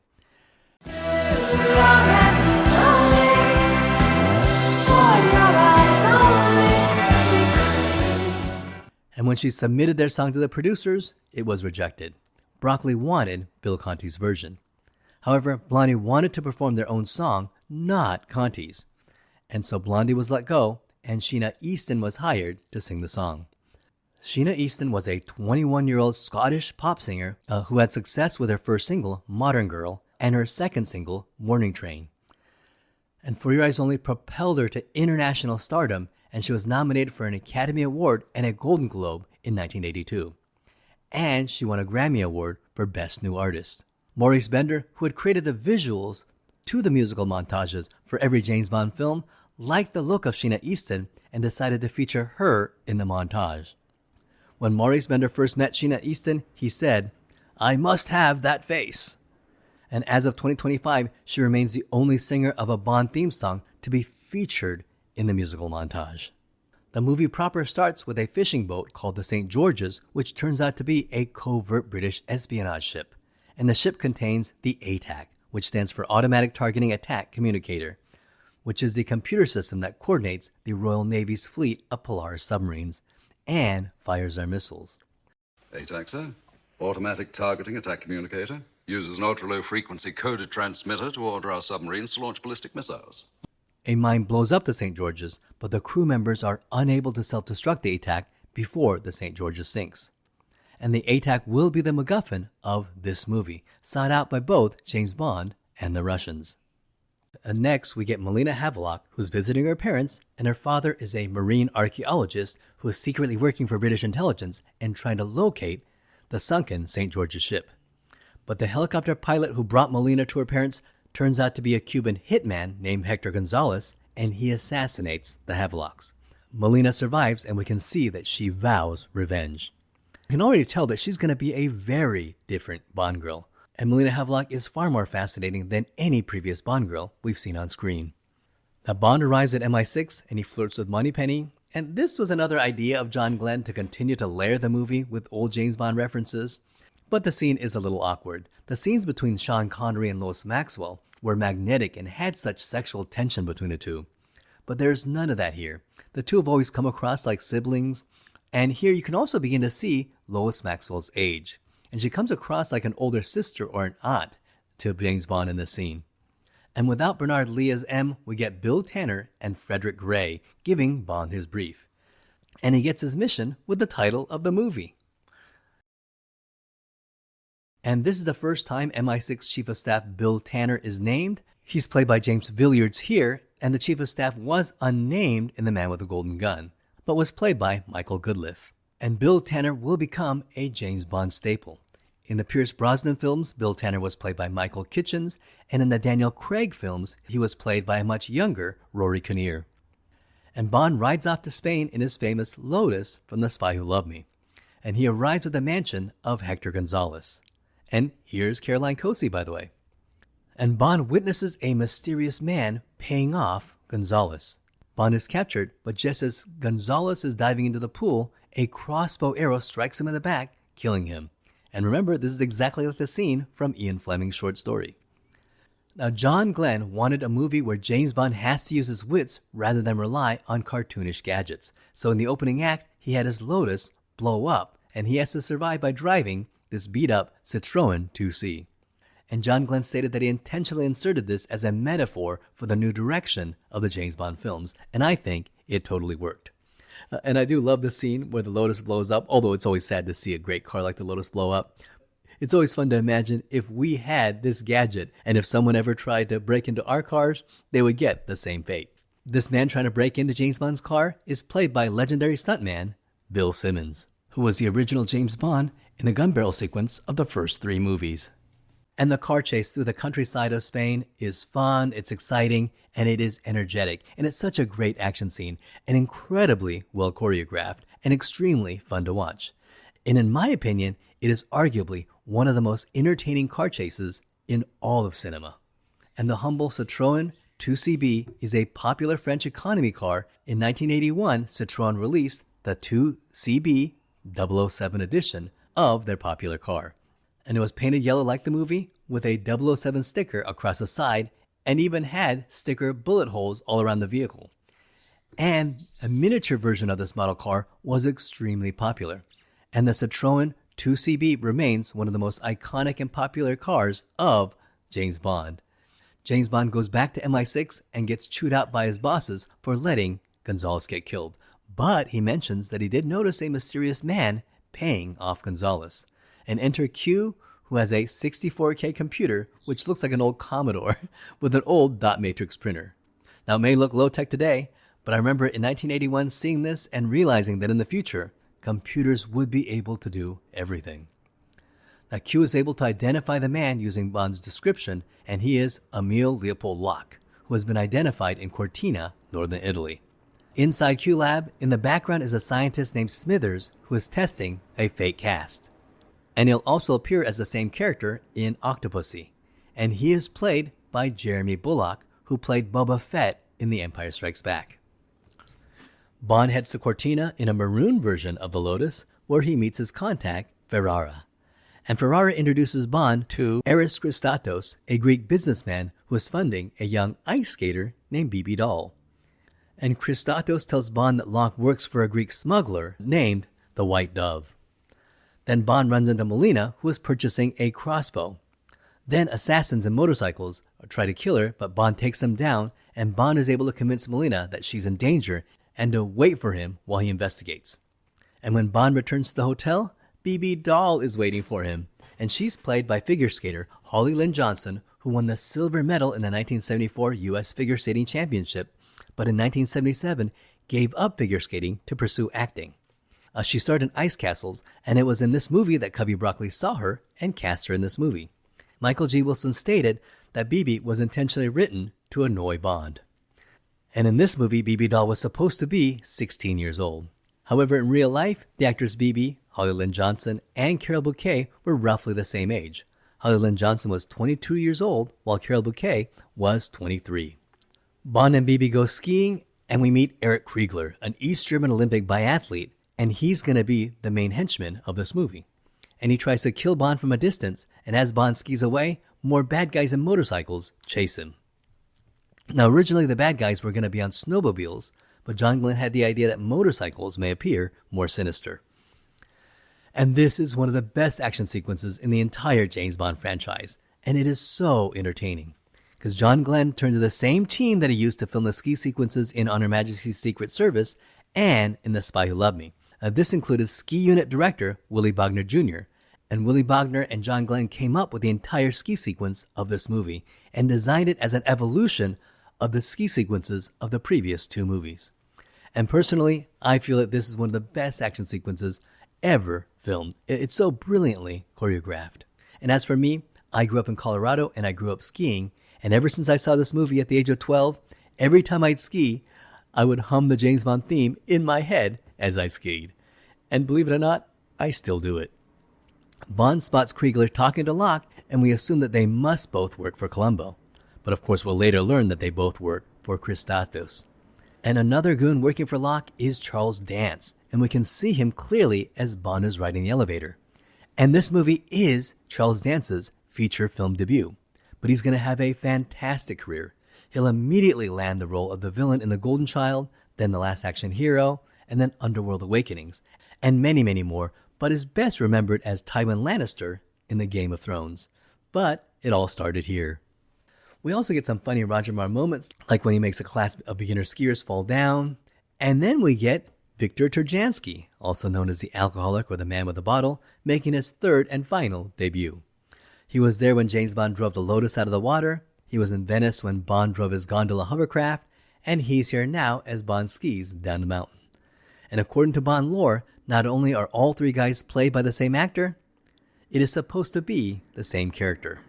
And even the most cynical Roger Moore haters will have to admit that this ski scene is fantastic. And at one point, Bond skis off a ski jump wearing downhill skis.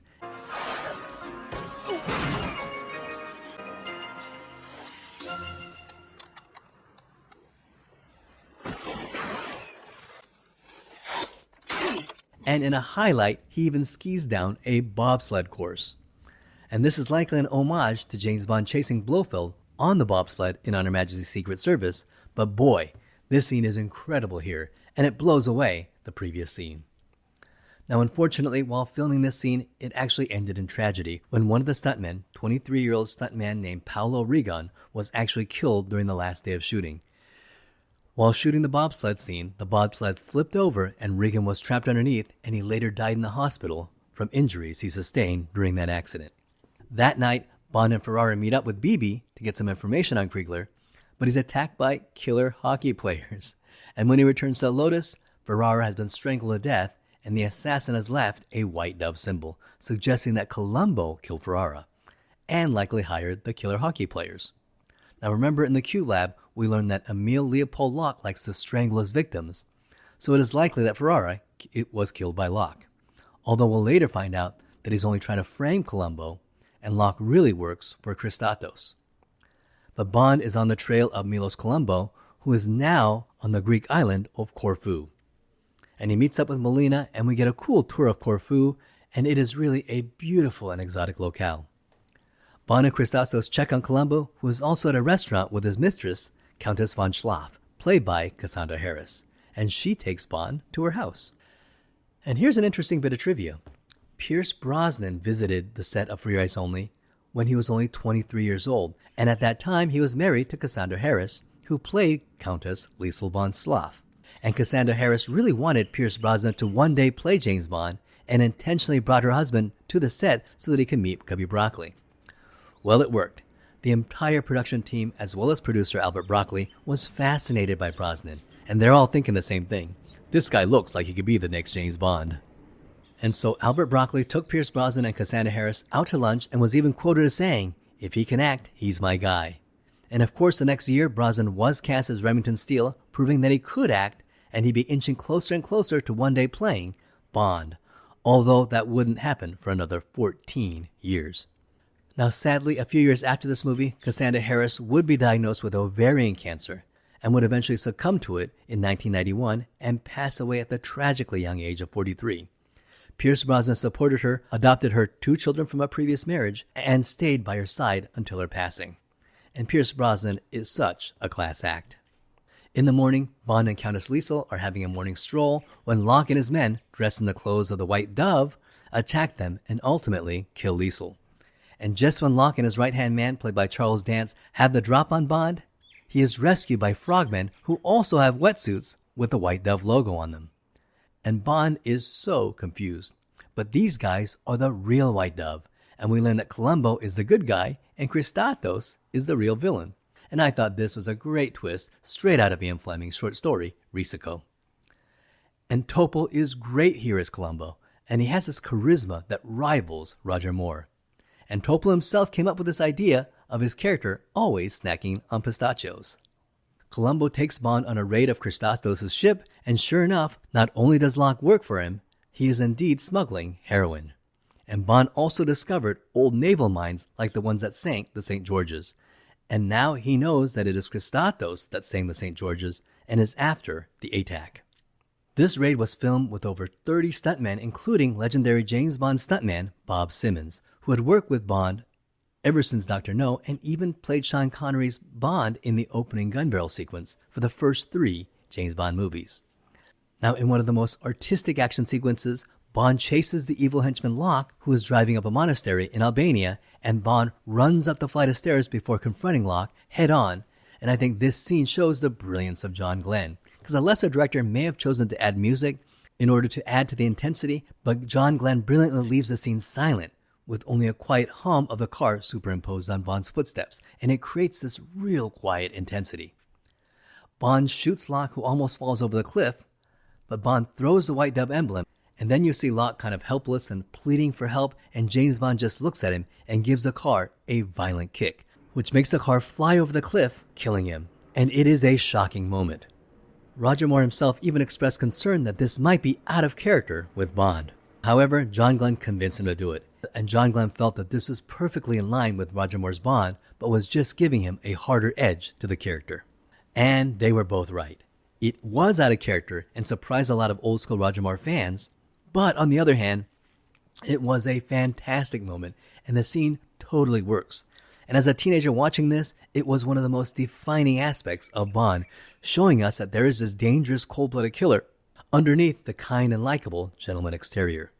And in retrospect, it is one of Roger Moore's finest moments as James Bond. Bond heads to the Ionian Sea and meets up with Melina. And I never noticed that Melina looks different underwater, and this is because all of her scenes were done on land, not underwater. And that's because Carol Bouquet had either bad sinuses or problematic inner ear. Either way, they hurt when she went scuba diving in the water. And therefore, all of her scenes were done by blowing her hair with a huge wind machine and then slowing the footage. And this was done by speeding up the film to 80 frames a second and then playing it at normal speeds of 24 frames per second. So basically, it was slowed down to 4 times the normal speed. And then they added bubbles to the scene by simply putting Alka-Seltzer imposed on the negatives. And it looks convincing. You know, for years I never realized that she wasn't scuba diving. And then for some crazy reason, Bond and Melina decide to leave her scuba equipment here in the water, but of course this will totally pay off later. Bond and Melina get a small submarine and find the ATAC, but then they're attacked by Christatos' villain in this diving suit, but then they kill him and escape, and when they return to the boat, Christatos and his men are waiting for them. He takes the ATAC, which he intends to sell to the KGB, and then ties them up and drags them on his boat to attract sharks. And this is known as keel hauling, and was a form of punishment and execution at sea where sailors were tied and dragged under the keel of the ship. And the scene was from the book Live and Let Die, but was not used in the movie, but John Glenn and Richard Maybaum had the idea to use it here. Now the scene was not shot underwater. Remember, bad sinuses. When you see Melina and James Bond, they were actually on land. I think the scene looks convincing, and it doesn't detract at all from the action. Now when the ship turns, Bond and Melina grab the scuba equipment, allowing them to stay underwater for a long time, and they tie the rope around some rocks, which breaks the rope, allowing them to escape. Bond and Melina have lost the ATAC, but Max the Parrot saves the day. Remember, they set up that Max repeats everything, and he repeats the plan of Christatos, which is to take the ATAC to St. Cyril's. ATAC to St. Cyril's! ATAC to St. Cyril's! So Bond and Melina get help from Columbo and his men to help assault Christatos on St. Cyril's. And now the final climax scene is one of the most clever action sequences ever. It is so simple and yet so suspenseful. Now the fortress at St. Cyril's Monastery was actually filmed at the Monastery of the Holy Trinity, the holy community of Meteora, located in central Greece. And the church was constructed in the 14th century, and sure enough, it was built by monks who had to carry up supplies and built the monastery with a rope and basket. And it is considered a UNESCO World Heritage Site. Eon Productions had to pay the local bishops of the Greek Orthodox Church to film the movie there and got permission from the Greek Orthodox Church to film. However, it appears that the local bishop kept the money and forgot or simply did not tell the monks of Meteora about the filming crew. Nor apparently did the local bishop give the monks any of the money that Eon paid. So when Eon arrived, the monks refused to work with the filming crew, nor did they allow them in the monastery. And the monks even started sabotaging the filming by putting laundry in the scene and things like that. So the filming crew built a similar looking monastery on a neighboring rock to film the ending of the movie. And all the interior scenes were filmed inside a soundstage at Pinewood Studios and was designed by Peter Lamont. Meanwhile, a legal battle began between the monks of the Meteora versus the local government of the area. And this case even reached the Greek Supreme Court. The Greek judges eventually decreed that the monks had the right to refuse all interior shots of the monastery, but the external view of the monastery belonged to local government and could be used by the Eon film crew. And this allowed them to use the external shots of Meteora. James Bond rock climbs up St. Cyril's mountain to attack the fortress. And this was early 1980s, the beginning of the rock climbing fad. And it not only reflected the growth of this up-and-coming fad, but may have even helped popularize it as a new sensation. And I have to admit, my best friend, who I watched this movie with together, began to rock climb after this movie. And while it really wasn't my sport, he actually went on to become a professional level rock climber. So I guess he can thank For Your Eyes Only for fueling his passion for rock climbing. One of Christatos' men, Apostas, knocks off a carabiner, and Bond falls off the side of the mountain and is stopped by a single carabiner. And this was a fantastic stunt and had me on the edge of my seat. And the drop was performed by stuntman Rick Sylvester. He was the one that did the ski jump parachute scene in the opening pre-credit teaser for The Spy Who Loved Me. And he apparently said that when he did this, he himself was actually scared to do the scene. After all, the moment he reaches the bottom of the rope, he is jerked to a stop, and this could create enough force to really injure him. So Derek Meddings, who did the special effects, created a contraption where a bunch of sandbags would slow his descent at the end, decreasing the violent jerk. And it worked. Rick Sylvester was not injured, and he was relieved that the stunt worked, without any injuries. And the scene is terrifying, and it works out really well, and I think it's just an amazing understated action sequence that just works so well and maximizes the suspense. We are right there really concerned for Bond, and this is what cinema is all about. And while most of the climbing sequence was done by Rick Sylvester, Roger Moore did some of the safer climbing for up-close shots, which also included hanging 4 feet off a mountain. And Roger Moore had a terrible fear of heights and had to take a Valium with a glass of beer in order to do the scene. Bond climbs back up on the rope with his shoelaces, and this technique of using shoelaces on a rope to ascend a mountain was known as the Prusik knot, and it was invented by Austrian mountaineer Karl Prusik in 1931. and when he climbs back to the top, he throws a spike like a throwing knife and kills Apostas, who falls from the top of St. Cyril's all the way to the bottom. He's dead. Bond activates the basket and brings all of Columbo's men up, and Bond has a showdown with Kriegler, and Kriegler is also thrown off of St. Cyril's. Yep, he's also dead. Bond grabs the ATAC from Christastos, but Melina is about to kill him with her crossbow, but Bond warns her about the stakes of revenge. Christastos is about to kill Bond, but is saved by Columbo and a throwing knife. General Gogol arrives to take the ATAC, but Bond throws it over St. Cyril's and sends it crashing below.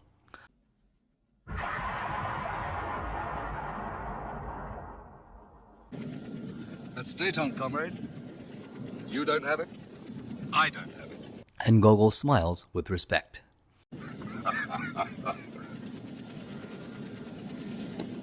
The movie ends with Q, Chief of Staff, and the Minister of Defense patching Bond through to Prime Minister Margaret Thatcher. But Bond and Melina have gone swimming, so the Prime Minister is talking to Max the Parrot. And Margaret Thatcher was played by comedienne Janet Brown, who in the 1970s and 1980s was famous in England for performing impersonations of Margaret Thatcher. As ridiculous as it sounds, I remember seeing this as a kid and wondering if they got the real Margaret Thatcher to play her. And thus ends one of my favorite James Bond films of all time. For me, the film that started my James Bond obsession. How many people remember when James Bond is climbing the mountain, in one scene he actually reaches for a ledge and a pigeon flies out and scares him, and thus us, the audience.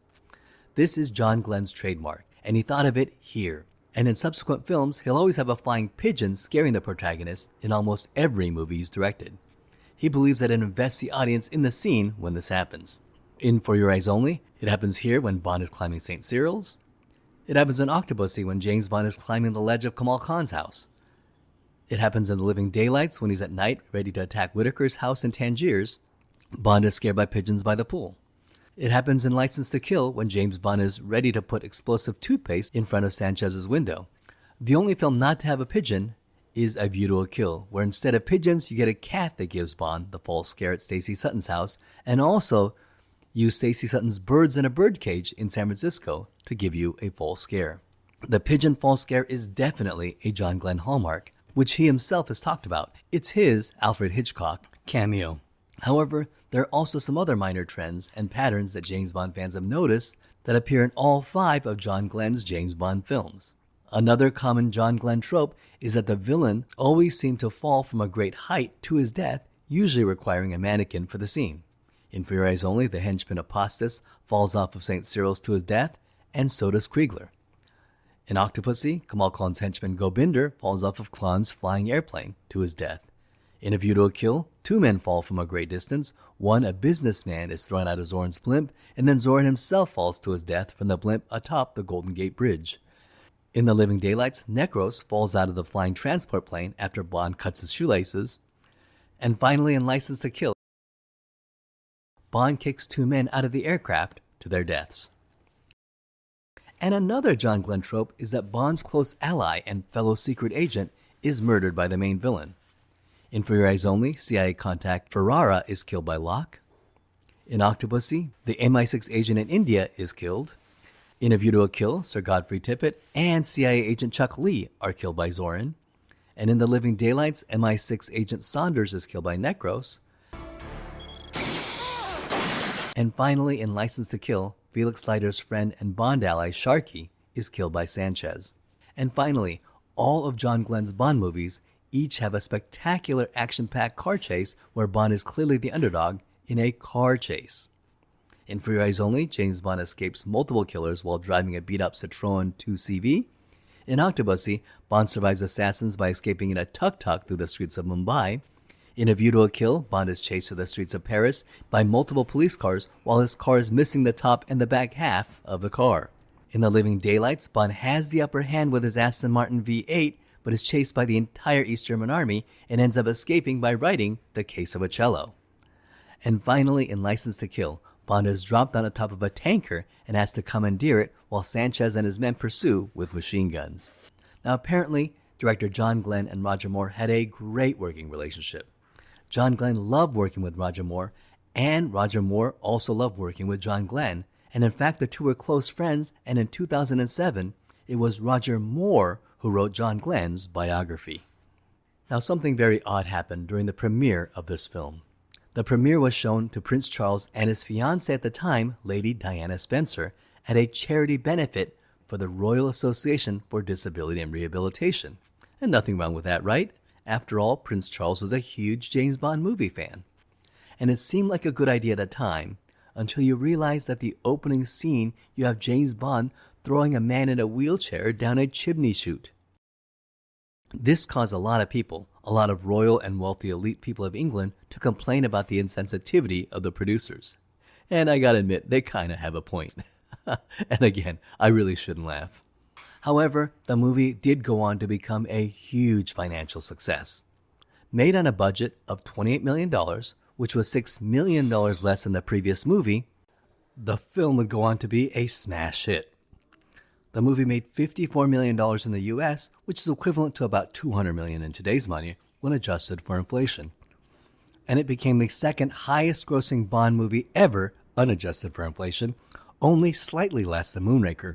And if you factor in the budget, For Your Eyes Only had a more successful box office to budget ratio than Moonraker. It went on to make $194 million worldwide, which is equal to about $700 million in today's money. In fact, the financial success of this movie probably saved United Artists. United Artists had just lost over $40 million due to Michael Cimino's Heaven's Gate in 1980, and United Artists had to file for bankruptcy. And when this film raked in $194 million at the box office, it saved United Artists from directly going under and set up the scenes that allowed for the MGM merger, which allowed United Artists to survive a few more decades. Furthermore, this film received mixed to positive reviews from the critics.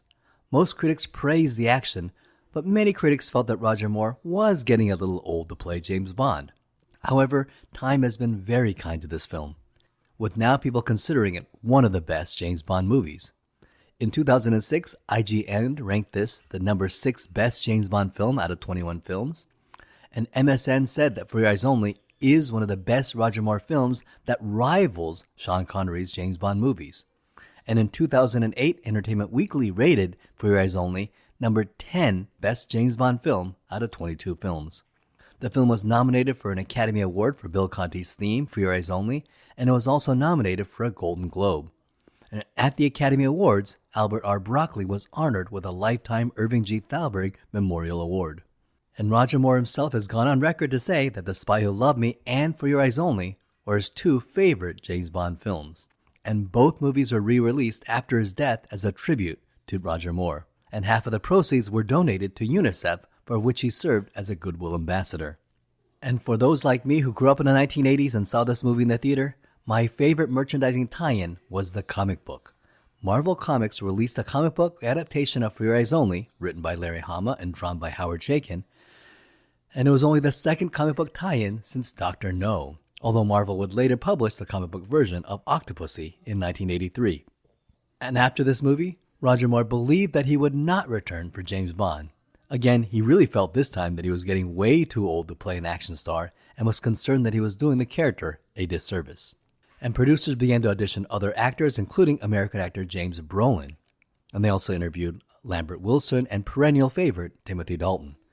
And however, in my next podcast, I'm going to talk about what factors led Roger Moore returning as James Bond for what he thought would be one more film. And that is that a competing James Bond film, Never Say Never Again, starring Sean Connery, was about to hit the theaters before Octopussy.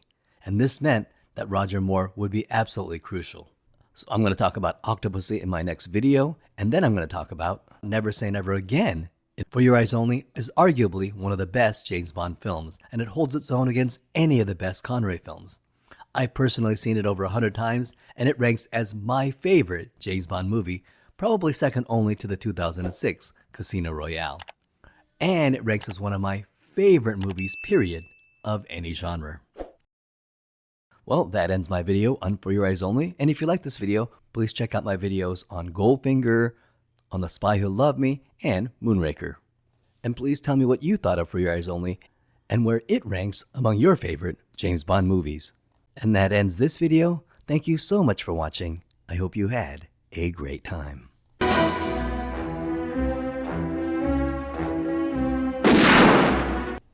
In this video, we're going to talk about Octopussy, the 13th film in the James Bond franchise and the 6th Roger Moore James Bond film. And this is a film where James Bond dresses up like a clown, where he tells a wild Bengal tiger to sit, and it does, where James Bond swings from vines of a jungle while yelling like Tarzan. And this is also the film where we get first-rate, non-stop action from beginning to end, where we get the most beautiful and toughest Bond girl in the history of the franchise to date. It has memorable villains in Kamal Khan, Gobinder, and General Orloff, and once again we get Roger Moore, cool, suave, and in top form as the quintessential gentleman spy. We feel that James Bond is having the time of his life saving the world, and it's good to be James Bond. However, when 007 fans from the 1980s think of Octopussy, we can't separate this movie from another James Bond film. And this was 1983, where the world got 2 James Bond films. The other one, a competing film starring the original Bond, Sean Connery. Because it was Bond versus Bond. It was Roger Moore versus Sean Connery. And we, the fans, were the beneficiaries. Now, I was 12 years old when I saw For Your Eyes Only in the theaters with my best friend. And 2 years later, that same best friend and I went to go see Octopussy in the theaters on opening weekend. And we instantly became huge James Bond fanatics. 4 months later, Never Say Never Again came out. So in 1983, was a great year for James Bond. And as 2 14-year-old teenagers, these movies had a profound impact on us. And afterwards, we started going to the video store and renting all of the old 007 films. Now, I really liked this movie back then, and I love this movie now. It has everything I love about the Roger Moore James Bond films. And this movie did incredibly well when it came out in the theaters in 1983. It was both a box office success and a critical success. However, unfortunately, time has not been too kind to this film, and it seems to have slowly dropped in stature, and now it's one of the more controversial Bond films, and some critics will rate it pretty much as one of the worst Bond films, and I just don't understand that. Forbes magazine did a ranking a few years back and rated this the 3rd worst Bond film, while Entertainment Weekly, which is my personal favorite ranking, the one that most closely reflects my own personal list, generously rates this number 10 out of 23 Bond films. Due to the mega success of For Your Eyes Only, it was guaranteed that they'd be making another 007 film, and as promised, it would be titled Octopussy. Now, Octopussy would be the first James Bond movie produced by MGM. United Artists, who had produced every Bond movie since Dr. No, and had owned half the Bond franchise since Harry Saltzman sold them his shares after The Man with the Golden Gun, United Artists ran into some financial problems due to the box office bomb of Michael Cimino's Heaven's Gate, and was merged into MGM, forming MGM UA, but was really an MGM company. Now, they would go on to make all the Timothy Dalton Bond films, the Pierce Brosnan movies, and the Daniel Craig Bond films. However, in 2021, Amazon bought out MGM, and now Amazon owns half of the James Bond franchise. However, Amazon and the Broccoli family were at a stalemate over the creative direction of James Bond, so Amazon made the Broccoli family an offer they could not refuse. Amazon paid the Broccoli family $1 billion for the creative rights to the 007 franchise. So the Broccoli family still owns half of James Bond, but Amazon now has 100% creative control over Bond. And let's hope Amazon doesn't do to 007 what Disney did to Star Wars. For director, John Glenn, who had done a phenomenal job directing For Your Eyes Only, was asked to return as director. And he's going to do a similarly grounded film, although he's going to add a little more absurd jokes in this movie. But like For Your Eyes Only, the main villain isn't trying to take over the world, but is rather just trying to make some money smuggling jewels. And Octopussy was going to be loosely based on 2 short stories written by Ian Fleming, Octopussy and another short story called The Property of a Lady. In the short story Octopussy, Octopussy is not a woman circus leader, but rather the story about James Bond tracking down a World War II war hero named Major Dexter Smythe, who apparently had stolen some Nazi gold. Bond tracks him down and gives him some time to settle his affairs, and then Major Dexter Smythe commits suicide by getting the poisonous octopus pet of his to attack him. And this segment was used in the movie and was spoken by Octopussy as a character background event. The short story Property of a Lady is about James Bond investigating a possible double agent who is secretly working for the KGB and is paid by auctioning a Fabergé jewel in the agent's name.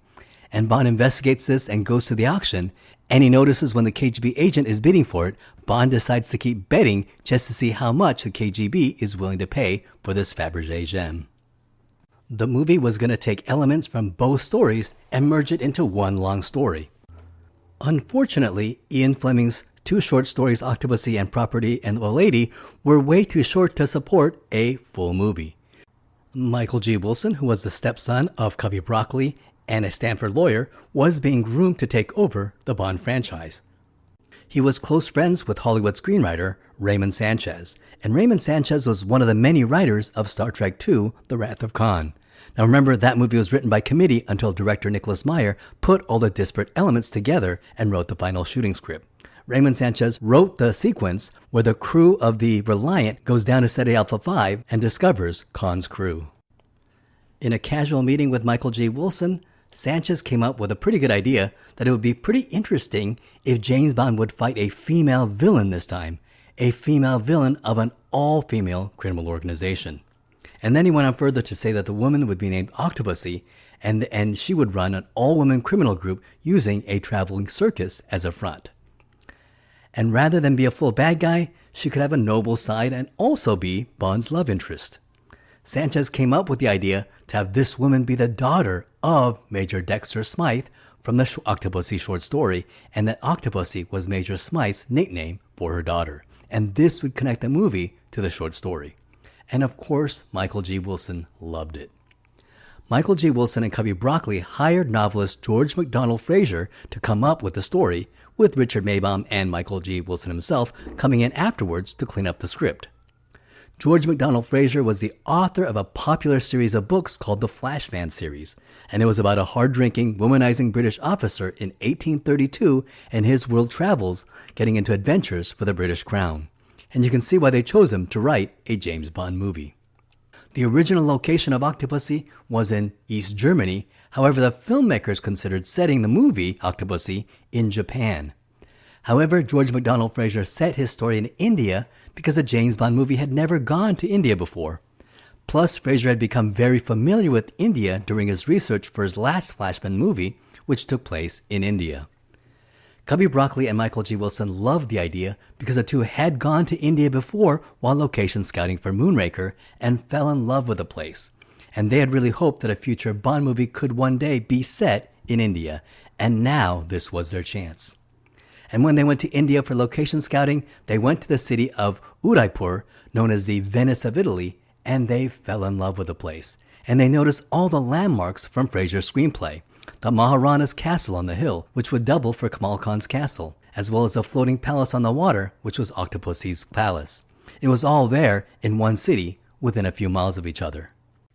For the role of Octopussy, Richard Maibaum and Michael G. Wilson actually had B-movie legend Sybil Danning in mind when writing the character. Cubby Broccoli actually called Sybil Danning, and then she met with the producers. When she got home, she got the call saying that she did not get the role. They felt their personality was too strong, and they wanted someone softer for the role of Octopussy. Cubby Broccoli wanted Faye Dunaway to play the part, but Cubby Broccoli also felt that her salary would be way too expensive for the budget they had. They considered Barbara Carrera, who actually turned down the role so that she could star as Fatima Blush in the competing Bond film Never Say Never Again, mostly because she wanted to work with Sean Connery. Cubby Broccoli then considered someone of Southeast Asian descent to play Octopussy, and there were two prominent Indian actresses in Hollywood at the time, and they both auditioned for the part. The first was Paris Kambata, who starred as the bald alien empath Ilea in Star Trek The Motion Picture, and the second was Susie Quaylo, who was a character actress in the 1970s and was the wife of Sonny Bono after he divorced Cher. Today, Susie Quaylo is a best-selling author and a successful lifestyle guru, kind of like Octopussy. Another actress who was asked to audition was Maud Adams, who already played a Bond girl Andrea Anders in The Man with the Golden Gun, but we'll talk about her in a second. One of the first people hired for Octopussy was tennis pro Vijay Amritraj, who would play James Bond's ally and MI6 agent in India. Cubby Broccoli was a huge tennis fan and was a fan of Vijay Amritraj, and the two met at Wimbledon, and had become friends. Knowing that the movie would take place in India and Armitage was born in Madras, Broccoli called him up and cast him in this movie. However, there was a problem. Vijay was a tennis star and not an actor and had never been in anything before. Therefore, he was not in the British Equity nor the Screen Actors Guild, and that meant he could not be in this production. So Cubby Broccoli called one of his producer's friends in the US, producer Leonard Goldberg, and asked for a favor. And he had Vijay have a very small guest role in Fantasy Island, and this got him into the Screen Actors Guild, which allowed him to be an Octopussy and get membership into the British Equity. And when I saw this movie, I had no idea Vijay Armitage was not an actor, but rather a tennis pro. In fact, he was very well known in the tennis circuit, and he'd even beat John McEnroe and Jimmy Connors. And now the jokes about him playing tennis at the club and his backhand improving and him using a tennis racket to fight off assassins, it all makes sense. And I think he's quite good as Bond's assistant, considering he had never acted before. And years later, in 1986, he'll have a brief cameo as a starship captain in Star Trek IV, The Voyage Home.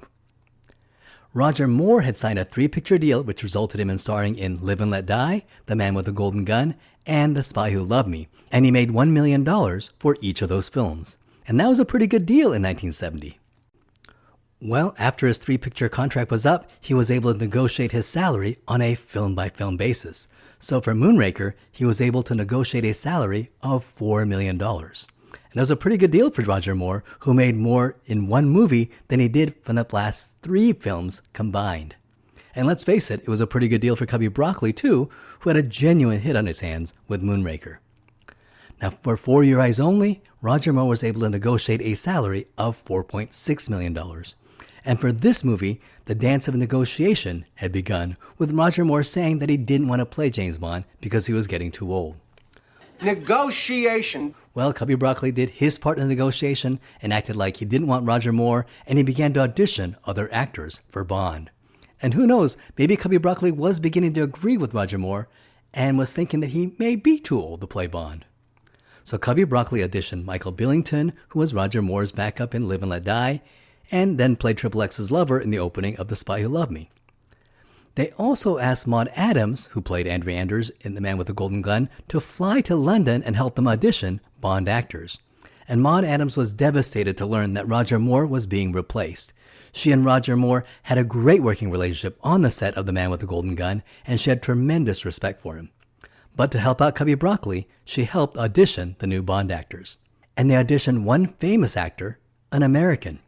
They auditioned James Brolin, and to the production team's shock, he completely nailed it. He was electric in the action sequences and really looked like he could fistfight his way through a crowd of assassins.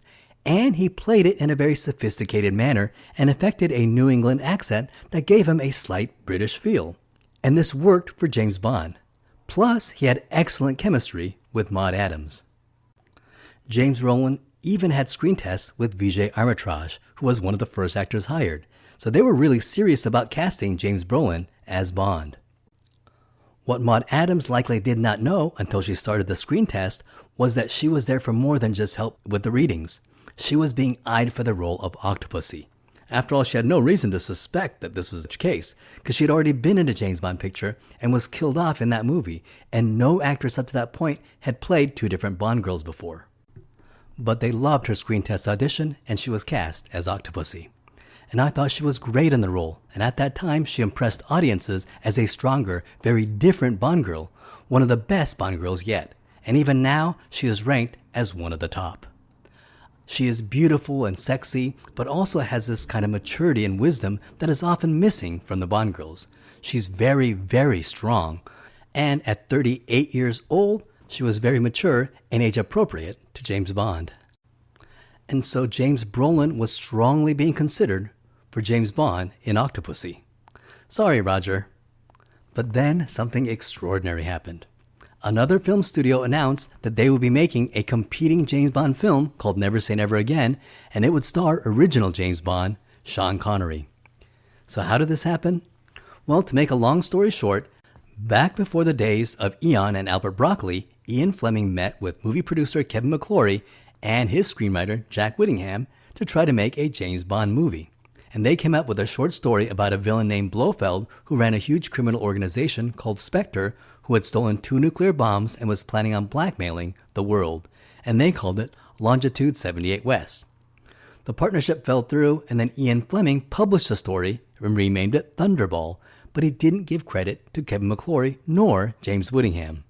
And I don't know what Ian Fleming was thinking or what he thought would happen, but Kevin McClory sued and was winning, but Ian Fleming had a heart attack, and so he was persuaded by friends to settle. And in 1963, the settlement said that Ian Fleming owned the rights to the book, but had to give credit to Jack Whittingham and Kevin McClory. However, all movie rights to Thunderball went to Kevin McClory, and that included the rights to Blofeld and Spectre. Well, there was a problem. Before this settlement, Eon Productions had just made 2 movies, Dr. No and From Russia with Love, that featured Blofeld and Spectre. And that's why the third film, Goldfinger, didn't have Spectre nor Blofeld in it. And as a clever compromise, Albert Broccoli and Harry Saltzman brought in Kevin McClory to produce their 4th film, Thunderball, gave him full producer credit, a whole bunch of money, and even let him have a cameo in the movie. In exchange, Eon Films would get the rights to Blofeld and Spectre for 10 years. Now why 10 years? Well, Cubby Broccoli and Harry Saltzman didn't think they'd be making James Bond movies in 10 years. So boy, were they wrong. And that's why they were able to make You Only Live Twice and On Her Majesty's Secret Service and Diamonds Are Forever, which heavily featured Blofeld and Spectre. Well, by the time of this movie, their 10 years had run out, and the rights to Blofeld and Spectre reverted back to Kevin McClory. Now Kevin McClory was free to make his own James Bond movie, and enter Jack Schwartzman, who acquired the rights from Kevin McClory and decided to make his competing James Bond film. And there was no way that James Brolin could compete with Sean Connery. And so Cubby Broccoli had to go to Roger Moore and ask him to be in this movie. And ultimately, Roger Moore negotiated a salary of $5.2 million to return as 007 for the 6th time. And Roger Moore was very happy that Maude Adams was hired as his co-star in this movie. Moore loved her portrayal as Andrea Anders and felt that she was his favorite female co-star in a Bond film. For the villain, Cubby Broccoli chose his good friend, French actor Louis Jourdan. And Louis Jourdan was already a prolific actor in France in the 1940s and had successfully transitioned to Hollywood in the 1950s. And just prior to playing Kamal Khan, he played Anton Arcane in the cult classic DC comic movie Swamp Thing. For Octopussy's right-hand woman Magda, they cast Christina Wayborn, who was Swedish like Maude Adams, and the two had a great time working together talking Swedish on set. However, despite the fact that they were both from Sweden, they had very distinct looks and very distinct energies and contrasted well on screen. For the main villain henchman Gobinder, they cast Indian actor Kabir Bedi, who was a prolific actor in India and well known throughout Europe. He was a huge star in Bollywood and was considered a huge heartthrob, and hiring him would bring in the Indian audience, which it did. For the second villain, Russian General Orlov, they cast Steven Berkoff, who apparently arrived at the audition wearing a samurai outfit. It was Cubby Broccoli's daughter, Barbara Broccoli, who now runs Eon Films, who recommended Steven Berkoff after seeing him in the play Greek, which was written by Steven Berkoff. And in the early 1980s, Steven Berkoff was the go-to actor to play villains, and today he is best remembered for his trio of General Orlov here, Victor Maitland in Beverly Hills Cop, and Lieutenant Colonel Sergei Podovsky in Rambo First Blood Part 2. And when members of the cast heard that the title of the movie was going to be called Octopussy, many were shocked and some were very embarrassed. However, when they discovered that it really was the title of one of Ian Fleming's short stories, they felt a little better about the title. Now here's a weird bit of Hollywood connection. Cary Elwes, who played Wesley in the 1987 Princess Bride and played Robin Hood in the 1993 Robin Hood Men in Tights, was the production assistant on this movie, and one of his jobs was to drive Roger Moore to the set every morning. And Cary Elwes was a nervous wreck and always drove really slow because he did not want to get into a car accident and be the one to kill James Bond. But he said that Roger Moore was a true gentleman and a class act, and calmed him down, complimented him on his driving, and gave him permission to drive faster if he wanted to. Now, the movie starts with one of the best opening pre-credit action sequences of all time. James Bond is in Cuba, and we see a very Fidel Castro-like leader enjoying a horse show. And while this was indeed supposed to be Cuba, these sequences were filmed in London. James Bond is in disguise as a horse trainer, but then turns his clothes inside out and then is disguised as Cuban officer Colonel Luis Toro. And he sneaks into the hangar with a bomb, intending to blow it up, but gets captured by the real Colonel Toro. However, his female ally helps him escape, and he gets into the trailer, which appears to have a horse, but the horse lifts up to reveal a tiny airplane. And this airplane is really cool, and it just feels like something an international secret agent would be flying. Now, this scene was not a special effect. This mini airplane actually exists. The airplane is known as the Acrostar DB-5J, and it was created by BD Aircraft Company, and it's for real. It weighs 220 pounds, and it can reach speeds of 300 miles an hour, and it held the Guinness Book of World Records for being the world's smallest airplane from 1979 to 2004. And not only is it famous for starring in this movie, it also made appearances in Budweiser commercials and commercials all throughout the 1980s and 1990s. The Cuban army shoots a heat-seeking missile, and Bond leads the heat-seeking missile into a hangar, and he's able to use it to destroy the hangar. And when Bond flies inside the hangar, this was accomplished by building a replica of the Acrostar flying on its side, with Roger Moore riding inside and being driven inside the hangar. And the Acrostar replica was mounted on top of an old Jaguar automobile. And the Jaguar was hidden by placing objects in the foreground. But if you slow down the footage, you can actually see the posts connecting the Acrostar to the Jaguar. Still, it was very convincing when you're watching it. Now, for the explosion of the hangar, a miniature hangar was built and exploded. Bond flies to safety, and in a very James Bond-like moment,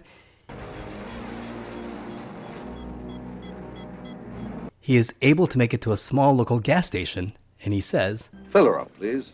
We then get the musical montage, All Time High, written by John Barry, with lyrics by Tim Rice, and performed by Rita Coolidge. Rita Coolidge is best known for the song Higher and Higher, which she sang with her then-husband, Chris Christopherson. And All Time High is one of the 7 song titles that does not refer to the film's title in it. And it's one of the first songs in a while not to have the title of the movie anywhere in the lyrics. But I guess you can't have a song with the lyrics Octopussy being repeated in it. And whatever you think of the opening song, the musical theme is beautiful, and it works perfectly for the movie. And after being absent in For Your Eyes Only due to tax issues in the UK, John Barry was able to return to write the music for this movie. And when Barry wrote All Time High, he wanted to avoid using instruments associated with India, such as the sitar, which he felt would have distracted from the drama of the movie. And today it's considered one of the lesser James Bond opening songs, but I find it very catchy, and at the release of Octopussy in 1983, All Time High did spend 4 weeks at the #1 spot on the United States Adult Contemporary Singles Chart.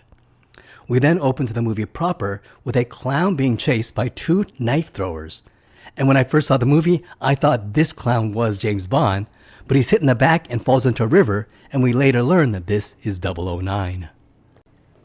Stabbed in the back with a throwing knife, he makes it to a posh party at the British Embassy and reveals that he has a Fabergé egg.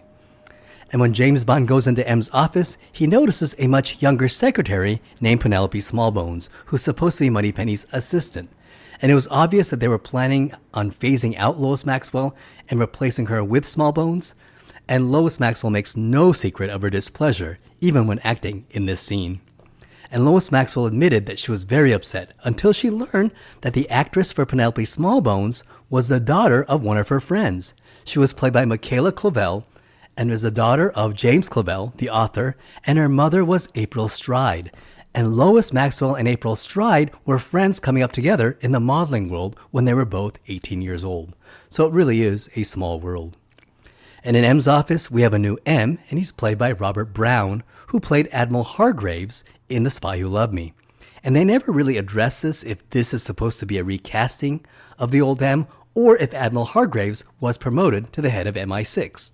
They never addressed it, leaving it very ambiguous. While I personally like to believe that Admiral Hargraves was promoted to the head of MI6, I did quite a bit of research on the internet, and most fans tend to think that Robert Brown is playing a recasted version of Miles Messervy, and that Bernard Lee and Robert Brown are indeed playing the same character. Well, nope. For me, This M is Admiral Hargreaves. M informs Bond that 009 has been killed and that the Fabergé egg he was carrying was a fake. And the real one is being auctioned off today by an anonymous seller. And this Fabergé egg is called The Property of a Lady, which is a subtle reference to one of Ian Fleming's short stories, Property of a Lady. They assume that the Russians might be selling the property of a lady in order to fund some covert operation, and thus James Bond is sent to investigate. We then move to the Soviet Union, and we go to the meeting of the KGB generals, and we get General Gogol. And here we get actor Paul Hardwick, who is playing Soviet President Leonid Brezhnev. And when this scene was filmed, Brezhnev was still the president of the Soviet Union. However, by the time this movie came out, Brezhnev had died in November 1982, making this scene an anachronism. And even though the James Bond novels were written in the climate of Soviet tensions between the West, if you think about it, this movie is the first time that James Bond is actually fighting Russians in the James Bond movies. Even in From Russia with Love, the bad guys were Spectre, not the Russians. And in The Spy Who Loved Me, they were allies, and in For Your Eyes Only, they were friendly competitors. And there's a reason for this. Cubby Broccoli believed that the politics between the Americans and the Russians would soon change, and he didn't want the James Bond movies to feel dated. Anyways, the Russian generals strategically planned their domestic and foreign policy, while one of the generals, General Orlov, has much grander plans for the Soviet Union. And Steven Berkoff's portrayal of General Orlov is incredible. The second you see him, you know he's the villain. The West is decadent and divided. And he's played with the exact balance of intelligence and unbalanced insanity. He's totally deranged. And he plans an aggressive campaign to expand the Soviet Union into Western Europe, certain that the West has become too decadent to mount a proper defense. But General Gogol thinks he's crazy and just shuts him down. James Bond is sent to the auction to investigate the Fabergé egg, accompanied by MI6 antique expert Jim Fanning, played by Douglas Wilmer. And they spot Kamal Khan, an exiled Afghan prince and wealthy businessman, that he's bidding for the egg. And Bond decides to bid for the egg himself just to see how badly Kamal Khan wants it. And Jim Fanning looks like he's about to have a heart attack. And while looking at the egg, he switches the real egg with the fake one. And also forces Kamal Khan to spend much more money than he planned, just to end up buying a fake Fabergé egg. And the Fabergé egg will be the MacGuffin for this movie, or at least until General Orlov smashes it. Now, for those that know, the Fabergé egg was not created for this movie. Fabergé eggs are real, and they were made by Carl Fabergé from 1885 to 1917, and they were presented annually to the wife of the Russian Tsar, Alexander III, and later to his son, Nicholas II, as Easter gifts, and a total of 50 were made, and 42 have survived to this day. And what's cool about it is that each of the Fabergé eggs are totally different from each other, and they're really cool. And I enjoy looking at Fabergé eggs. I think they're amazing. And the Fabergé egg used in this movie is based on a real existing Fabergé egg. So while in this movie they call this egg the property of a lady, which is in honor of the name of the short story for which the movie is based, the real Fabergé egg is called the Imperial Coronation Egg, and it looks very similar to the one used in this movie. Carl Fabergé made the coronation egg in 1897, and in 1979 it was sold to Malcolm Forbes, who bought it for $2.16 million. And he held on to it for over 20 years, and in 2004 it was sold to a Russian businessman named Viktor Vekselberg, who was the CEO of the Renova Group, who bought 9 Fabergé eggs from America for a total price of over $100 million. And now the significance of this is that these Fabergé eggs now are back in Russian hands. And I think that's pretty cool. M sends James Bond to India to investigate Kamal Khan and what connection he might have to the Russians. And in India, he meets up with MI6 contact Vijay, who breaks the fourth wall by playing the James Bond theme song on his Snake Charmer Punji flute. And when Vijay says, "This was the wrong cover, I hate snakes," this line was totally true. Vijay Armitage had a deadly fear of snakes and really struggled to film these scenes. This was the wrong cover. I hate snakes. Taxi, sir. That afternoon, Bond goes to the country club and observes Kamal Khan and sees that he is clearly cheating at backgammon by using loaded dice. and James Bond uses Kamal Khan's loaded dice, and I love how he rolls double sixes and doesn't even look at what he rolled, and he just knows that he rolled 2 6s. It's a total James Bond move. Totally awesome. And Kamal Khan's henchman Gobinder pulls an odd job and crushes the dice with his bare hands. And this scene where Kamal cheats at backgammon was taken from the novel Moonraker, where Bond catches Hugo Drax cheating at bridge and beats him at his own game, and in the book, Hugo Drax tells Bond, "Spend the money quickly, Mr. Bond." And on the way back to his hotel, James Bond is attacked by Gobinder and his goons. And it's a really fun fight scene that happens on the streets of India. And you can totally tell which scenes were filmed on location in India and which scenes were filmed on a set in Pinewood Studios. On location in Udaipur, the filming crew had a problem with locals showing up to watch the filming. They wanted 5,000 locals in the background, but tens of thousands showed up, and it was difficult to clear the large crowds to film. Incidentally, to this day, Udaipur is very proud of the fact that a James Bond movie was filmed in their town, and to this day, the town of Udaipur publicly airs Octopussy nightly. And I think that is totally awesome. Now, it's not exactly the most politically correct of action sequences, and they use a lot of cliches associated with India, like snake charmers, fire breathers, sword swallowers, and people lying down on a bed of nails. But you gotta admit, it is very fast-paced, and it is a lot of fun.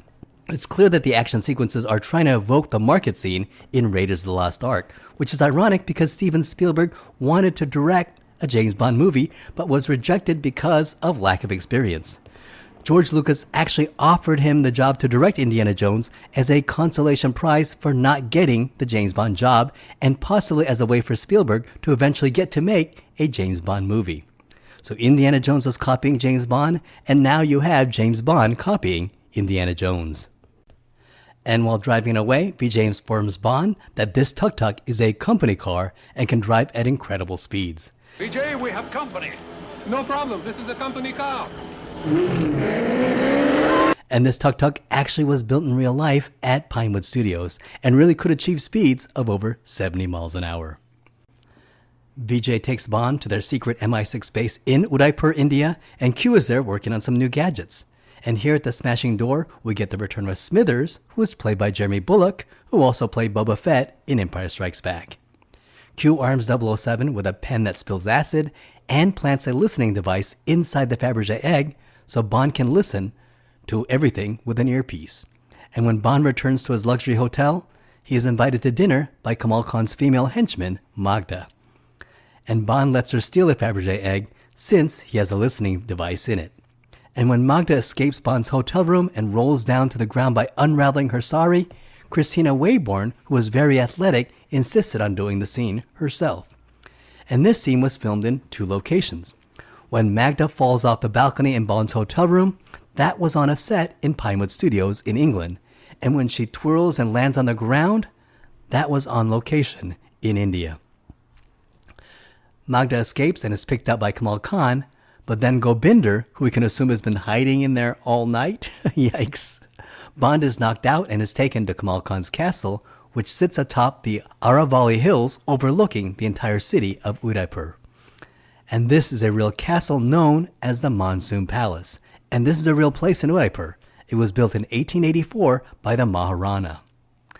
Now in the morning, Kamal Khan goes to meet the mysterious Octopussy, and it's like he is reporting to her. And it's an intriguing scene, and it makes us very curious who this Octopussy is.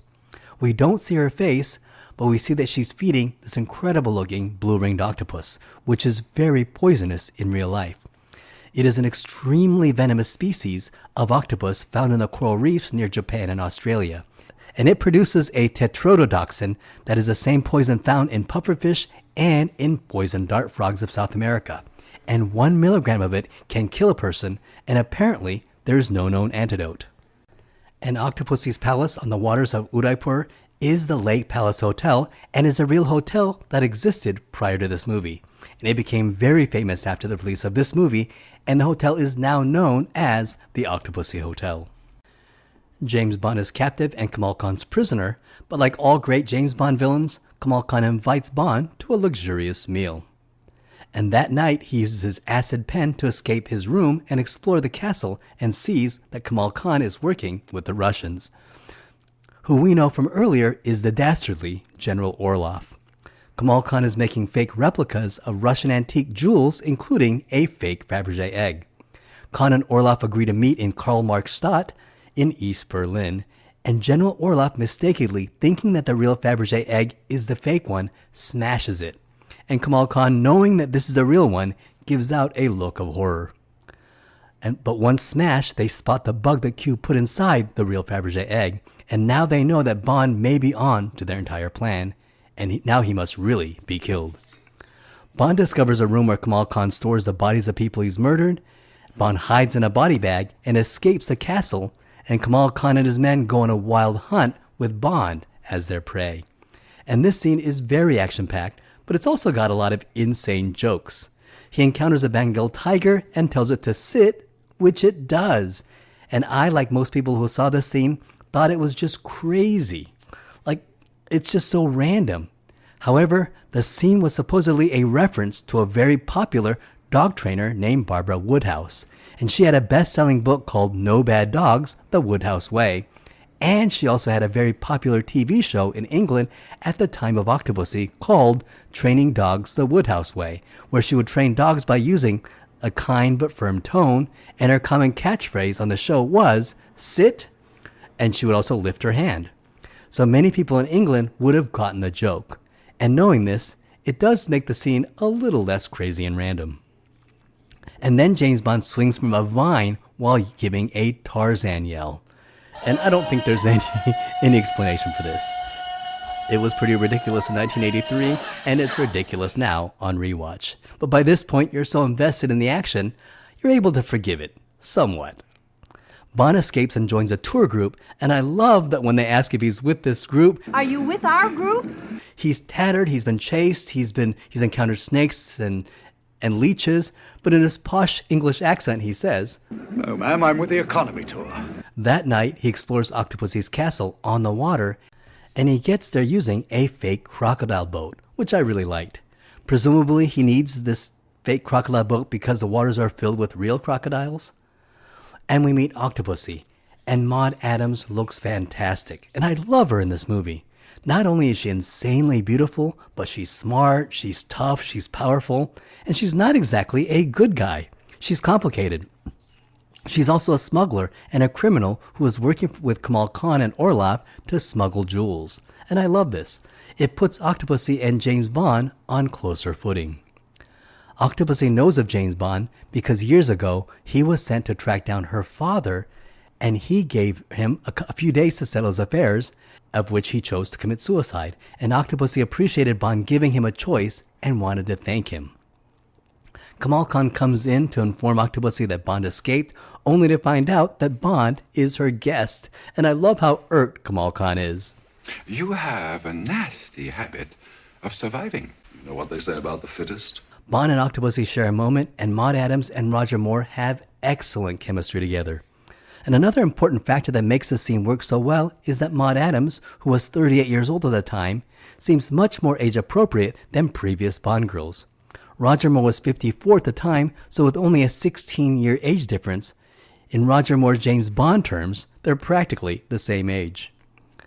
That night, Kamal Khan hires Indian assassins to murder James Bond, and there's one assassin who has a yo-yo buzzsaw weapon, and that is totally James Bond.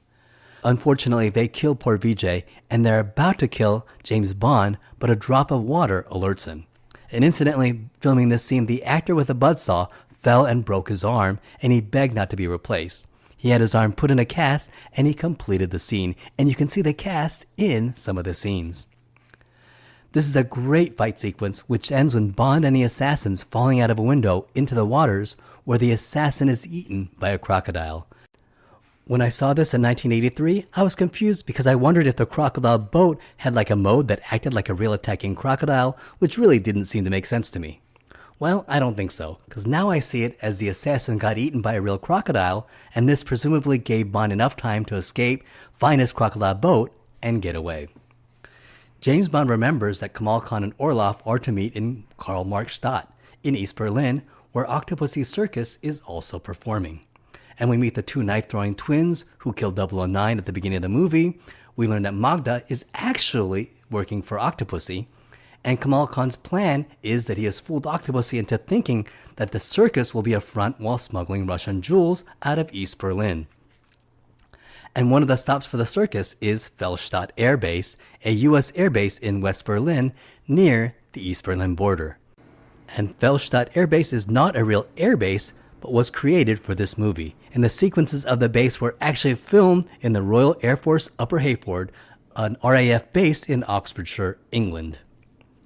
For the circus, they actually converted the 007 stage in Pinewood Studios and turned it into a real working circus. They hired hundreds of child actors to be in the audience, and the cast and crew also brought in their families, and they had a great time while real circus performers entertained the audience.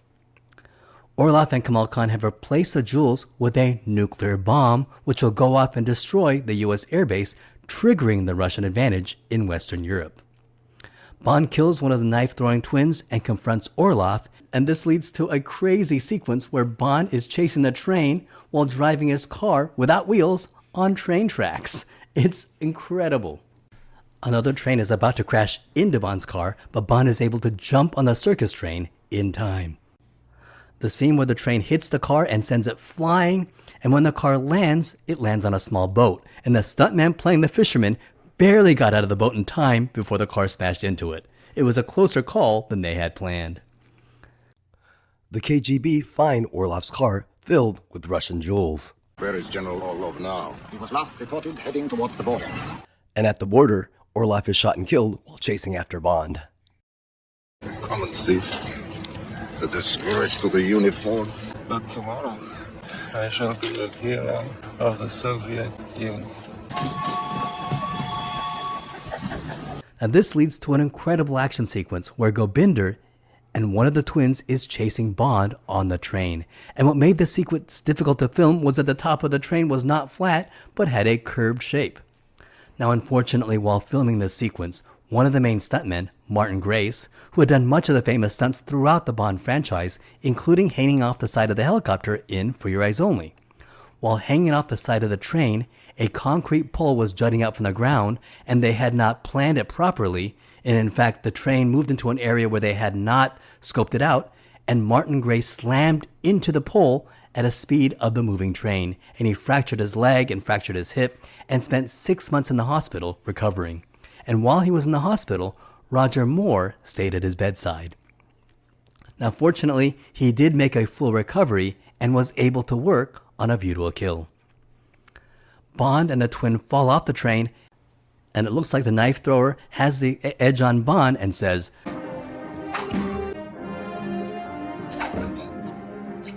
"For my brother." But then Bond turns the advantage around, kills the twin, and said, "That's for 009. It is a great James Bond moment. Bond hitches a ride with a German couple, and in town he tries to make a phone call to inform his superiors about the bomb, but a lady won't get out the payphone in town, so James Bond steals her Alfa Romeo. Now incidentally, this German town was actually built on the set at Pinewood Studios. He makes it to the Air Force Base, has to blow through security, and disguises himself as a clown, just like 009 did. Meanwhile, Kamal Khan and Gobinder say goodbye to Octopussy, and they plan to get as far away from the airbase as possible. And I love how for a second the car won't start, and you see the panic in their eyes. And on the road, Khan and Bond actually crosses paths on the road, and he says, "Good, let him keep going. He'll be late, and we'll be rid of him, too." Bond, dressed as a clown, with base security hot on his trail, informs the General and Octopussy that there's a nuclear bomb in this very circus. And this is an incredibly tense scene, and given that Bond is dressed like a circus clown, what makes it work is that Roger Moore completely commits to the scene without an ounce of camp. And the scene is brilliant. Bond tells Octopussy that Kamal Khan and Orlov had betrayed her and left her to die. And James Bond is able to disarm the bomb with only 1 second to go. Later that night, Octopussy and her circus troupe raid Kamal Khan's castle, and it's a great scene, where Octopussy's all-female army are more than a formidable match for Kamal Khan's guards. Now, this scene was filmed at Pinewood Studios in England, and it was filmed in November. And it was freezing outside. And you see all those female actors dressed in very skimpy clothing? they were all freezing and had to pretend that they were in the hot nights of India. And while filming the sequence, Christina Wayborn, who did the action herself, actually broke her toes in one scene.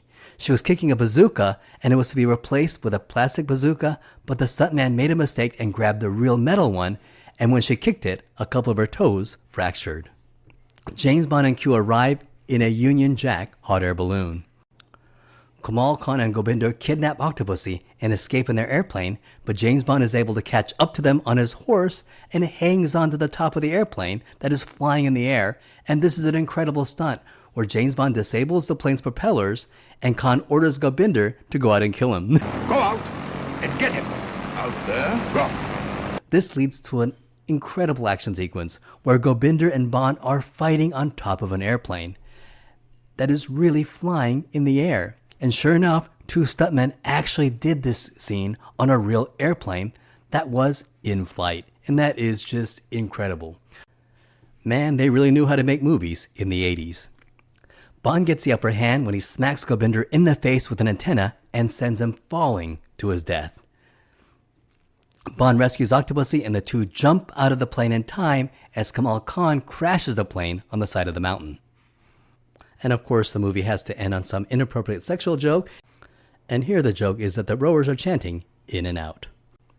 And thus ends a fantastic James Bond movie. And this movie is a perfect continuation of The Spy Who Loved Me, Moonraker, For Your Eyes Only, and now Octopussy. This film was a huge success. Made on a budget of $27.5 million, it had a very successful box office. It made $68 million in the US and went on to make $187.5 million worldwide, nearly equaling the box office For Your Eyes Only. This film earned mostly positive reviews. Critics praised John Glenn's directing and praised Louis Jourdan's performance as Kamal Khan, and many praised the incredible action sequences. Those that did not like the film generally criticized the absurdity of the many of the crazy jokes. Now, interestingly, time has not been kind to this movie, and today Octopussy is considered one of the lower-tiered Bond films. Points of contention are the comedic scenes, such as the Tarzan yell, Bond dressed in the gorilla, and Bond dressed as a clown. So, how did this movie do against the Sean Connery film? Well, first you have to understand the historical significance of the idea of Bond versus Bond and this idea of Sean Connery versus Roger Moore. And it's pretty cool to think that Roger Moore was only signed on to do 3 films, and here he is in his 6th James Bond movie going head-to-head against the big guy, the original James Bond. Well, Never Say Never Again came out 4 months later, and when the box office receipts were counted, Octopussy beat Never Say Never Again. Never Say Never Again, which was still a huge success, made $160 million, which was $27 million less than Octopussy, and Never Say Never Again had a much higher budget at $36 million. And this definitely gave Roger Moore a huge boost of respect as our generation's 007. So much so that despite Octopussy being planned as Roger Moore's last James Bond movie, Cubby Broccoli would throw a huge pile of money at Roger Moore, over $7 million, to star in one more James Bond movie, A View to a Kill. That's more than 40% more than he had made for either For Your Eyes Only or Octopussy, and it was an offer he could not refuse. This movie would cement Roger Moore's legacy as James Bond, because Sean Connery made 6 James Bond movies, and with this movie, Roger Moore, who was initially just going to make 3 movies, ended up making 6 movies himself. But however, with the next film, A View to a Kill, Roger Moore would make 7 James Bond movies, 1 more than Sean Connery. Although if you consider the non-canon Bond film Never Say Never Again, Sean Connery also made 7 James Bond movies. And we'll get to see A View to a Kill soon, but next video we'll talk about the other James Bond film starring the OG Bond, Sean Connery himself, in Never Say Never Again. And I'll see you in that video shortly.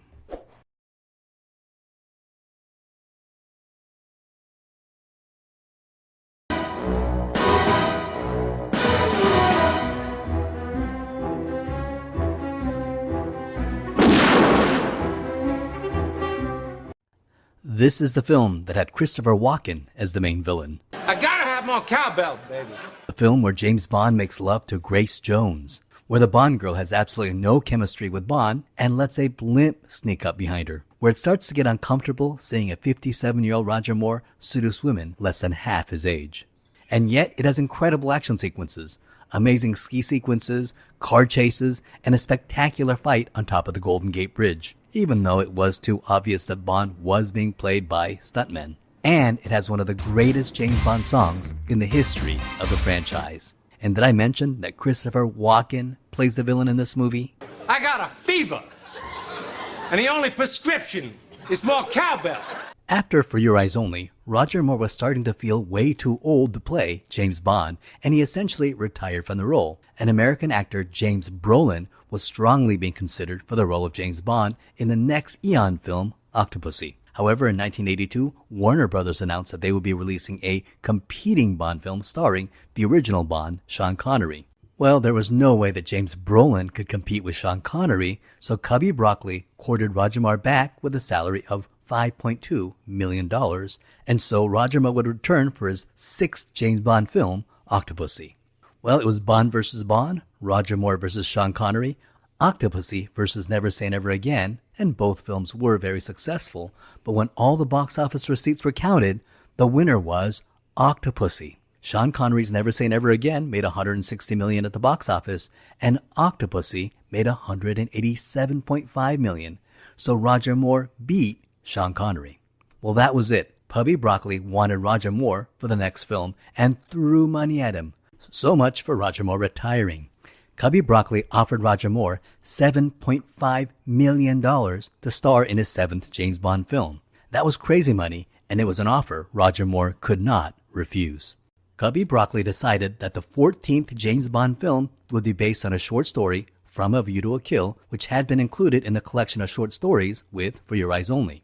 In From a View to a Kill, James Bond is sent to investigate the murder of a motorcycle dispatch rider, and Bond goes to Paris, France, disguised as a motorcycle dispatch rider, and the assassin attempts to kill him. Bond kills the assassin and uncovers his base of operations. And in fact, during the end credits of Octopussy, it said James Bond will be back in From a View to a Kill. Now, Cubby Broccoli knew that the story From a View to a Kill was not enough to write a movie around, so an entirely new movie was written, and the only aspect of the short story that remained is the location of Paris. Now, Cubby Broccoli originally wanted George MacDonald Fraser, who wrote the screenplay for Octopussy, to write the screenplay for this movie. However, George MacDonald Fraser was not available. Albert Broccoli's stepson, Michael G. Wilson, who had been groomed to take over the Bond franchise ever since The Spy Who Loved Me, co-wrote the screenplay along with Richard Maybaum. And the new screenplay for this movie would be loosely based on Goldfinger, where a wealthy billionaire who is obsessed with microchips instead of gold wants to destroy Silicon Valley instead of Fort Knox, so that his supply of microchips would be worth more. And his henchman would be a woman, Pussy Galore in Goldfinger, Mayday in this movie, who also leads her own small army of women. And at the end, she would see the evil of her boss and betray him to help Bond. Now, in the original screenplay to the film, the villain would be a billionaire industrialist microchip manufacturer named Max Zorin, who wants to destroy Silicon Valley so that his microchips would be the only game in town. And how he intended to destroy Silicon Valley was he was going to manipulate Halley's Comet into crashing into Silicon Valley. Cubby Broccoli thought that Halley's Comet angle was too ridiculous and unbelievable and asked for a more realistic change. The destruction of Silicon Valley was changed to an explosion along San Francisco's Hayward and San Andreas fault lines, causing them to flood and submerge Silicon Valley into the water. Immediately, John Glenn, who had directed the last two films, For Your Eyes Only and Octopussy, was asked to return to direct his third installment. And for the villain Max Zorin, the writers had David Bowie in mind. And David Bowie initially expressed interest in the role, and he was officially announced as the villain in this movie. And I can totally see him as Max Zorin. However, David Bowie, who was not a James Bond fan and had not seen a single Roger Moore movie, did not like the script, and he decided to turn down the role, saying in an interview, "I didn't want to spend 5 months watching my stunt double fall off cliffs." They then offered the role to Sting, who was trying to break into movies and had starred as Fade Rautha in the 1984 Dune.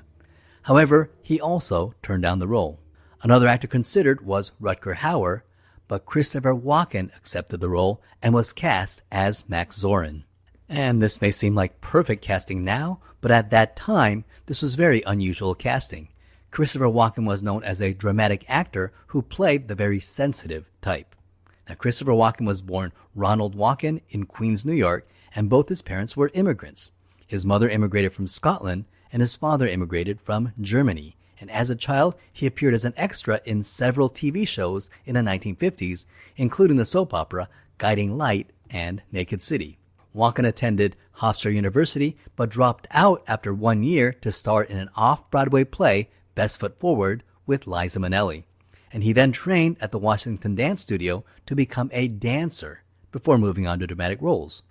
At age 19, he changed his name to Christopher at the suggestion of fellow actress Monique Van Vuren, who thought the name Christopher suited him better than Ronald. He continued to have several bit parts in movies and had a very memorable bit in Woody Allen's 1977 film Annie Hall, where he played Annie Hall's crazy brother, Dwayne. Christopher Walken was also George Lucas's top choice to play Han Solo in Star Wars, but the role eventually went to Harrison Ford. And in 1978, he starred in Michael Cimino's Deer Hunter, where he won an Academy Award. He then starred in Heaven's Gate, Pennies from Heaven, and in the 1983 The Dead Zone, and Brainstorm with Natalie Wood. And in 1985, he starred as Max Zorin in this movie. And after this film, he starred as a ruthless drug dealer, Frank White, in the 1990 Kings of New York, and in 1992 as Max Schreck in Batman Returns, and would eventually become one of the most famous actors in the world.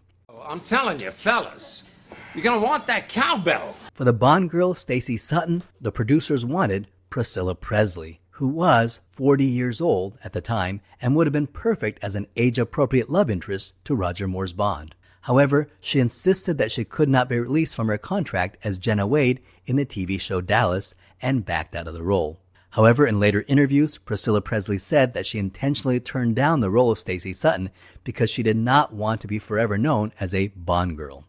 Well, Bo Derek was also considered, but then they cast similar-looking Tanya Roberts, who was 35 years old, but somehow seemed much less age-appropriate. Director John Glenn loved the way Tanya Roberts looked and felt that she would be the best-looking Bond girl in the history of the franchise. Now, Tanya Roberts was born Victoria Lee Bloom in Manhattan, New York. When she was 22, she met Barry Roberts, and while he was pursuing a career as a screenwriter, she studied at the Actors Studio under the name Tanya Roberts, and the two remained happily married for 33 years until his death in 2006. She began to get several jobs in TV ads and supported herself as a dance instructor, and Roberts began to get small roles in movies, but her big break came in 1980 as one of the angels in the 5th season of Charlie's Angels. Then in 1982, she starred in Beastmaster, and it was this movie that Cubby Broccoli spotted Tanya Roberts and cast her in this movie. And in 1984, she starred as the titular character in Sheena, Queen of the Jungle. And in 1985, she starred in this movie, and then in 1998, she became a main cast member regular as Midge Pinciotti, the mother of Donna Pinciotti on the hit sitcom That 70s Show. For the role of Mayday, they cast Grace Jones after Cubby Broccoli saw her in the 1984 film Conan the Destroyer. Grace Jones was a singer, songwriter, and model who was born in Spanish Town, Jamaica, and was raised in a very strict Pentecostal community, and grew up taking part in daily prayer and Bible readings. And at age 13, her family moved to New York, and her father established his own church. However, Grace Jones began to rebel and wear makeup, and in college, she took theater classes, and then in 1960, she joined a hippie commune and began experimenting with LSD. And Grace Jones cites this time as a very important time in her emotional growth. And at 18, she signed on as a model and then moved to Paris, where she quickly became one of the top sought-out models, known for her unusual, androgynous, bold, dark-skinned appearance. And she began to socialize with Giorgio Armani and Karl Lagerfeld. And in the 1970s, she began a very successful singing career that lasted over 40 years and has been cited by singers such as Annie Lennox, Lady Gaga, and Rihanna as their inspiration. And today, at 77 years old, she still performs in concerts and music festivals. And I think that is totally awesome. Now, this movie has one of the coolest opening teasers. It is Roger Moore's James Bond after all, and it is being directed by John Glenn, so you're not too surprised that it has an incredible ski sequence. After all, John Glenn was the second unit director who directed the incredible ski sequence in On Her Majesty's Secret Service with George Lazenby, and then he topped himself as the second unit director who filmed the opening ski sequence in The Spy Who Loved Me, and then topped himself again as the main director who directed the insane ski sequence in For Your Eyes Only, arguably the best ski-based sequence ever put on film. And I won't quite say he topped himself, but I can generally say that he almost matched it again here with the opening ski sequence in this movie. Although I think many people will take off a few points because of the Beach Boys song California Girls in the snowboarding sequence, which wasn't even sung by the Beach Boys. It was sung by the Beach Boys cover band, Giddy Up Park. And the man who doubled for Roger Moore as James Bond doing the snowboard sequence was Sherman Poppin, who in 1965 invented the snowboard. Apparently, Sherman Poppin cross-braced two skis together to create a wide board for his daughters to ride down. And then in 1972, a Cornell student named Dmitry Milovich evolved Sherman Poppin's designs into his winter stick, which he marketed as a device made to surf the snow. And this became the design of the modern snowboard. And by 1976, companies like Sims, GNU, and Burton began to manufacture snowboards to the general public. And snowboarding became very popular in the early 1980s, and in 1985, snowboarders created the International Snowboarding Federation. And that same year, this movie came out. And just like For Your Eyes Only, which not only reflected the popular new sport of rock climbing, but also helped spread it to the mainstream, A View to a Kill also did the same with snowboarding. This movie not only reflected the new popular sport of snowboarding, but it also helped further popularize snowboarding to the mass audience. And a decade later, in 1995, snowboarding was made an official sport in the Winter Olympics. The helicopter that Bond shoots the red flare at was actually a miniature radio-controlled helicopter, and they created 3.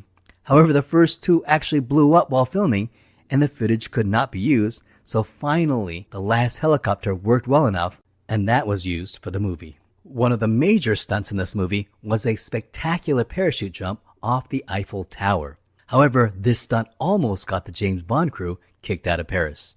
And it was quite an audacious idea at the time that Michael G. Wilson had to actually jump off the top of the Eiffel Tower, so they had stuntman B.J. Worth plan the stunt. And B.J. Worth made 22 parachute jumps from a hot air balloon that was floating at the height of the Eiffel Tower of 930 feet. And he painstakingly analyzed his body during the fall. And one of the things to consider was that the Eiffel Tower was very small at the top, but very wide at the bottom. So they had to build a plank, a diving board to jump off of. And B.J. Worth had to open his parachute at 3 seconds, because if he didn't, he'd hit the side of the bottom of the Eiffel Tower. Now, the 2 stuntmen who were going to do the jump was B.J. Worth and backup Don Calvetti. And the 2 practiced on the hot air balloon and got to the point where they used the pitch of the air rushing into their ears as their altimeter to know when to pull the chute at 3 seconds. And they did 10 perfect practice jumps on the hot air balloon, and they were now ready for the Eiffel Tower. However, it was not easy to get permission from the French government to allow the film crew to do this. The 007 film crew had to get permission from 32 separate government agencies involved in monitoring the jump, including the French Maritime Police, the French Aviation Police, the Tower Police, the Park Police, and the Street Police. It was a big deal to do this jump, but they finally got all the permissions.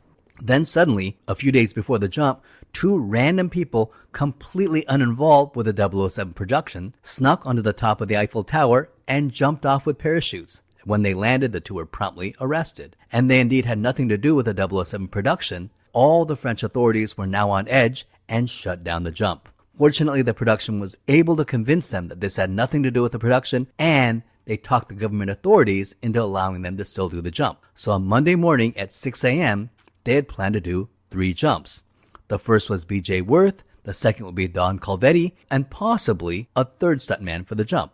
So B.J. Worth got ready to do the jump, and he was very nervous. His wife and baby actually came to the jump and nervously watched. And he yelled, "This one's for Cubby," and made the jump, and the jump was perfect. And it would be the jump used for the movie. And Don Calvetti was ready to make the jump, but Cubby Broccoli said, no, that jump was perfect, and there's no need to take on more risk, and he canceled all subsequent jumps. Well, Don Calvetti really wanted to do the jump, and begged the production to let him do it, but Cubby Broccoli said no. And since Don Calvetti really wanted to do the jump, he and his friend Bill Sweeney decided that they would sneak onto the Eiffel Tower and make an illegal jump the next morning. And they thought they could do this without anyone knowing about it. Unbeknownst to Don Calvetti and Bill Sweeney, John Glenn and the production team had already arrived at the Eiffel Tower and were midway on the tower planning the day's shoot. And they witnessed Don and Bill parachute down. Well, the police got involved, the mayor got involved, the Paris authorities got involved, and almost kicked the 007 crew out of Paris. So B.J. Worth had to fire Don Calvetti, and despite numerous attempts, B.J. Worth was never able to get him back onto another Bond movie.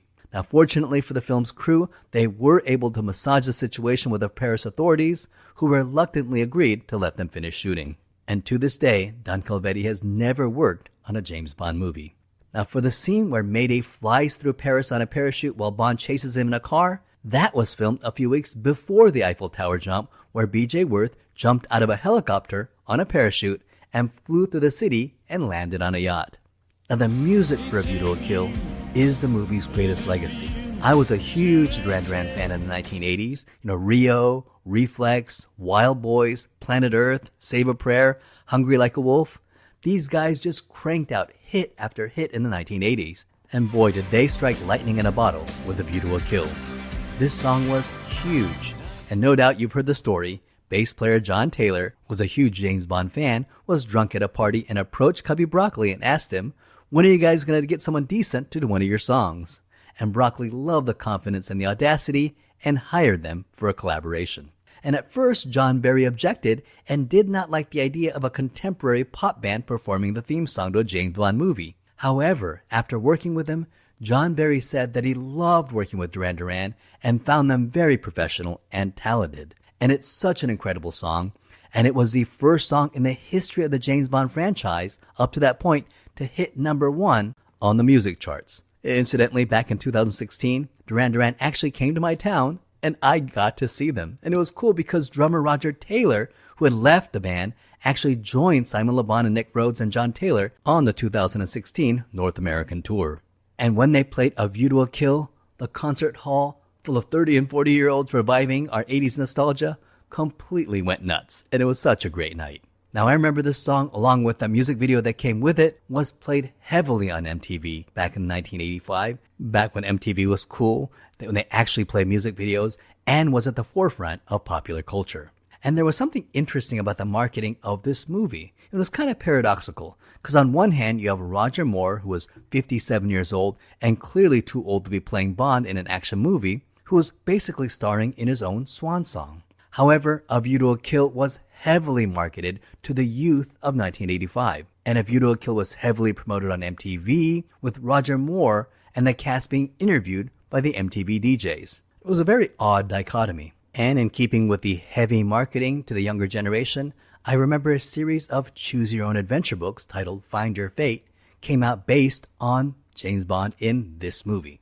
I'm telling you, the build-up to this movie was huge. Now, the second half of this movie takes place in San Francisco, which seems appropriate since this is a movie about Silicon Valley. Well, the mayor of San Francisco at the time was a huge James Bond fan and really wanted Eon to film a movie in San Francisco and basically gave the production team carte blanche to film throughout the city. So who was this mayor? The mayor of San Francisco in 1984 was Dianne Feinstein. Dianne Feinstein was mayor from 1978 to 1988, and in 1992, she would be elected as a senator from California and would be reelected 5 times and serve as California's Democratic senator until her death on September 29, 2023. And Dianne Feinstein said that not only was she a huge 007 fan, she actually preferred Roger Moore over Sean Connery. And the filming crew had the keys to the entire city, and she helped expedite approval of all the city permits for filming, and the scene where Bond and Stacey Sutton are in San Francisco City Hall was actually filmed at the real San Francisco City Hall. So when I say they had full access to the city, I wasn't kidding. After the movie was completed, Cubby Broccoli was so grateful to Mayor Dianne Feinstein that the official premiere of A View to a Kill was actually in San Francisco. And it was the first time that a James Bond movie that didn't premiere in England. So Roger Moore himself was getting nervous about his age and being too old to star in this movie, so he went and got a facelift. And I feel this is responsible for Roger Moore's slightly odd look on his face. Now don't get me wrong, he's still a very handsome man, but even in the last movie, he looked very poised and natural, but here, his face looks a little frozen and unnatural. And furthermore, there's just something slightly off about his performance. And this is my speculation. Because you see, James Bond is supposed to be a very self-confident man, and he just oozes self-confidence. And I think that's what made Sean Connery and Roger Moore such perfect actors to play Bond. They're both very self-confident men. Well, you know that after Octopussy, Roger Moore absolutely believed that he was too old to be playing Bond, and was probably feeling a little insecure about his age. Insecure enough to get a little work done on his face. And I think that crack in his self-confidence, that insecurity, is beginning to show in this movie. Like Roger Moore is beginning to lose his mojo. Years later, Roger Moore said that A View to a Kill was his least favorite of his James Bond movies, and he felt that he was way too old to be playing Bond, and also felt that the movie was way too violent. And for the record, his two favorite movies are The Spy Who Loved Me and For Your Eyes Only. In one interview, he said that he was 400 years too old to be playing Bond. And where it shows the most is in the action sequences. Like in For Your Eyes Only, I knew that Roger Moore wasn't climbing the mountain or skiing down the mountain, but I never doubted that James Bond was doing those things. But here, I have to admit, in a lot of the action sequences, when we see a stuntman doing the stunts, I'm kind of taken out of the movie for a split second. And it happened quite a lot while watching this movie. Now, an interesting character is Grace Jones, who portrays Mayday. And she kind of creeped me out when I saw this movie back in 1985. And today, she still kind of creeps me out a little. I don't personally find her attractive per se. I think I find her kind of scary. But on the other hand, there's something absolutely charismatic and magnetic whenever she's on screen. You just can't take your eyes off of her. She's certainly unforgettable as Mayday. That character is feral, she's dangerous, but also highly intelligent. And she just oozes charisma. And she is perfect for a 007 movie. You get the feeling that she's dangerous, but also completely nuts. And you get the feeling that Grace Jones, who plays her, may not be too different from her character. So she just makes the perfect James Bond henchwoman. And both Christopher Walken and Grace Jones are by far two of the most memorable people in this movie. And this movie starts out with a disclaimer. And this is because after filming the movie, they discovered that there were two very prominent companies named Zorin. And one of them, Zorin Industries with an A, was actually a Silicon Valley-based company. So they had to put a disclaimer to prevent themselves from getting sued. Then we move to Siberia, where James Bond, decked out in an all-white parka, is evading Siberian patrols. And he finds fellow MI6 agent, Agent 003, who is frozen in the snow.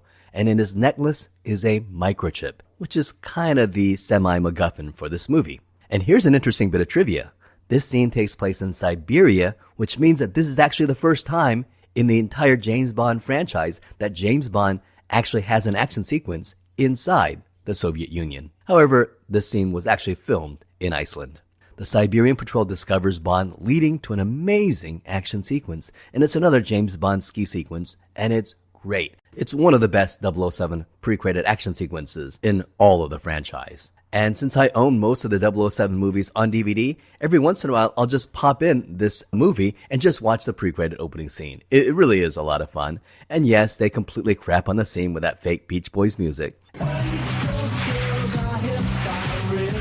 And I think it could have been even more incredible if they kept a traditional action score, but I have to admit, I still get a nostalgic smile on my face when he snowboards to the California girls while knocking down Soviet skiers. It still kind of works for me. Now, Roger Moore, at the age of 57, looks suave in his white snow parka, although it's getting harder and harder to suspend my disbelief. He just looked so fragile when I saw this in my youth, and now that I'm 57 years old, I'm thinking to myself, hey, he wasn't that old. After all, we have actors like Tom Cruise and Keanu Reeves, who are well past 57, who are still doing amazing action sequences. And finally, after humiliating the Siberian patrol, he actually escapes two pursuers on skis by surfing over a lake. And then he destroys a pursuing helicopter by firing a red flare at it. And then one of the glaciers pops open a Union Jack lid, and inside is a very luxurious boat. The mechanized glacier was created practically, but it was just a small motorized boat with the top of a glacier. And not only could the man steering the boat not see where he was steering, but it was freezing cold inside, and they had to continually lift the lid to let off smoke since the exhaust from the engine would fill up inside the boat. Then we cut to what I think is the greatest James Bond theme song ever, and that's Duran Duran's View to a Kill, which we talked about earlier. And the song reached #1 almost instantly and stayed at the #1 spot for 2 weeks and then stayed in the top Billboard charts for 17 weeks. And in keeping with the pop music theme marketed to the youth, Maurice Binder created a very interesting music montage with bright day-glow fluorescent colors. So everything about this segment screams the 80s. Bond heads to M's office, and we're going to learn what this movie is about. An American microchip manufacturer named Zorin Industries is manufacturing a new microchip that can be resistant to an EMP pulse. And this would give the Americans a huge leg up in the arms race against the Soviets. 6 months ago, that company was acquired by an Anglo-French combine, Zorin Industries. However, Agent 003 had discovered that the Soviets had the exact same microchip, thereby negating the American advantage. And this means that there's a Soviet mole working inside Zorin Industries. And James Bond even suspects that it might be the CEO himself, Max Zorin. What about Zorin himself? Max Zorin? Impossible. He's a leading French industrialist. At MI6, our Universal Exports office, we get the final return of Lois Maxwell as Moneypenny. And they were considering replacing her with Miss Penelope Smallbones in Octopussy, but I think they decided to abandon the whole idea and brought back Lois Maxwell for one last film. And then they recast both Bond and Moneypenny for the next film. Actually, Lois Maxwell had a great idea, which would have been to promote her character Moneypenny to the position of M, and she would be James Bond's boss. And I think that was a great idea, and she had the bonus of having the name that starts with the letter M. However, Cubby Broccoli did not like the idea, although this would foreshadow Judi Dench playing a female M for the Pierce Brosnan and Daniel Craig movies. And in M's office, there's M and the Secretary of Defense, and Q, who is playing with a robot that's been dubbed the Snooper Robot. Well, like all James Bond movies, this movie had a lot of product placement, and one of the major sponsors of A View to a Kill was the Sharper Image. Now remember them? Well, they all closed in 2008, although a new company recently bought the brand name and is trying to relaunch them again. But they were hot in 1985. And while the Sharper Image never sold Q's actual Snooper robot, they did sell similar versions of robots and robot dogs and remote-controlled cars. And they were very cutting edge way back in 1985. And I remember we had a Sharper Image close to our house, and I remember in 1985 they were heavily promoting James Bond and A View to a Kill and sold all sorts of spy-themed merchandise in their store, like bulletproof vests and miniature bug detectors. It was actually pretty cool. So the entire office of MI6 goes to Ascot horse races to shadow Max Zorin and his assistant Mayday. And since it was off-season at Ascot, the filming crew hired horses and horse racers to completely simulate the race for the movie. And Max Zorin's horse wins the race despite having a very mediocre breeding. And here we meet MI6's horse expert, Sir Godfrey Tibbett, who will be Bond's ally for the first half of the movie. Sir Godfrey Tibbett was played by Roger Moore's good friend, Patrick Macnee, who was already famous to television audiences as Secret Agent John Steed in the long-running TV series The Avengers, and he'd be the fourth star of The Avengers to be in a Bond film. Honor Blackman played Pussy Galore in Goldfinger, Diana Rigg played Teresa Di Vincenzo in On Her Majesty's Secret Service, and Joanna Lumley, best known as Patsy Stone in Absolutely Fabulous, and Purdy in the 1977 New Avengers, had a small role as one of Blofeld's Angels of Death in On Her Majesty's Secret Service. And Tibbett, being a horse expert, knows that there would be no way that a horse of its caliber and breeding could win a race unless it had been drugged. Unbelievable.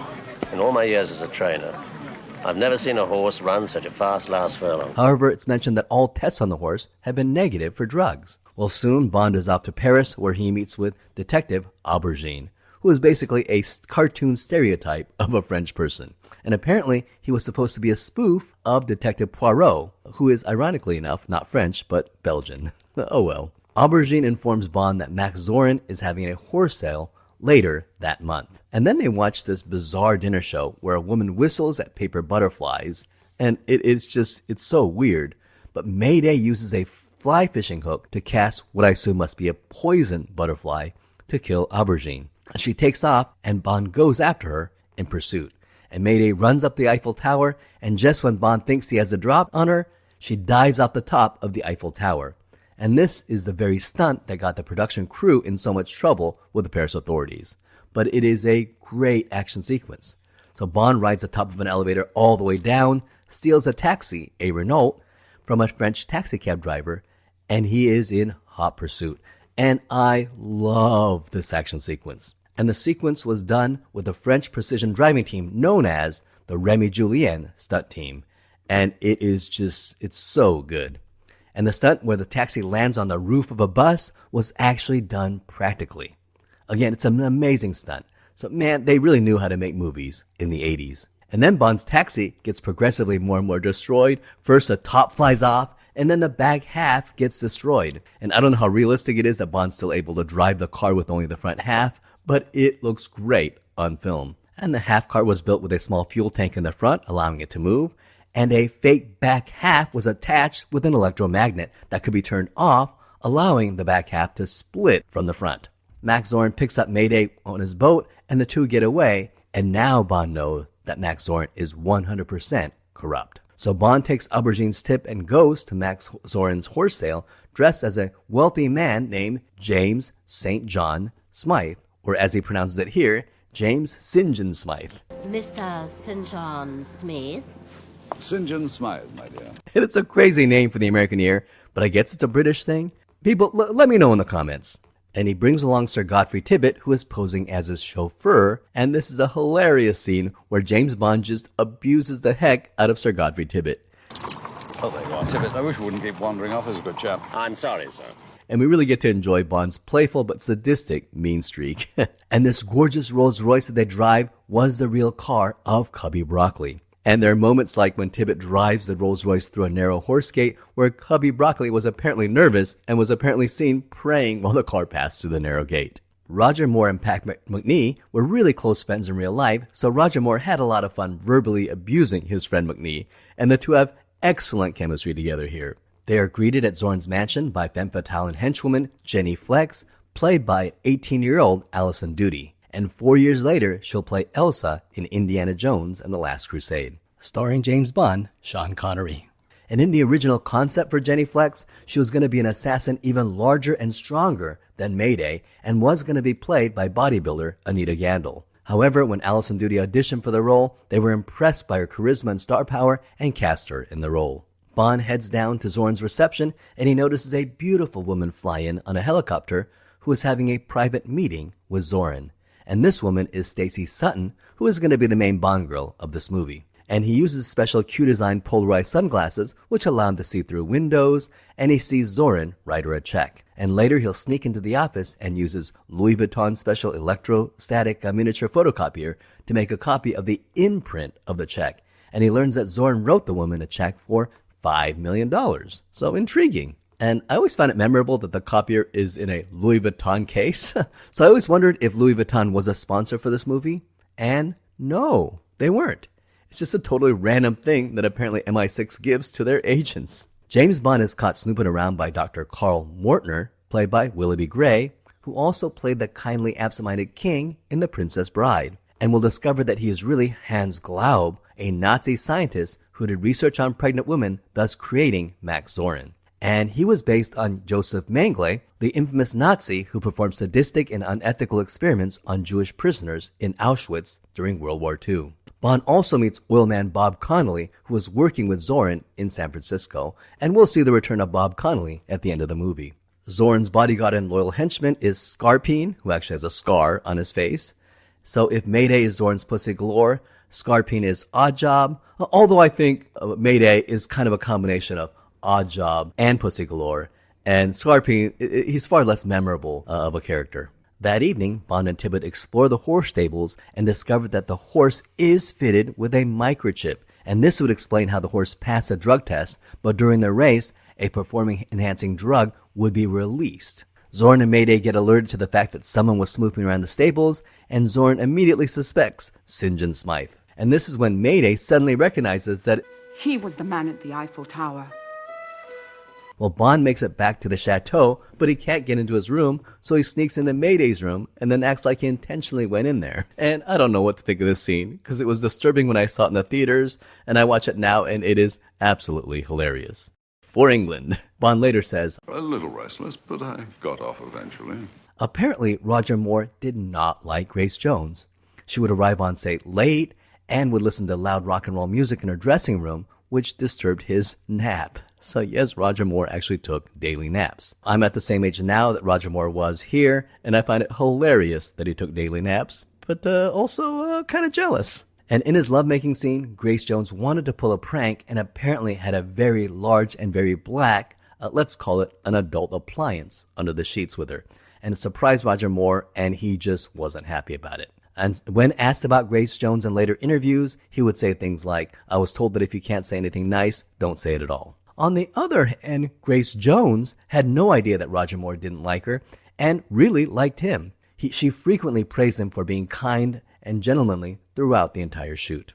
The next morning, Zorin meets with St. John Smythe to offer him a horse for sale, but in reality, he's using a 1980s primitive facial recognition software to identify that St. John Smythe is really James Bond, MI6 secret agent, and when he learns that Bond is very dangerous, he lets out a gleeful chortle. And there's an urban myth that this movie invented facial recognition software, and it really isn't true. The story probably came from CIA agent Tony Mendez, the subject of the movie Argo, and after watching the movie, his superiors asked him if they had such facial recognition technology, and when Mendez told them no, that he was told to develop it. So who knows, maybe Tony Mendez was involved in bringing it to the CIA? However, facial recognition technology was actually invented in the 1960s, 20 years earlier, by Woodrow W. Bledsoe at the RAND Corporation in California. He created a software that allowed computers to recognize faces. And in the 1970s, the Japanese made advances to this technology, and in the 1980s, MIT pioneered much of this technology. And after the release of this movie in 1991, MIT developed eigenfaces that allowed real-time accurate facial recognition. And finally, in 1993, the U.S. Department of Defense, in conjunction with George Mason University and the U.S. Army Research Laboratory, began to develop modern facial recognition technology. And it's really not known how much Tony Mendez or the CIA was involved in that development. Meanwhile, Bond sends Tibbet into town to alert MI6 and has him get a car wash as his cover. Tibbet, get into town, call M, and ask him to put a trace on this check. Be as quick as you can. However, Mayday has snuck into the back of the Rolls Royce, and while Tibbet is getting a car wash, we see her kill him. And this is a very effective scene. Zorin offers to ride with Bond and sets up a steeplechase booby trap for him, and when Bond sees the Rolls Royce, he jumps on the car only to discover that Tibbet has been murdered. And Bond is captured, and they throw him in the back of a Rolls Royce, and they drown him in a lake. And again, this is another Scott Evil moment. I have a gun in my room. You give me 5 seconds, I'll get it. I'll come back down here, boom, I'll blow their brains out. Scott, you just don't get it, do you? And Mayday is strong enough to push the Rolls Royce into the lake. And remember, that Rolls Royce was Cubby's, and they weren't going to submerge his prize car into the water. So they purchased another cheaper Rolls Royce, and they gutted out the engine, and that one was only used for this scene. Bond escapes and uses the air in his tires to breathe underwater, and waits for the bad guys to leave. And in case you're wondering if this is even possible, well, they did test it on an episode of the Mythbusters, and apparently it actually is not possible. Although it does seem like a good idea. The next morning, the KGB arrive, and we get General Gogol again. And that means that General Gogol has been in every James Bond movie since The Spy Who Loved Me. And he's really becoming a James Bond regular, and will even have a brief cameo in the next film, The Living Daylights. And we learn that Zorin is indeed a KGB agent, as James Bond initially suspected. And General Gogol informs Zorin, You did not request approval before eliminating 007. However, Zorin has decided that he's become way too big for the KGB and no longer needs them, and feels that he no longer needs to follow the KGB's orders. Let's just say he turns in his resignation here, with Gogol reminding him, No one ever leaves the KGB. And do you notice this huge KGB agent right here? This is Dolph Lundgren in his very first movie role. He was dating Grace Jones at the time, and in 1983, he was a professional kickboxer and Fulbright scholar at MIT, and was making extra cash as a bouncer at a local bar in Boston, and that's when he was spotted by Grace Jones. And the two dated, and she would bring him on set, and one day, when the scene was supposed to be filmed, the actor who was supposed to be in the scene called in sick, so they asked if he wanted to be in the scene, and that's how he got the part. Well, the acting bug bit him, and when he heard that Sylvester Stallone was looking for a large, imposing man to be in Rocky IV, Dolph Lundgren sent in his photos, and that's how it all started. Next, we go to Zorn's blimp, where he reveals his plan to his investors. And here you can see the similarities between Zorn's plan and Goldfinger's. There's even an investor who says no, and he's promptly killed. And just as Goldfinger's plan was called Operation Grand Slam, Zorn's plan is called Project Main Strike. And here's where Max and Mayday say the line of the movie, What a view to a kill. Bond also goes to San Francisco and meets his contact, CIA agent Chuck Lee. And in case you're thinking that Agent Lee reminded you of Felix Leiter, in the original script, he was Felix Leiter.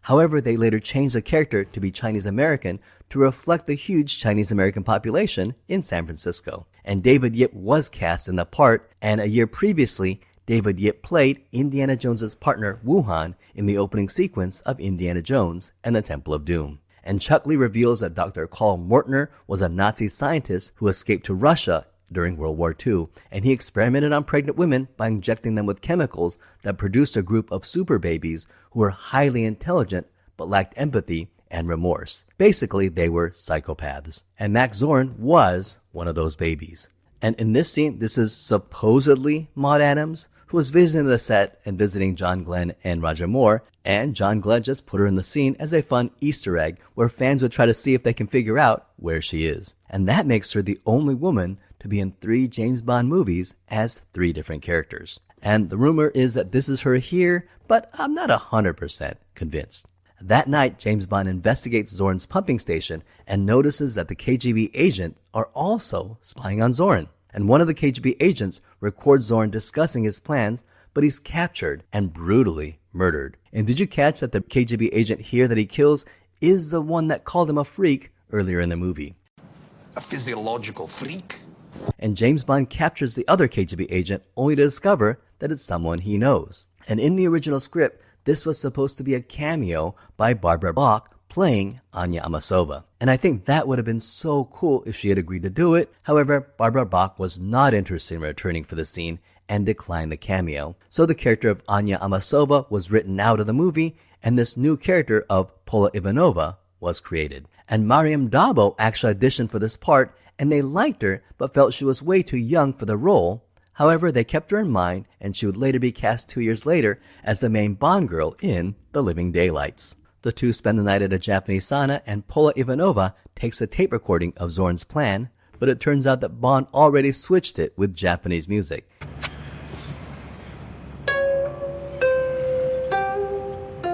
And he has the tape himself, and he learns that Zorn plans to do something to Silicon Valley in 3 days, and it's called Operation Main Strike. Well, Bond poses as a reporter and interviews the chief geologist of San Francisco, but runs into Stacy Sutton and follows her. And really all he knows about her at this point is that Zorn wrote her a check for $5 million. He follows her to her mansion and creeps up on her in the shower, but she's onto him and has a drop on him with a shotgun. And at first, she thinks he's one of Zorn's goons, but when Zorn's goons actually arrive, Bond helps Stacy fight them off. And for a second, it looks like Bond is destroying these guys, but unfortunately, her shotgun only contains salt rocks. But he does manage to scare them off. And then Bond cooks her a meal of quiche. And this is also a pretty funny joke if you were around in 1985, and if you weren't, you'll probably need an explanation. In 1982, humorist Bruce Fierstein wrote a book called Real Men Don't Eat Quiche, which was a satirical look at stereotypical gender roles.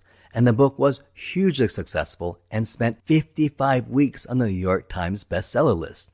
And throughout the mid-80s, the idea that real men don't eat quiche was in the zeitgeist, whether they got the satire of the line or not. And in 1985, it was also a trend for hyper-masculine celebrities to claim that they love quiche, with people like Mr. T saying it was his favorite food. And of course, this was James Bond also adding to the joke. Et voila, quiche. Big happy day. And by some really cool coincidence, the 007 franchise will have another connection with Real Men Don't Eat Quiche. The book was written by Bruce Fierstein, and a decade later, Bruce Fierstein would write the screenplay for the 1995 movie Goldeneye, as well as Tomorrow Never Dies and The World Is Not Enough. Stacey Sutton reveals a little exposition about the $5 million check. Her family owned an oil company, and Zorn took over the company from Stacey's father through a rigged proxy fight. And so Stacey, the rightful heir to the Sutton Oil Company, was in the middle of a lawsuit suing Zorin regarding the ownership of the company. And the money was to buy her silence and drop the lawsuit, an attempt to silence Stacey and keep her from revealing his illicit activities. However, Stacey says that she won't let Zorin intimidate her and rips up the check. And so you can pretty much bet that if James Bond didn't happen to come along, Stacey Sutton probably would have been murdered any time from now. Bond tells his contact Chuck Lee to call the CIA and bring backup to help them on this case. And Chuck Lee drives off, but Mayday is hiding in the back seat and murders Chuck Lee. So Bond and Sutton won't be getting any help from the CIA. Stacey Sutton and Bond go to San Francisco City Hall, where they snoop around and find out that Main Strike is an old abandoned silver mine south of San Francisco. That's an abandoned silver mine by the San Andreas Fault. Then Zorn and Mayday show up, and they murder Sutton's boss, the city's chief geologist, and then trap Bond and Sutton in an elevator, and then set the entire building on fire. And of course, we get another Scott Evil moment. But all I'm saying, they're gonna get I'm just. Knock, knock. Who's there? Bond is able to get himself and Stacey out of the elevator and onto the roof, and it really looks like San Francisco City Hall is burning down in flames. And the illusion was created by lighting special canisters on the roof that created huge flames. And the effect was so convincing that bystanders in San Francisco were actually worried that their city hall had caught on fire. And now I remember vividly watching this movie in the theaters in 1985, and this moment where Bond is coming down the ladder, I have to admit, it did lose me for a while. Because Bond is carrying Stacey Sutton over his shoulder while he slowly descends the ladder from the roof, and the crowd gasps and cheers. And I thought this was such a weird scene for a James Bond movie. The whole sequence just seemed a little off tonally, like I was watching some superhero movie. Because in For Your Eyes Only, we had James Bond skiing down a bobsled run, climbing a mountain, action on the edge of my seat. In Octopussy, he was fighting on top of a high-speed train, and then on top of an airplane mid-flight. And even earlier in this movie, we had James Bond land a car on top of a bus. And the James Bond series had always been on the cutting edge of action. And now we're watching a stuntman slowly descend a ladder. And why does he even need to be carrying Stacey Sutton? Couldn't she have just climbed down the ladder on her own? Now, I guess if Roger Moore at the age of 57 was really carrying Tanya Roberts on his shoulder down a fireman's ladder, I guess that would have been exciting, but that's not exactly what we're seeing here. It was just a weird scene, and I remember thinking like, boy, the James Bond franchise sure isn't what it used to be. So James Bond comes down the ladder, and a police officer tries to arrest him for the murder of the chief geologist. But Bond escapes in a fire truck, leading to a chase through San Francisco. And again, I remember seeing this in the theaters, and I thought this chase was ridiculous, with Roger Moore looking like a clown rather than the suave super spy that we're used to. And that said, I watch it now, and I have to admit, well, it's not a bad chase. And what's extra cool is that the stunt driver who was supposed to drive the fire truck was too short and his feet did not touch the pedals. And they didn't know what to do, but Roger Moore used to be a truck driver before he was an actor and knew how to drive the truck. So when you see James Bond driving the fire truck, it really is Roger Moore who is driving the fire truck. And I think that is totally awesome. And in keeping with the long tradition of American police officers in James Bond movies coming across like incompetent buffoons, starting with Diamonds Are Forever in Las Vegas, then Live and Let Die in Louisiana, well, now we get that here in San Francisco. And the chase leads to Bond in his fire truck jumping over a bridge, leaving the pursuing police cars to crash onto the bridge. And this stunt was done practically, and the stuntman really drove a fire truck over the raising bridge. And when the truck landed on the ground, it landed so hard that the entire suspension system was demolished. Now, although it seems unrealistic that the police would simply discontinue their chase at this point and let the fire truck get away, but that's exactly what they decide to do. So Bond and Sutton make it to the silver mine, Main Strike, and Zorn's plan is to be pumping salt water into San Andreas Fault and the Hayward Fault, and Main Strike was at a point where the two faults met and created a lock. And by detonating a massive amount of explosives, the lock would create a massive earthquake that would flood Silicon Valley, destroying it. The exterior of the mine was filmed at the Amberley Museum and Heritage Centre in West Sussex, England, and the interior of the mine was built on the 007 soundstage in Pinewood. However, just prior to filming A View to a Kill, during the filming of Ridley Scott's movie Legend, the 007 soundstage burned to the ground.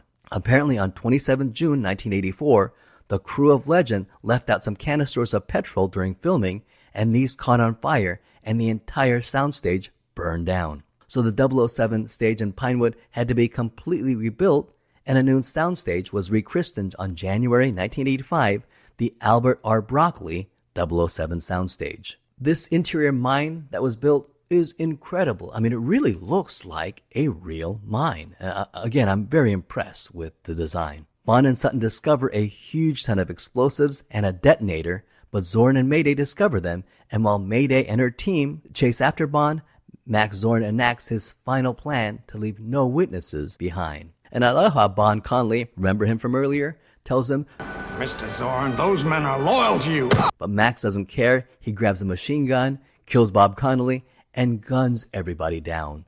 And it's a crazy, disturbing scene that really highlights what an immoral psychopath Max Zorn really is. And he gleefully laughs while murdering dozens of his own men in cold blood. And he even lets Mayday and her team die in the mines. Zorin, Scarpin, and Dr. Carl Mortner escape the mine and into an old shed that transforms into a blimp. And the blimp inflates in about 2 minutes, which is artistic license. In real life, it takes 24 hours to inflate that blimp. And the blimp is the Skyship 500 produced by Airship Industries, which had produced a series of blimps that were flying in every major city in the world. And Airship Industries was a sponsor of this movie, and they lobbied hard to be accepted for product placement. And the blimp has the distinct colors of being white with a red stripe and green text. And there's a reason for this. These are the exact colors of the Fujifilm blimp, which was the actual Skyship 500 that was used in this movie. And because Zorn's blimp were the same colors, the shots of the Fujifilm blimp could be used for Zorn's blimp flying over San Francisco. And Mayday's devastated that Zorn killed her team and is furious that Zorn was perfectly willing to kill her as well. And as revenge, she uses her super strength to help Bond get the detonator and sacrifices herself to prevent the detonator from destroying all the explosives in the mine. And I have to admit, I really thought this scene was effective, and it further added to the coolness of Mayday's character. And then we get the weirdest and strangest moment in this movie. Stacy sees Bond and is walking toward him, but Bond sees Zorn in his huge blimp sneak up behind Stacy, and he tries to warn her, but she doesn't notice, and Zorn is able to grab her, standing on land while he's in a huge flying blimp, as if Sutton is completely oblivious to the fact that this huge blimp was sneaking up behind her. It's such a weird scene. I mean, couldn't they've just had him land and with a gun just kidnap her at gunpoint? I think that would have been a little more realistic. Well, Bond grabs a rope of the blimp and hangs on for dear life, and so I wondered, how long did Bond hang on this rope? Well, the distance from Silicon Valley to the Golden Gate Bridge is about 40 miles, and the blimp travels at about 40 miles an hour with a maximum speed of 75 miles an hour. So assuming that Zorn's blimp traveled at maximum speed, that means that he was hanging on that rope for about 30 minutes. So apparently Bond has some incredible hand strength. And when the blimp gets close to the Golden Gate Bridge, Bond ties the rope to the bridge so that the Zeppelin can't move. And I have to admit, I really did like this action sequence. Stacy knocks out Scarpin with a fire extinguisher and runs out of the blimp onto the bridge, and it's a very hair-raising scene. And then Max Zorn steps out with an axe to kill Bond. But Bond gets the upper hand, and just before Zorn falls and dies, he lets out an amusing chuckle, and it's fantastic. It's like he himself is amused that this is how he dies. And it's weird and it's creepy, and yet it tells us so much about Zorn, and I loved it. Now, to film this scene, they created a full-scale model of the top of the Golden Gate Bridge, so the actors were less than 3 feet off the ground, and the waters of San Francisco Bay was front projected onto the floor, and it really looks convincing. It looks like the actors were hundreds of feet high on the bridge. Very, very convincing effect. Another miniature of the bridge was built, and a third mock-up of the top half of the bridge was built with a crane representing the bottom half of the blimp. When all three footages were merged with the fourth shot of the blimp floating past the real Golden Gate Bridge, it's really created a convincing illusion of a deadly fight on top of the Golden Gate Bridge. And I really, really liked this scene. So Dr. Mortner grabs a pack of dynamite and tries to blow up James Bond, but he cuts the rope connecting the Zeppelin to the bridge, which causes Mortner to drop the dynamite, blowing himself and Scarpin in the blimp. And so Stacy and Bond are safe. And the movie ends with General Gogol giving James Bond the Order of the Lenin Award, the first time it's been presented to a non-Soviet person. And the Order of Lenin Award is a real award awarded from 1943 to 1991 and was awarded to civilians for outstanding service to the state and to military members for exemplary service. And Q uses this snooper robot to spy on Bond and Sutton while they're in the shower. And thus ends a fun but very flawed Bond film, as well as Roger Moore's incredible 7-film, 12-year run as James Bond, introducing 007 to an entirely new generation of fans. So if Sean Connery was the golden age of James Bond, Roger Moore was clearly its silver age. The movie finished filming and was filmed under budget. A View to a Kill had the original budget of $35 million, but John Glenn and the crew were able to finish the film for $30 million, saving Eon $5 million. And the movie premiered in San Francisco on May 22nd, 1985, and it premiered at the San Francisco Palace of Fine Arts. And the movie received mixed to negative reviews, with several critics blasting the weak story and plot, and many reporters criticized Roger Moore's age, and they said he was completely unconvincing in his action and romantic scenes. The movie critic for the Washington Post said, Roger Moore isn't just long on a tooth, he's got tusks. Damn! And also said that his eye job made him look like a zombie. Siskel and Ebert, who were huge James Bond fans and had previously loved For Your Eyes Only, Octopussy, and Love Never Say Never Again, both hated this movie, and they put A View to a Kill on each of their worst movies of the year list. Stupid can you get? Anyway, Walken's plan is to corner the market on computer chips by destroying all of the computer firms in California's Silicon Valley, but unfortunately, he has overlooked one basic fact. The computer manufacturers in Silicon Valley are the purchasers of computer chips, which they put into their computers. They are not the manufacturers, who are basically in Japan. So he isn't killing the competition, he's killing his own customers. A real Bond villain would never make a mistake like that. Even Sean Connery commented, saying that James Bond should be played by a 30-year-old actor.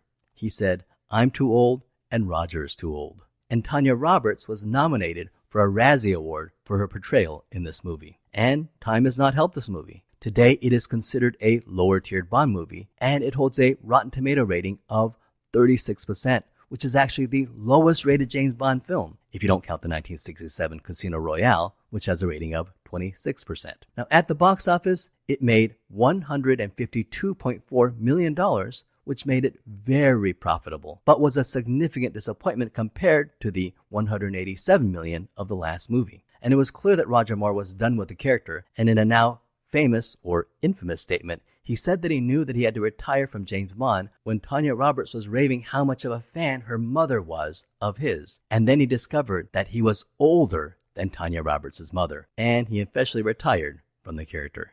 Also, Cubby Broccoli, who had courted Roger Moore back for his 7th film with the outrageous salary of $7 million, also felt that Roger Moore was way too old to be playing Bond, and kind of regretted using him for this movie. So the next movie, the 15th James Bond film, would have a brand new James Bond. Timothy Dalton was first offered the role, but had to turn it down due to starring in a comic book movie called Brenda Starr with Brooke Shields.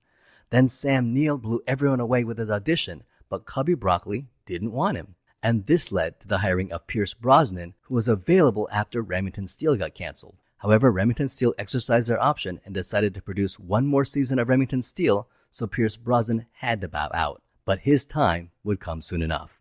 And at this point, Timothy Dalton became available, had wrapped up Brenda Starr, and he was announced as the new 007. And we're going to talk about that whole drama in the next James Bond episode, The Living Daylights. However, for my next video, I'm going to take a short break from the James Bond movies and talk about one of my favorite movies of all time, the 1980 cult film, Flash Gordon, starring Sam Jones as Flash Gordon, Melody Anderson as Gail Arden, Topol as Dr. Hans Zarkov, Max von Sydow as Ming the Merciless, Brian Blessed as Voltan, Ornella Moody as Ara, and our next James Bond himself, Timothy Dalton, as Prince Baron. Well, that ends this episode on A View to a Kill. If you enjoyed this video, check out the playlist on the James Bond movies as well as the Star Trek films, Airplane, Popeye, and a whole bunch more. Well, that ends this video. Thank you so much for watching. I hope you had a great time.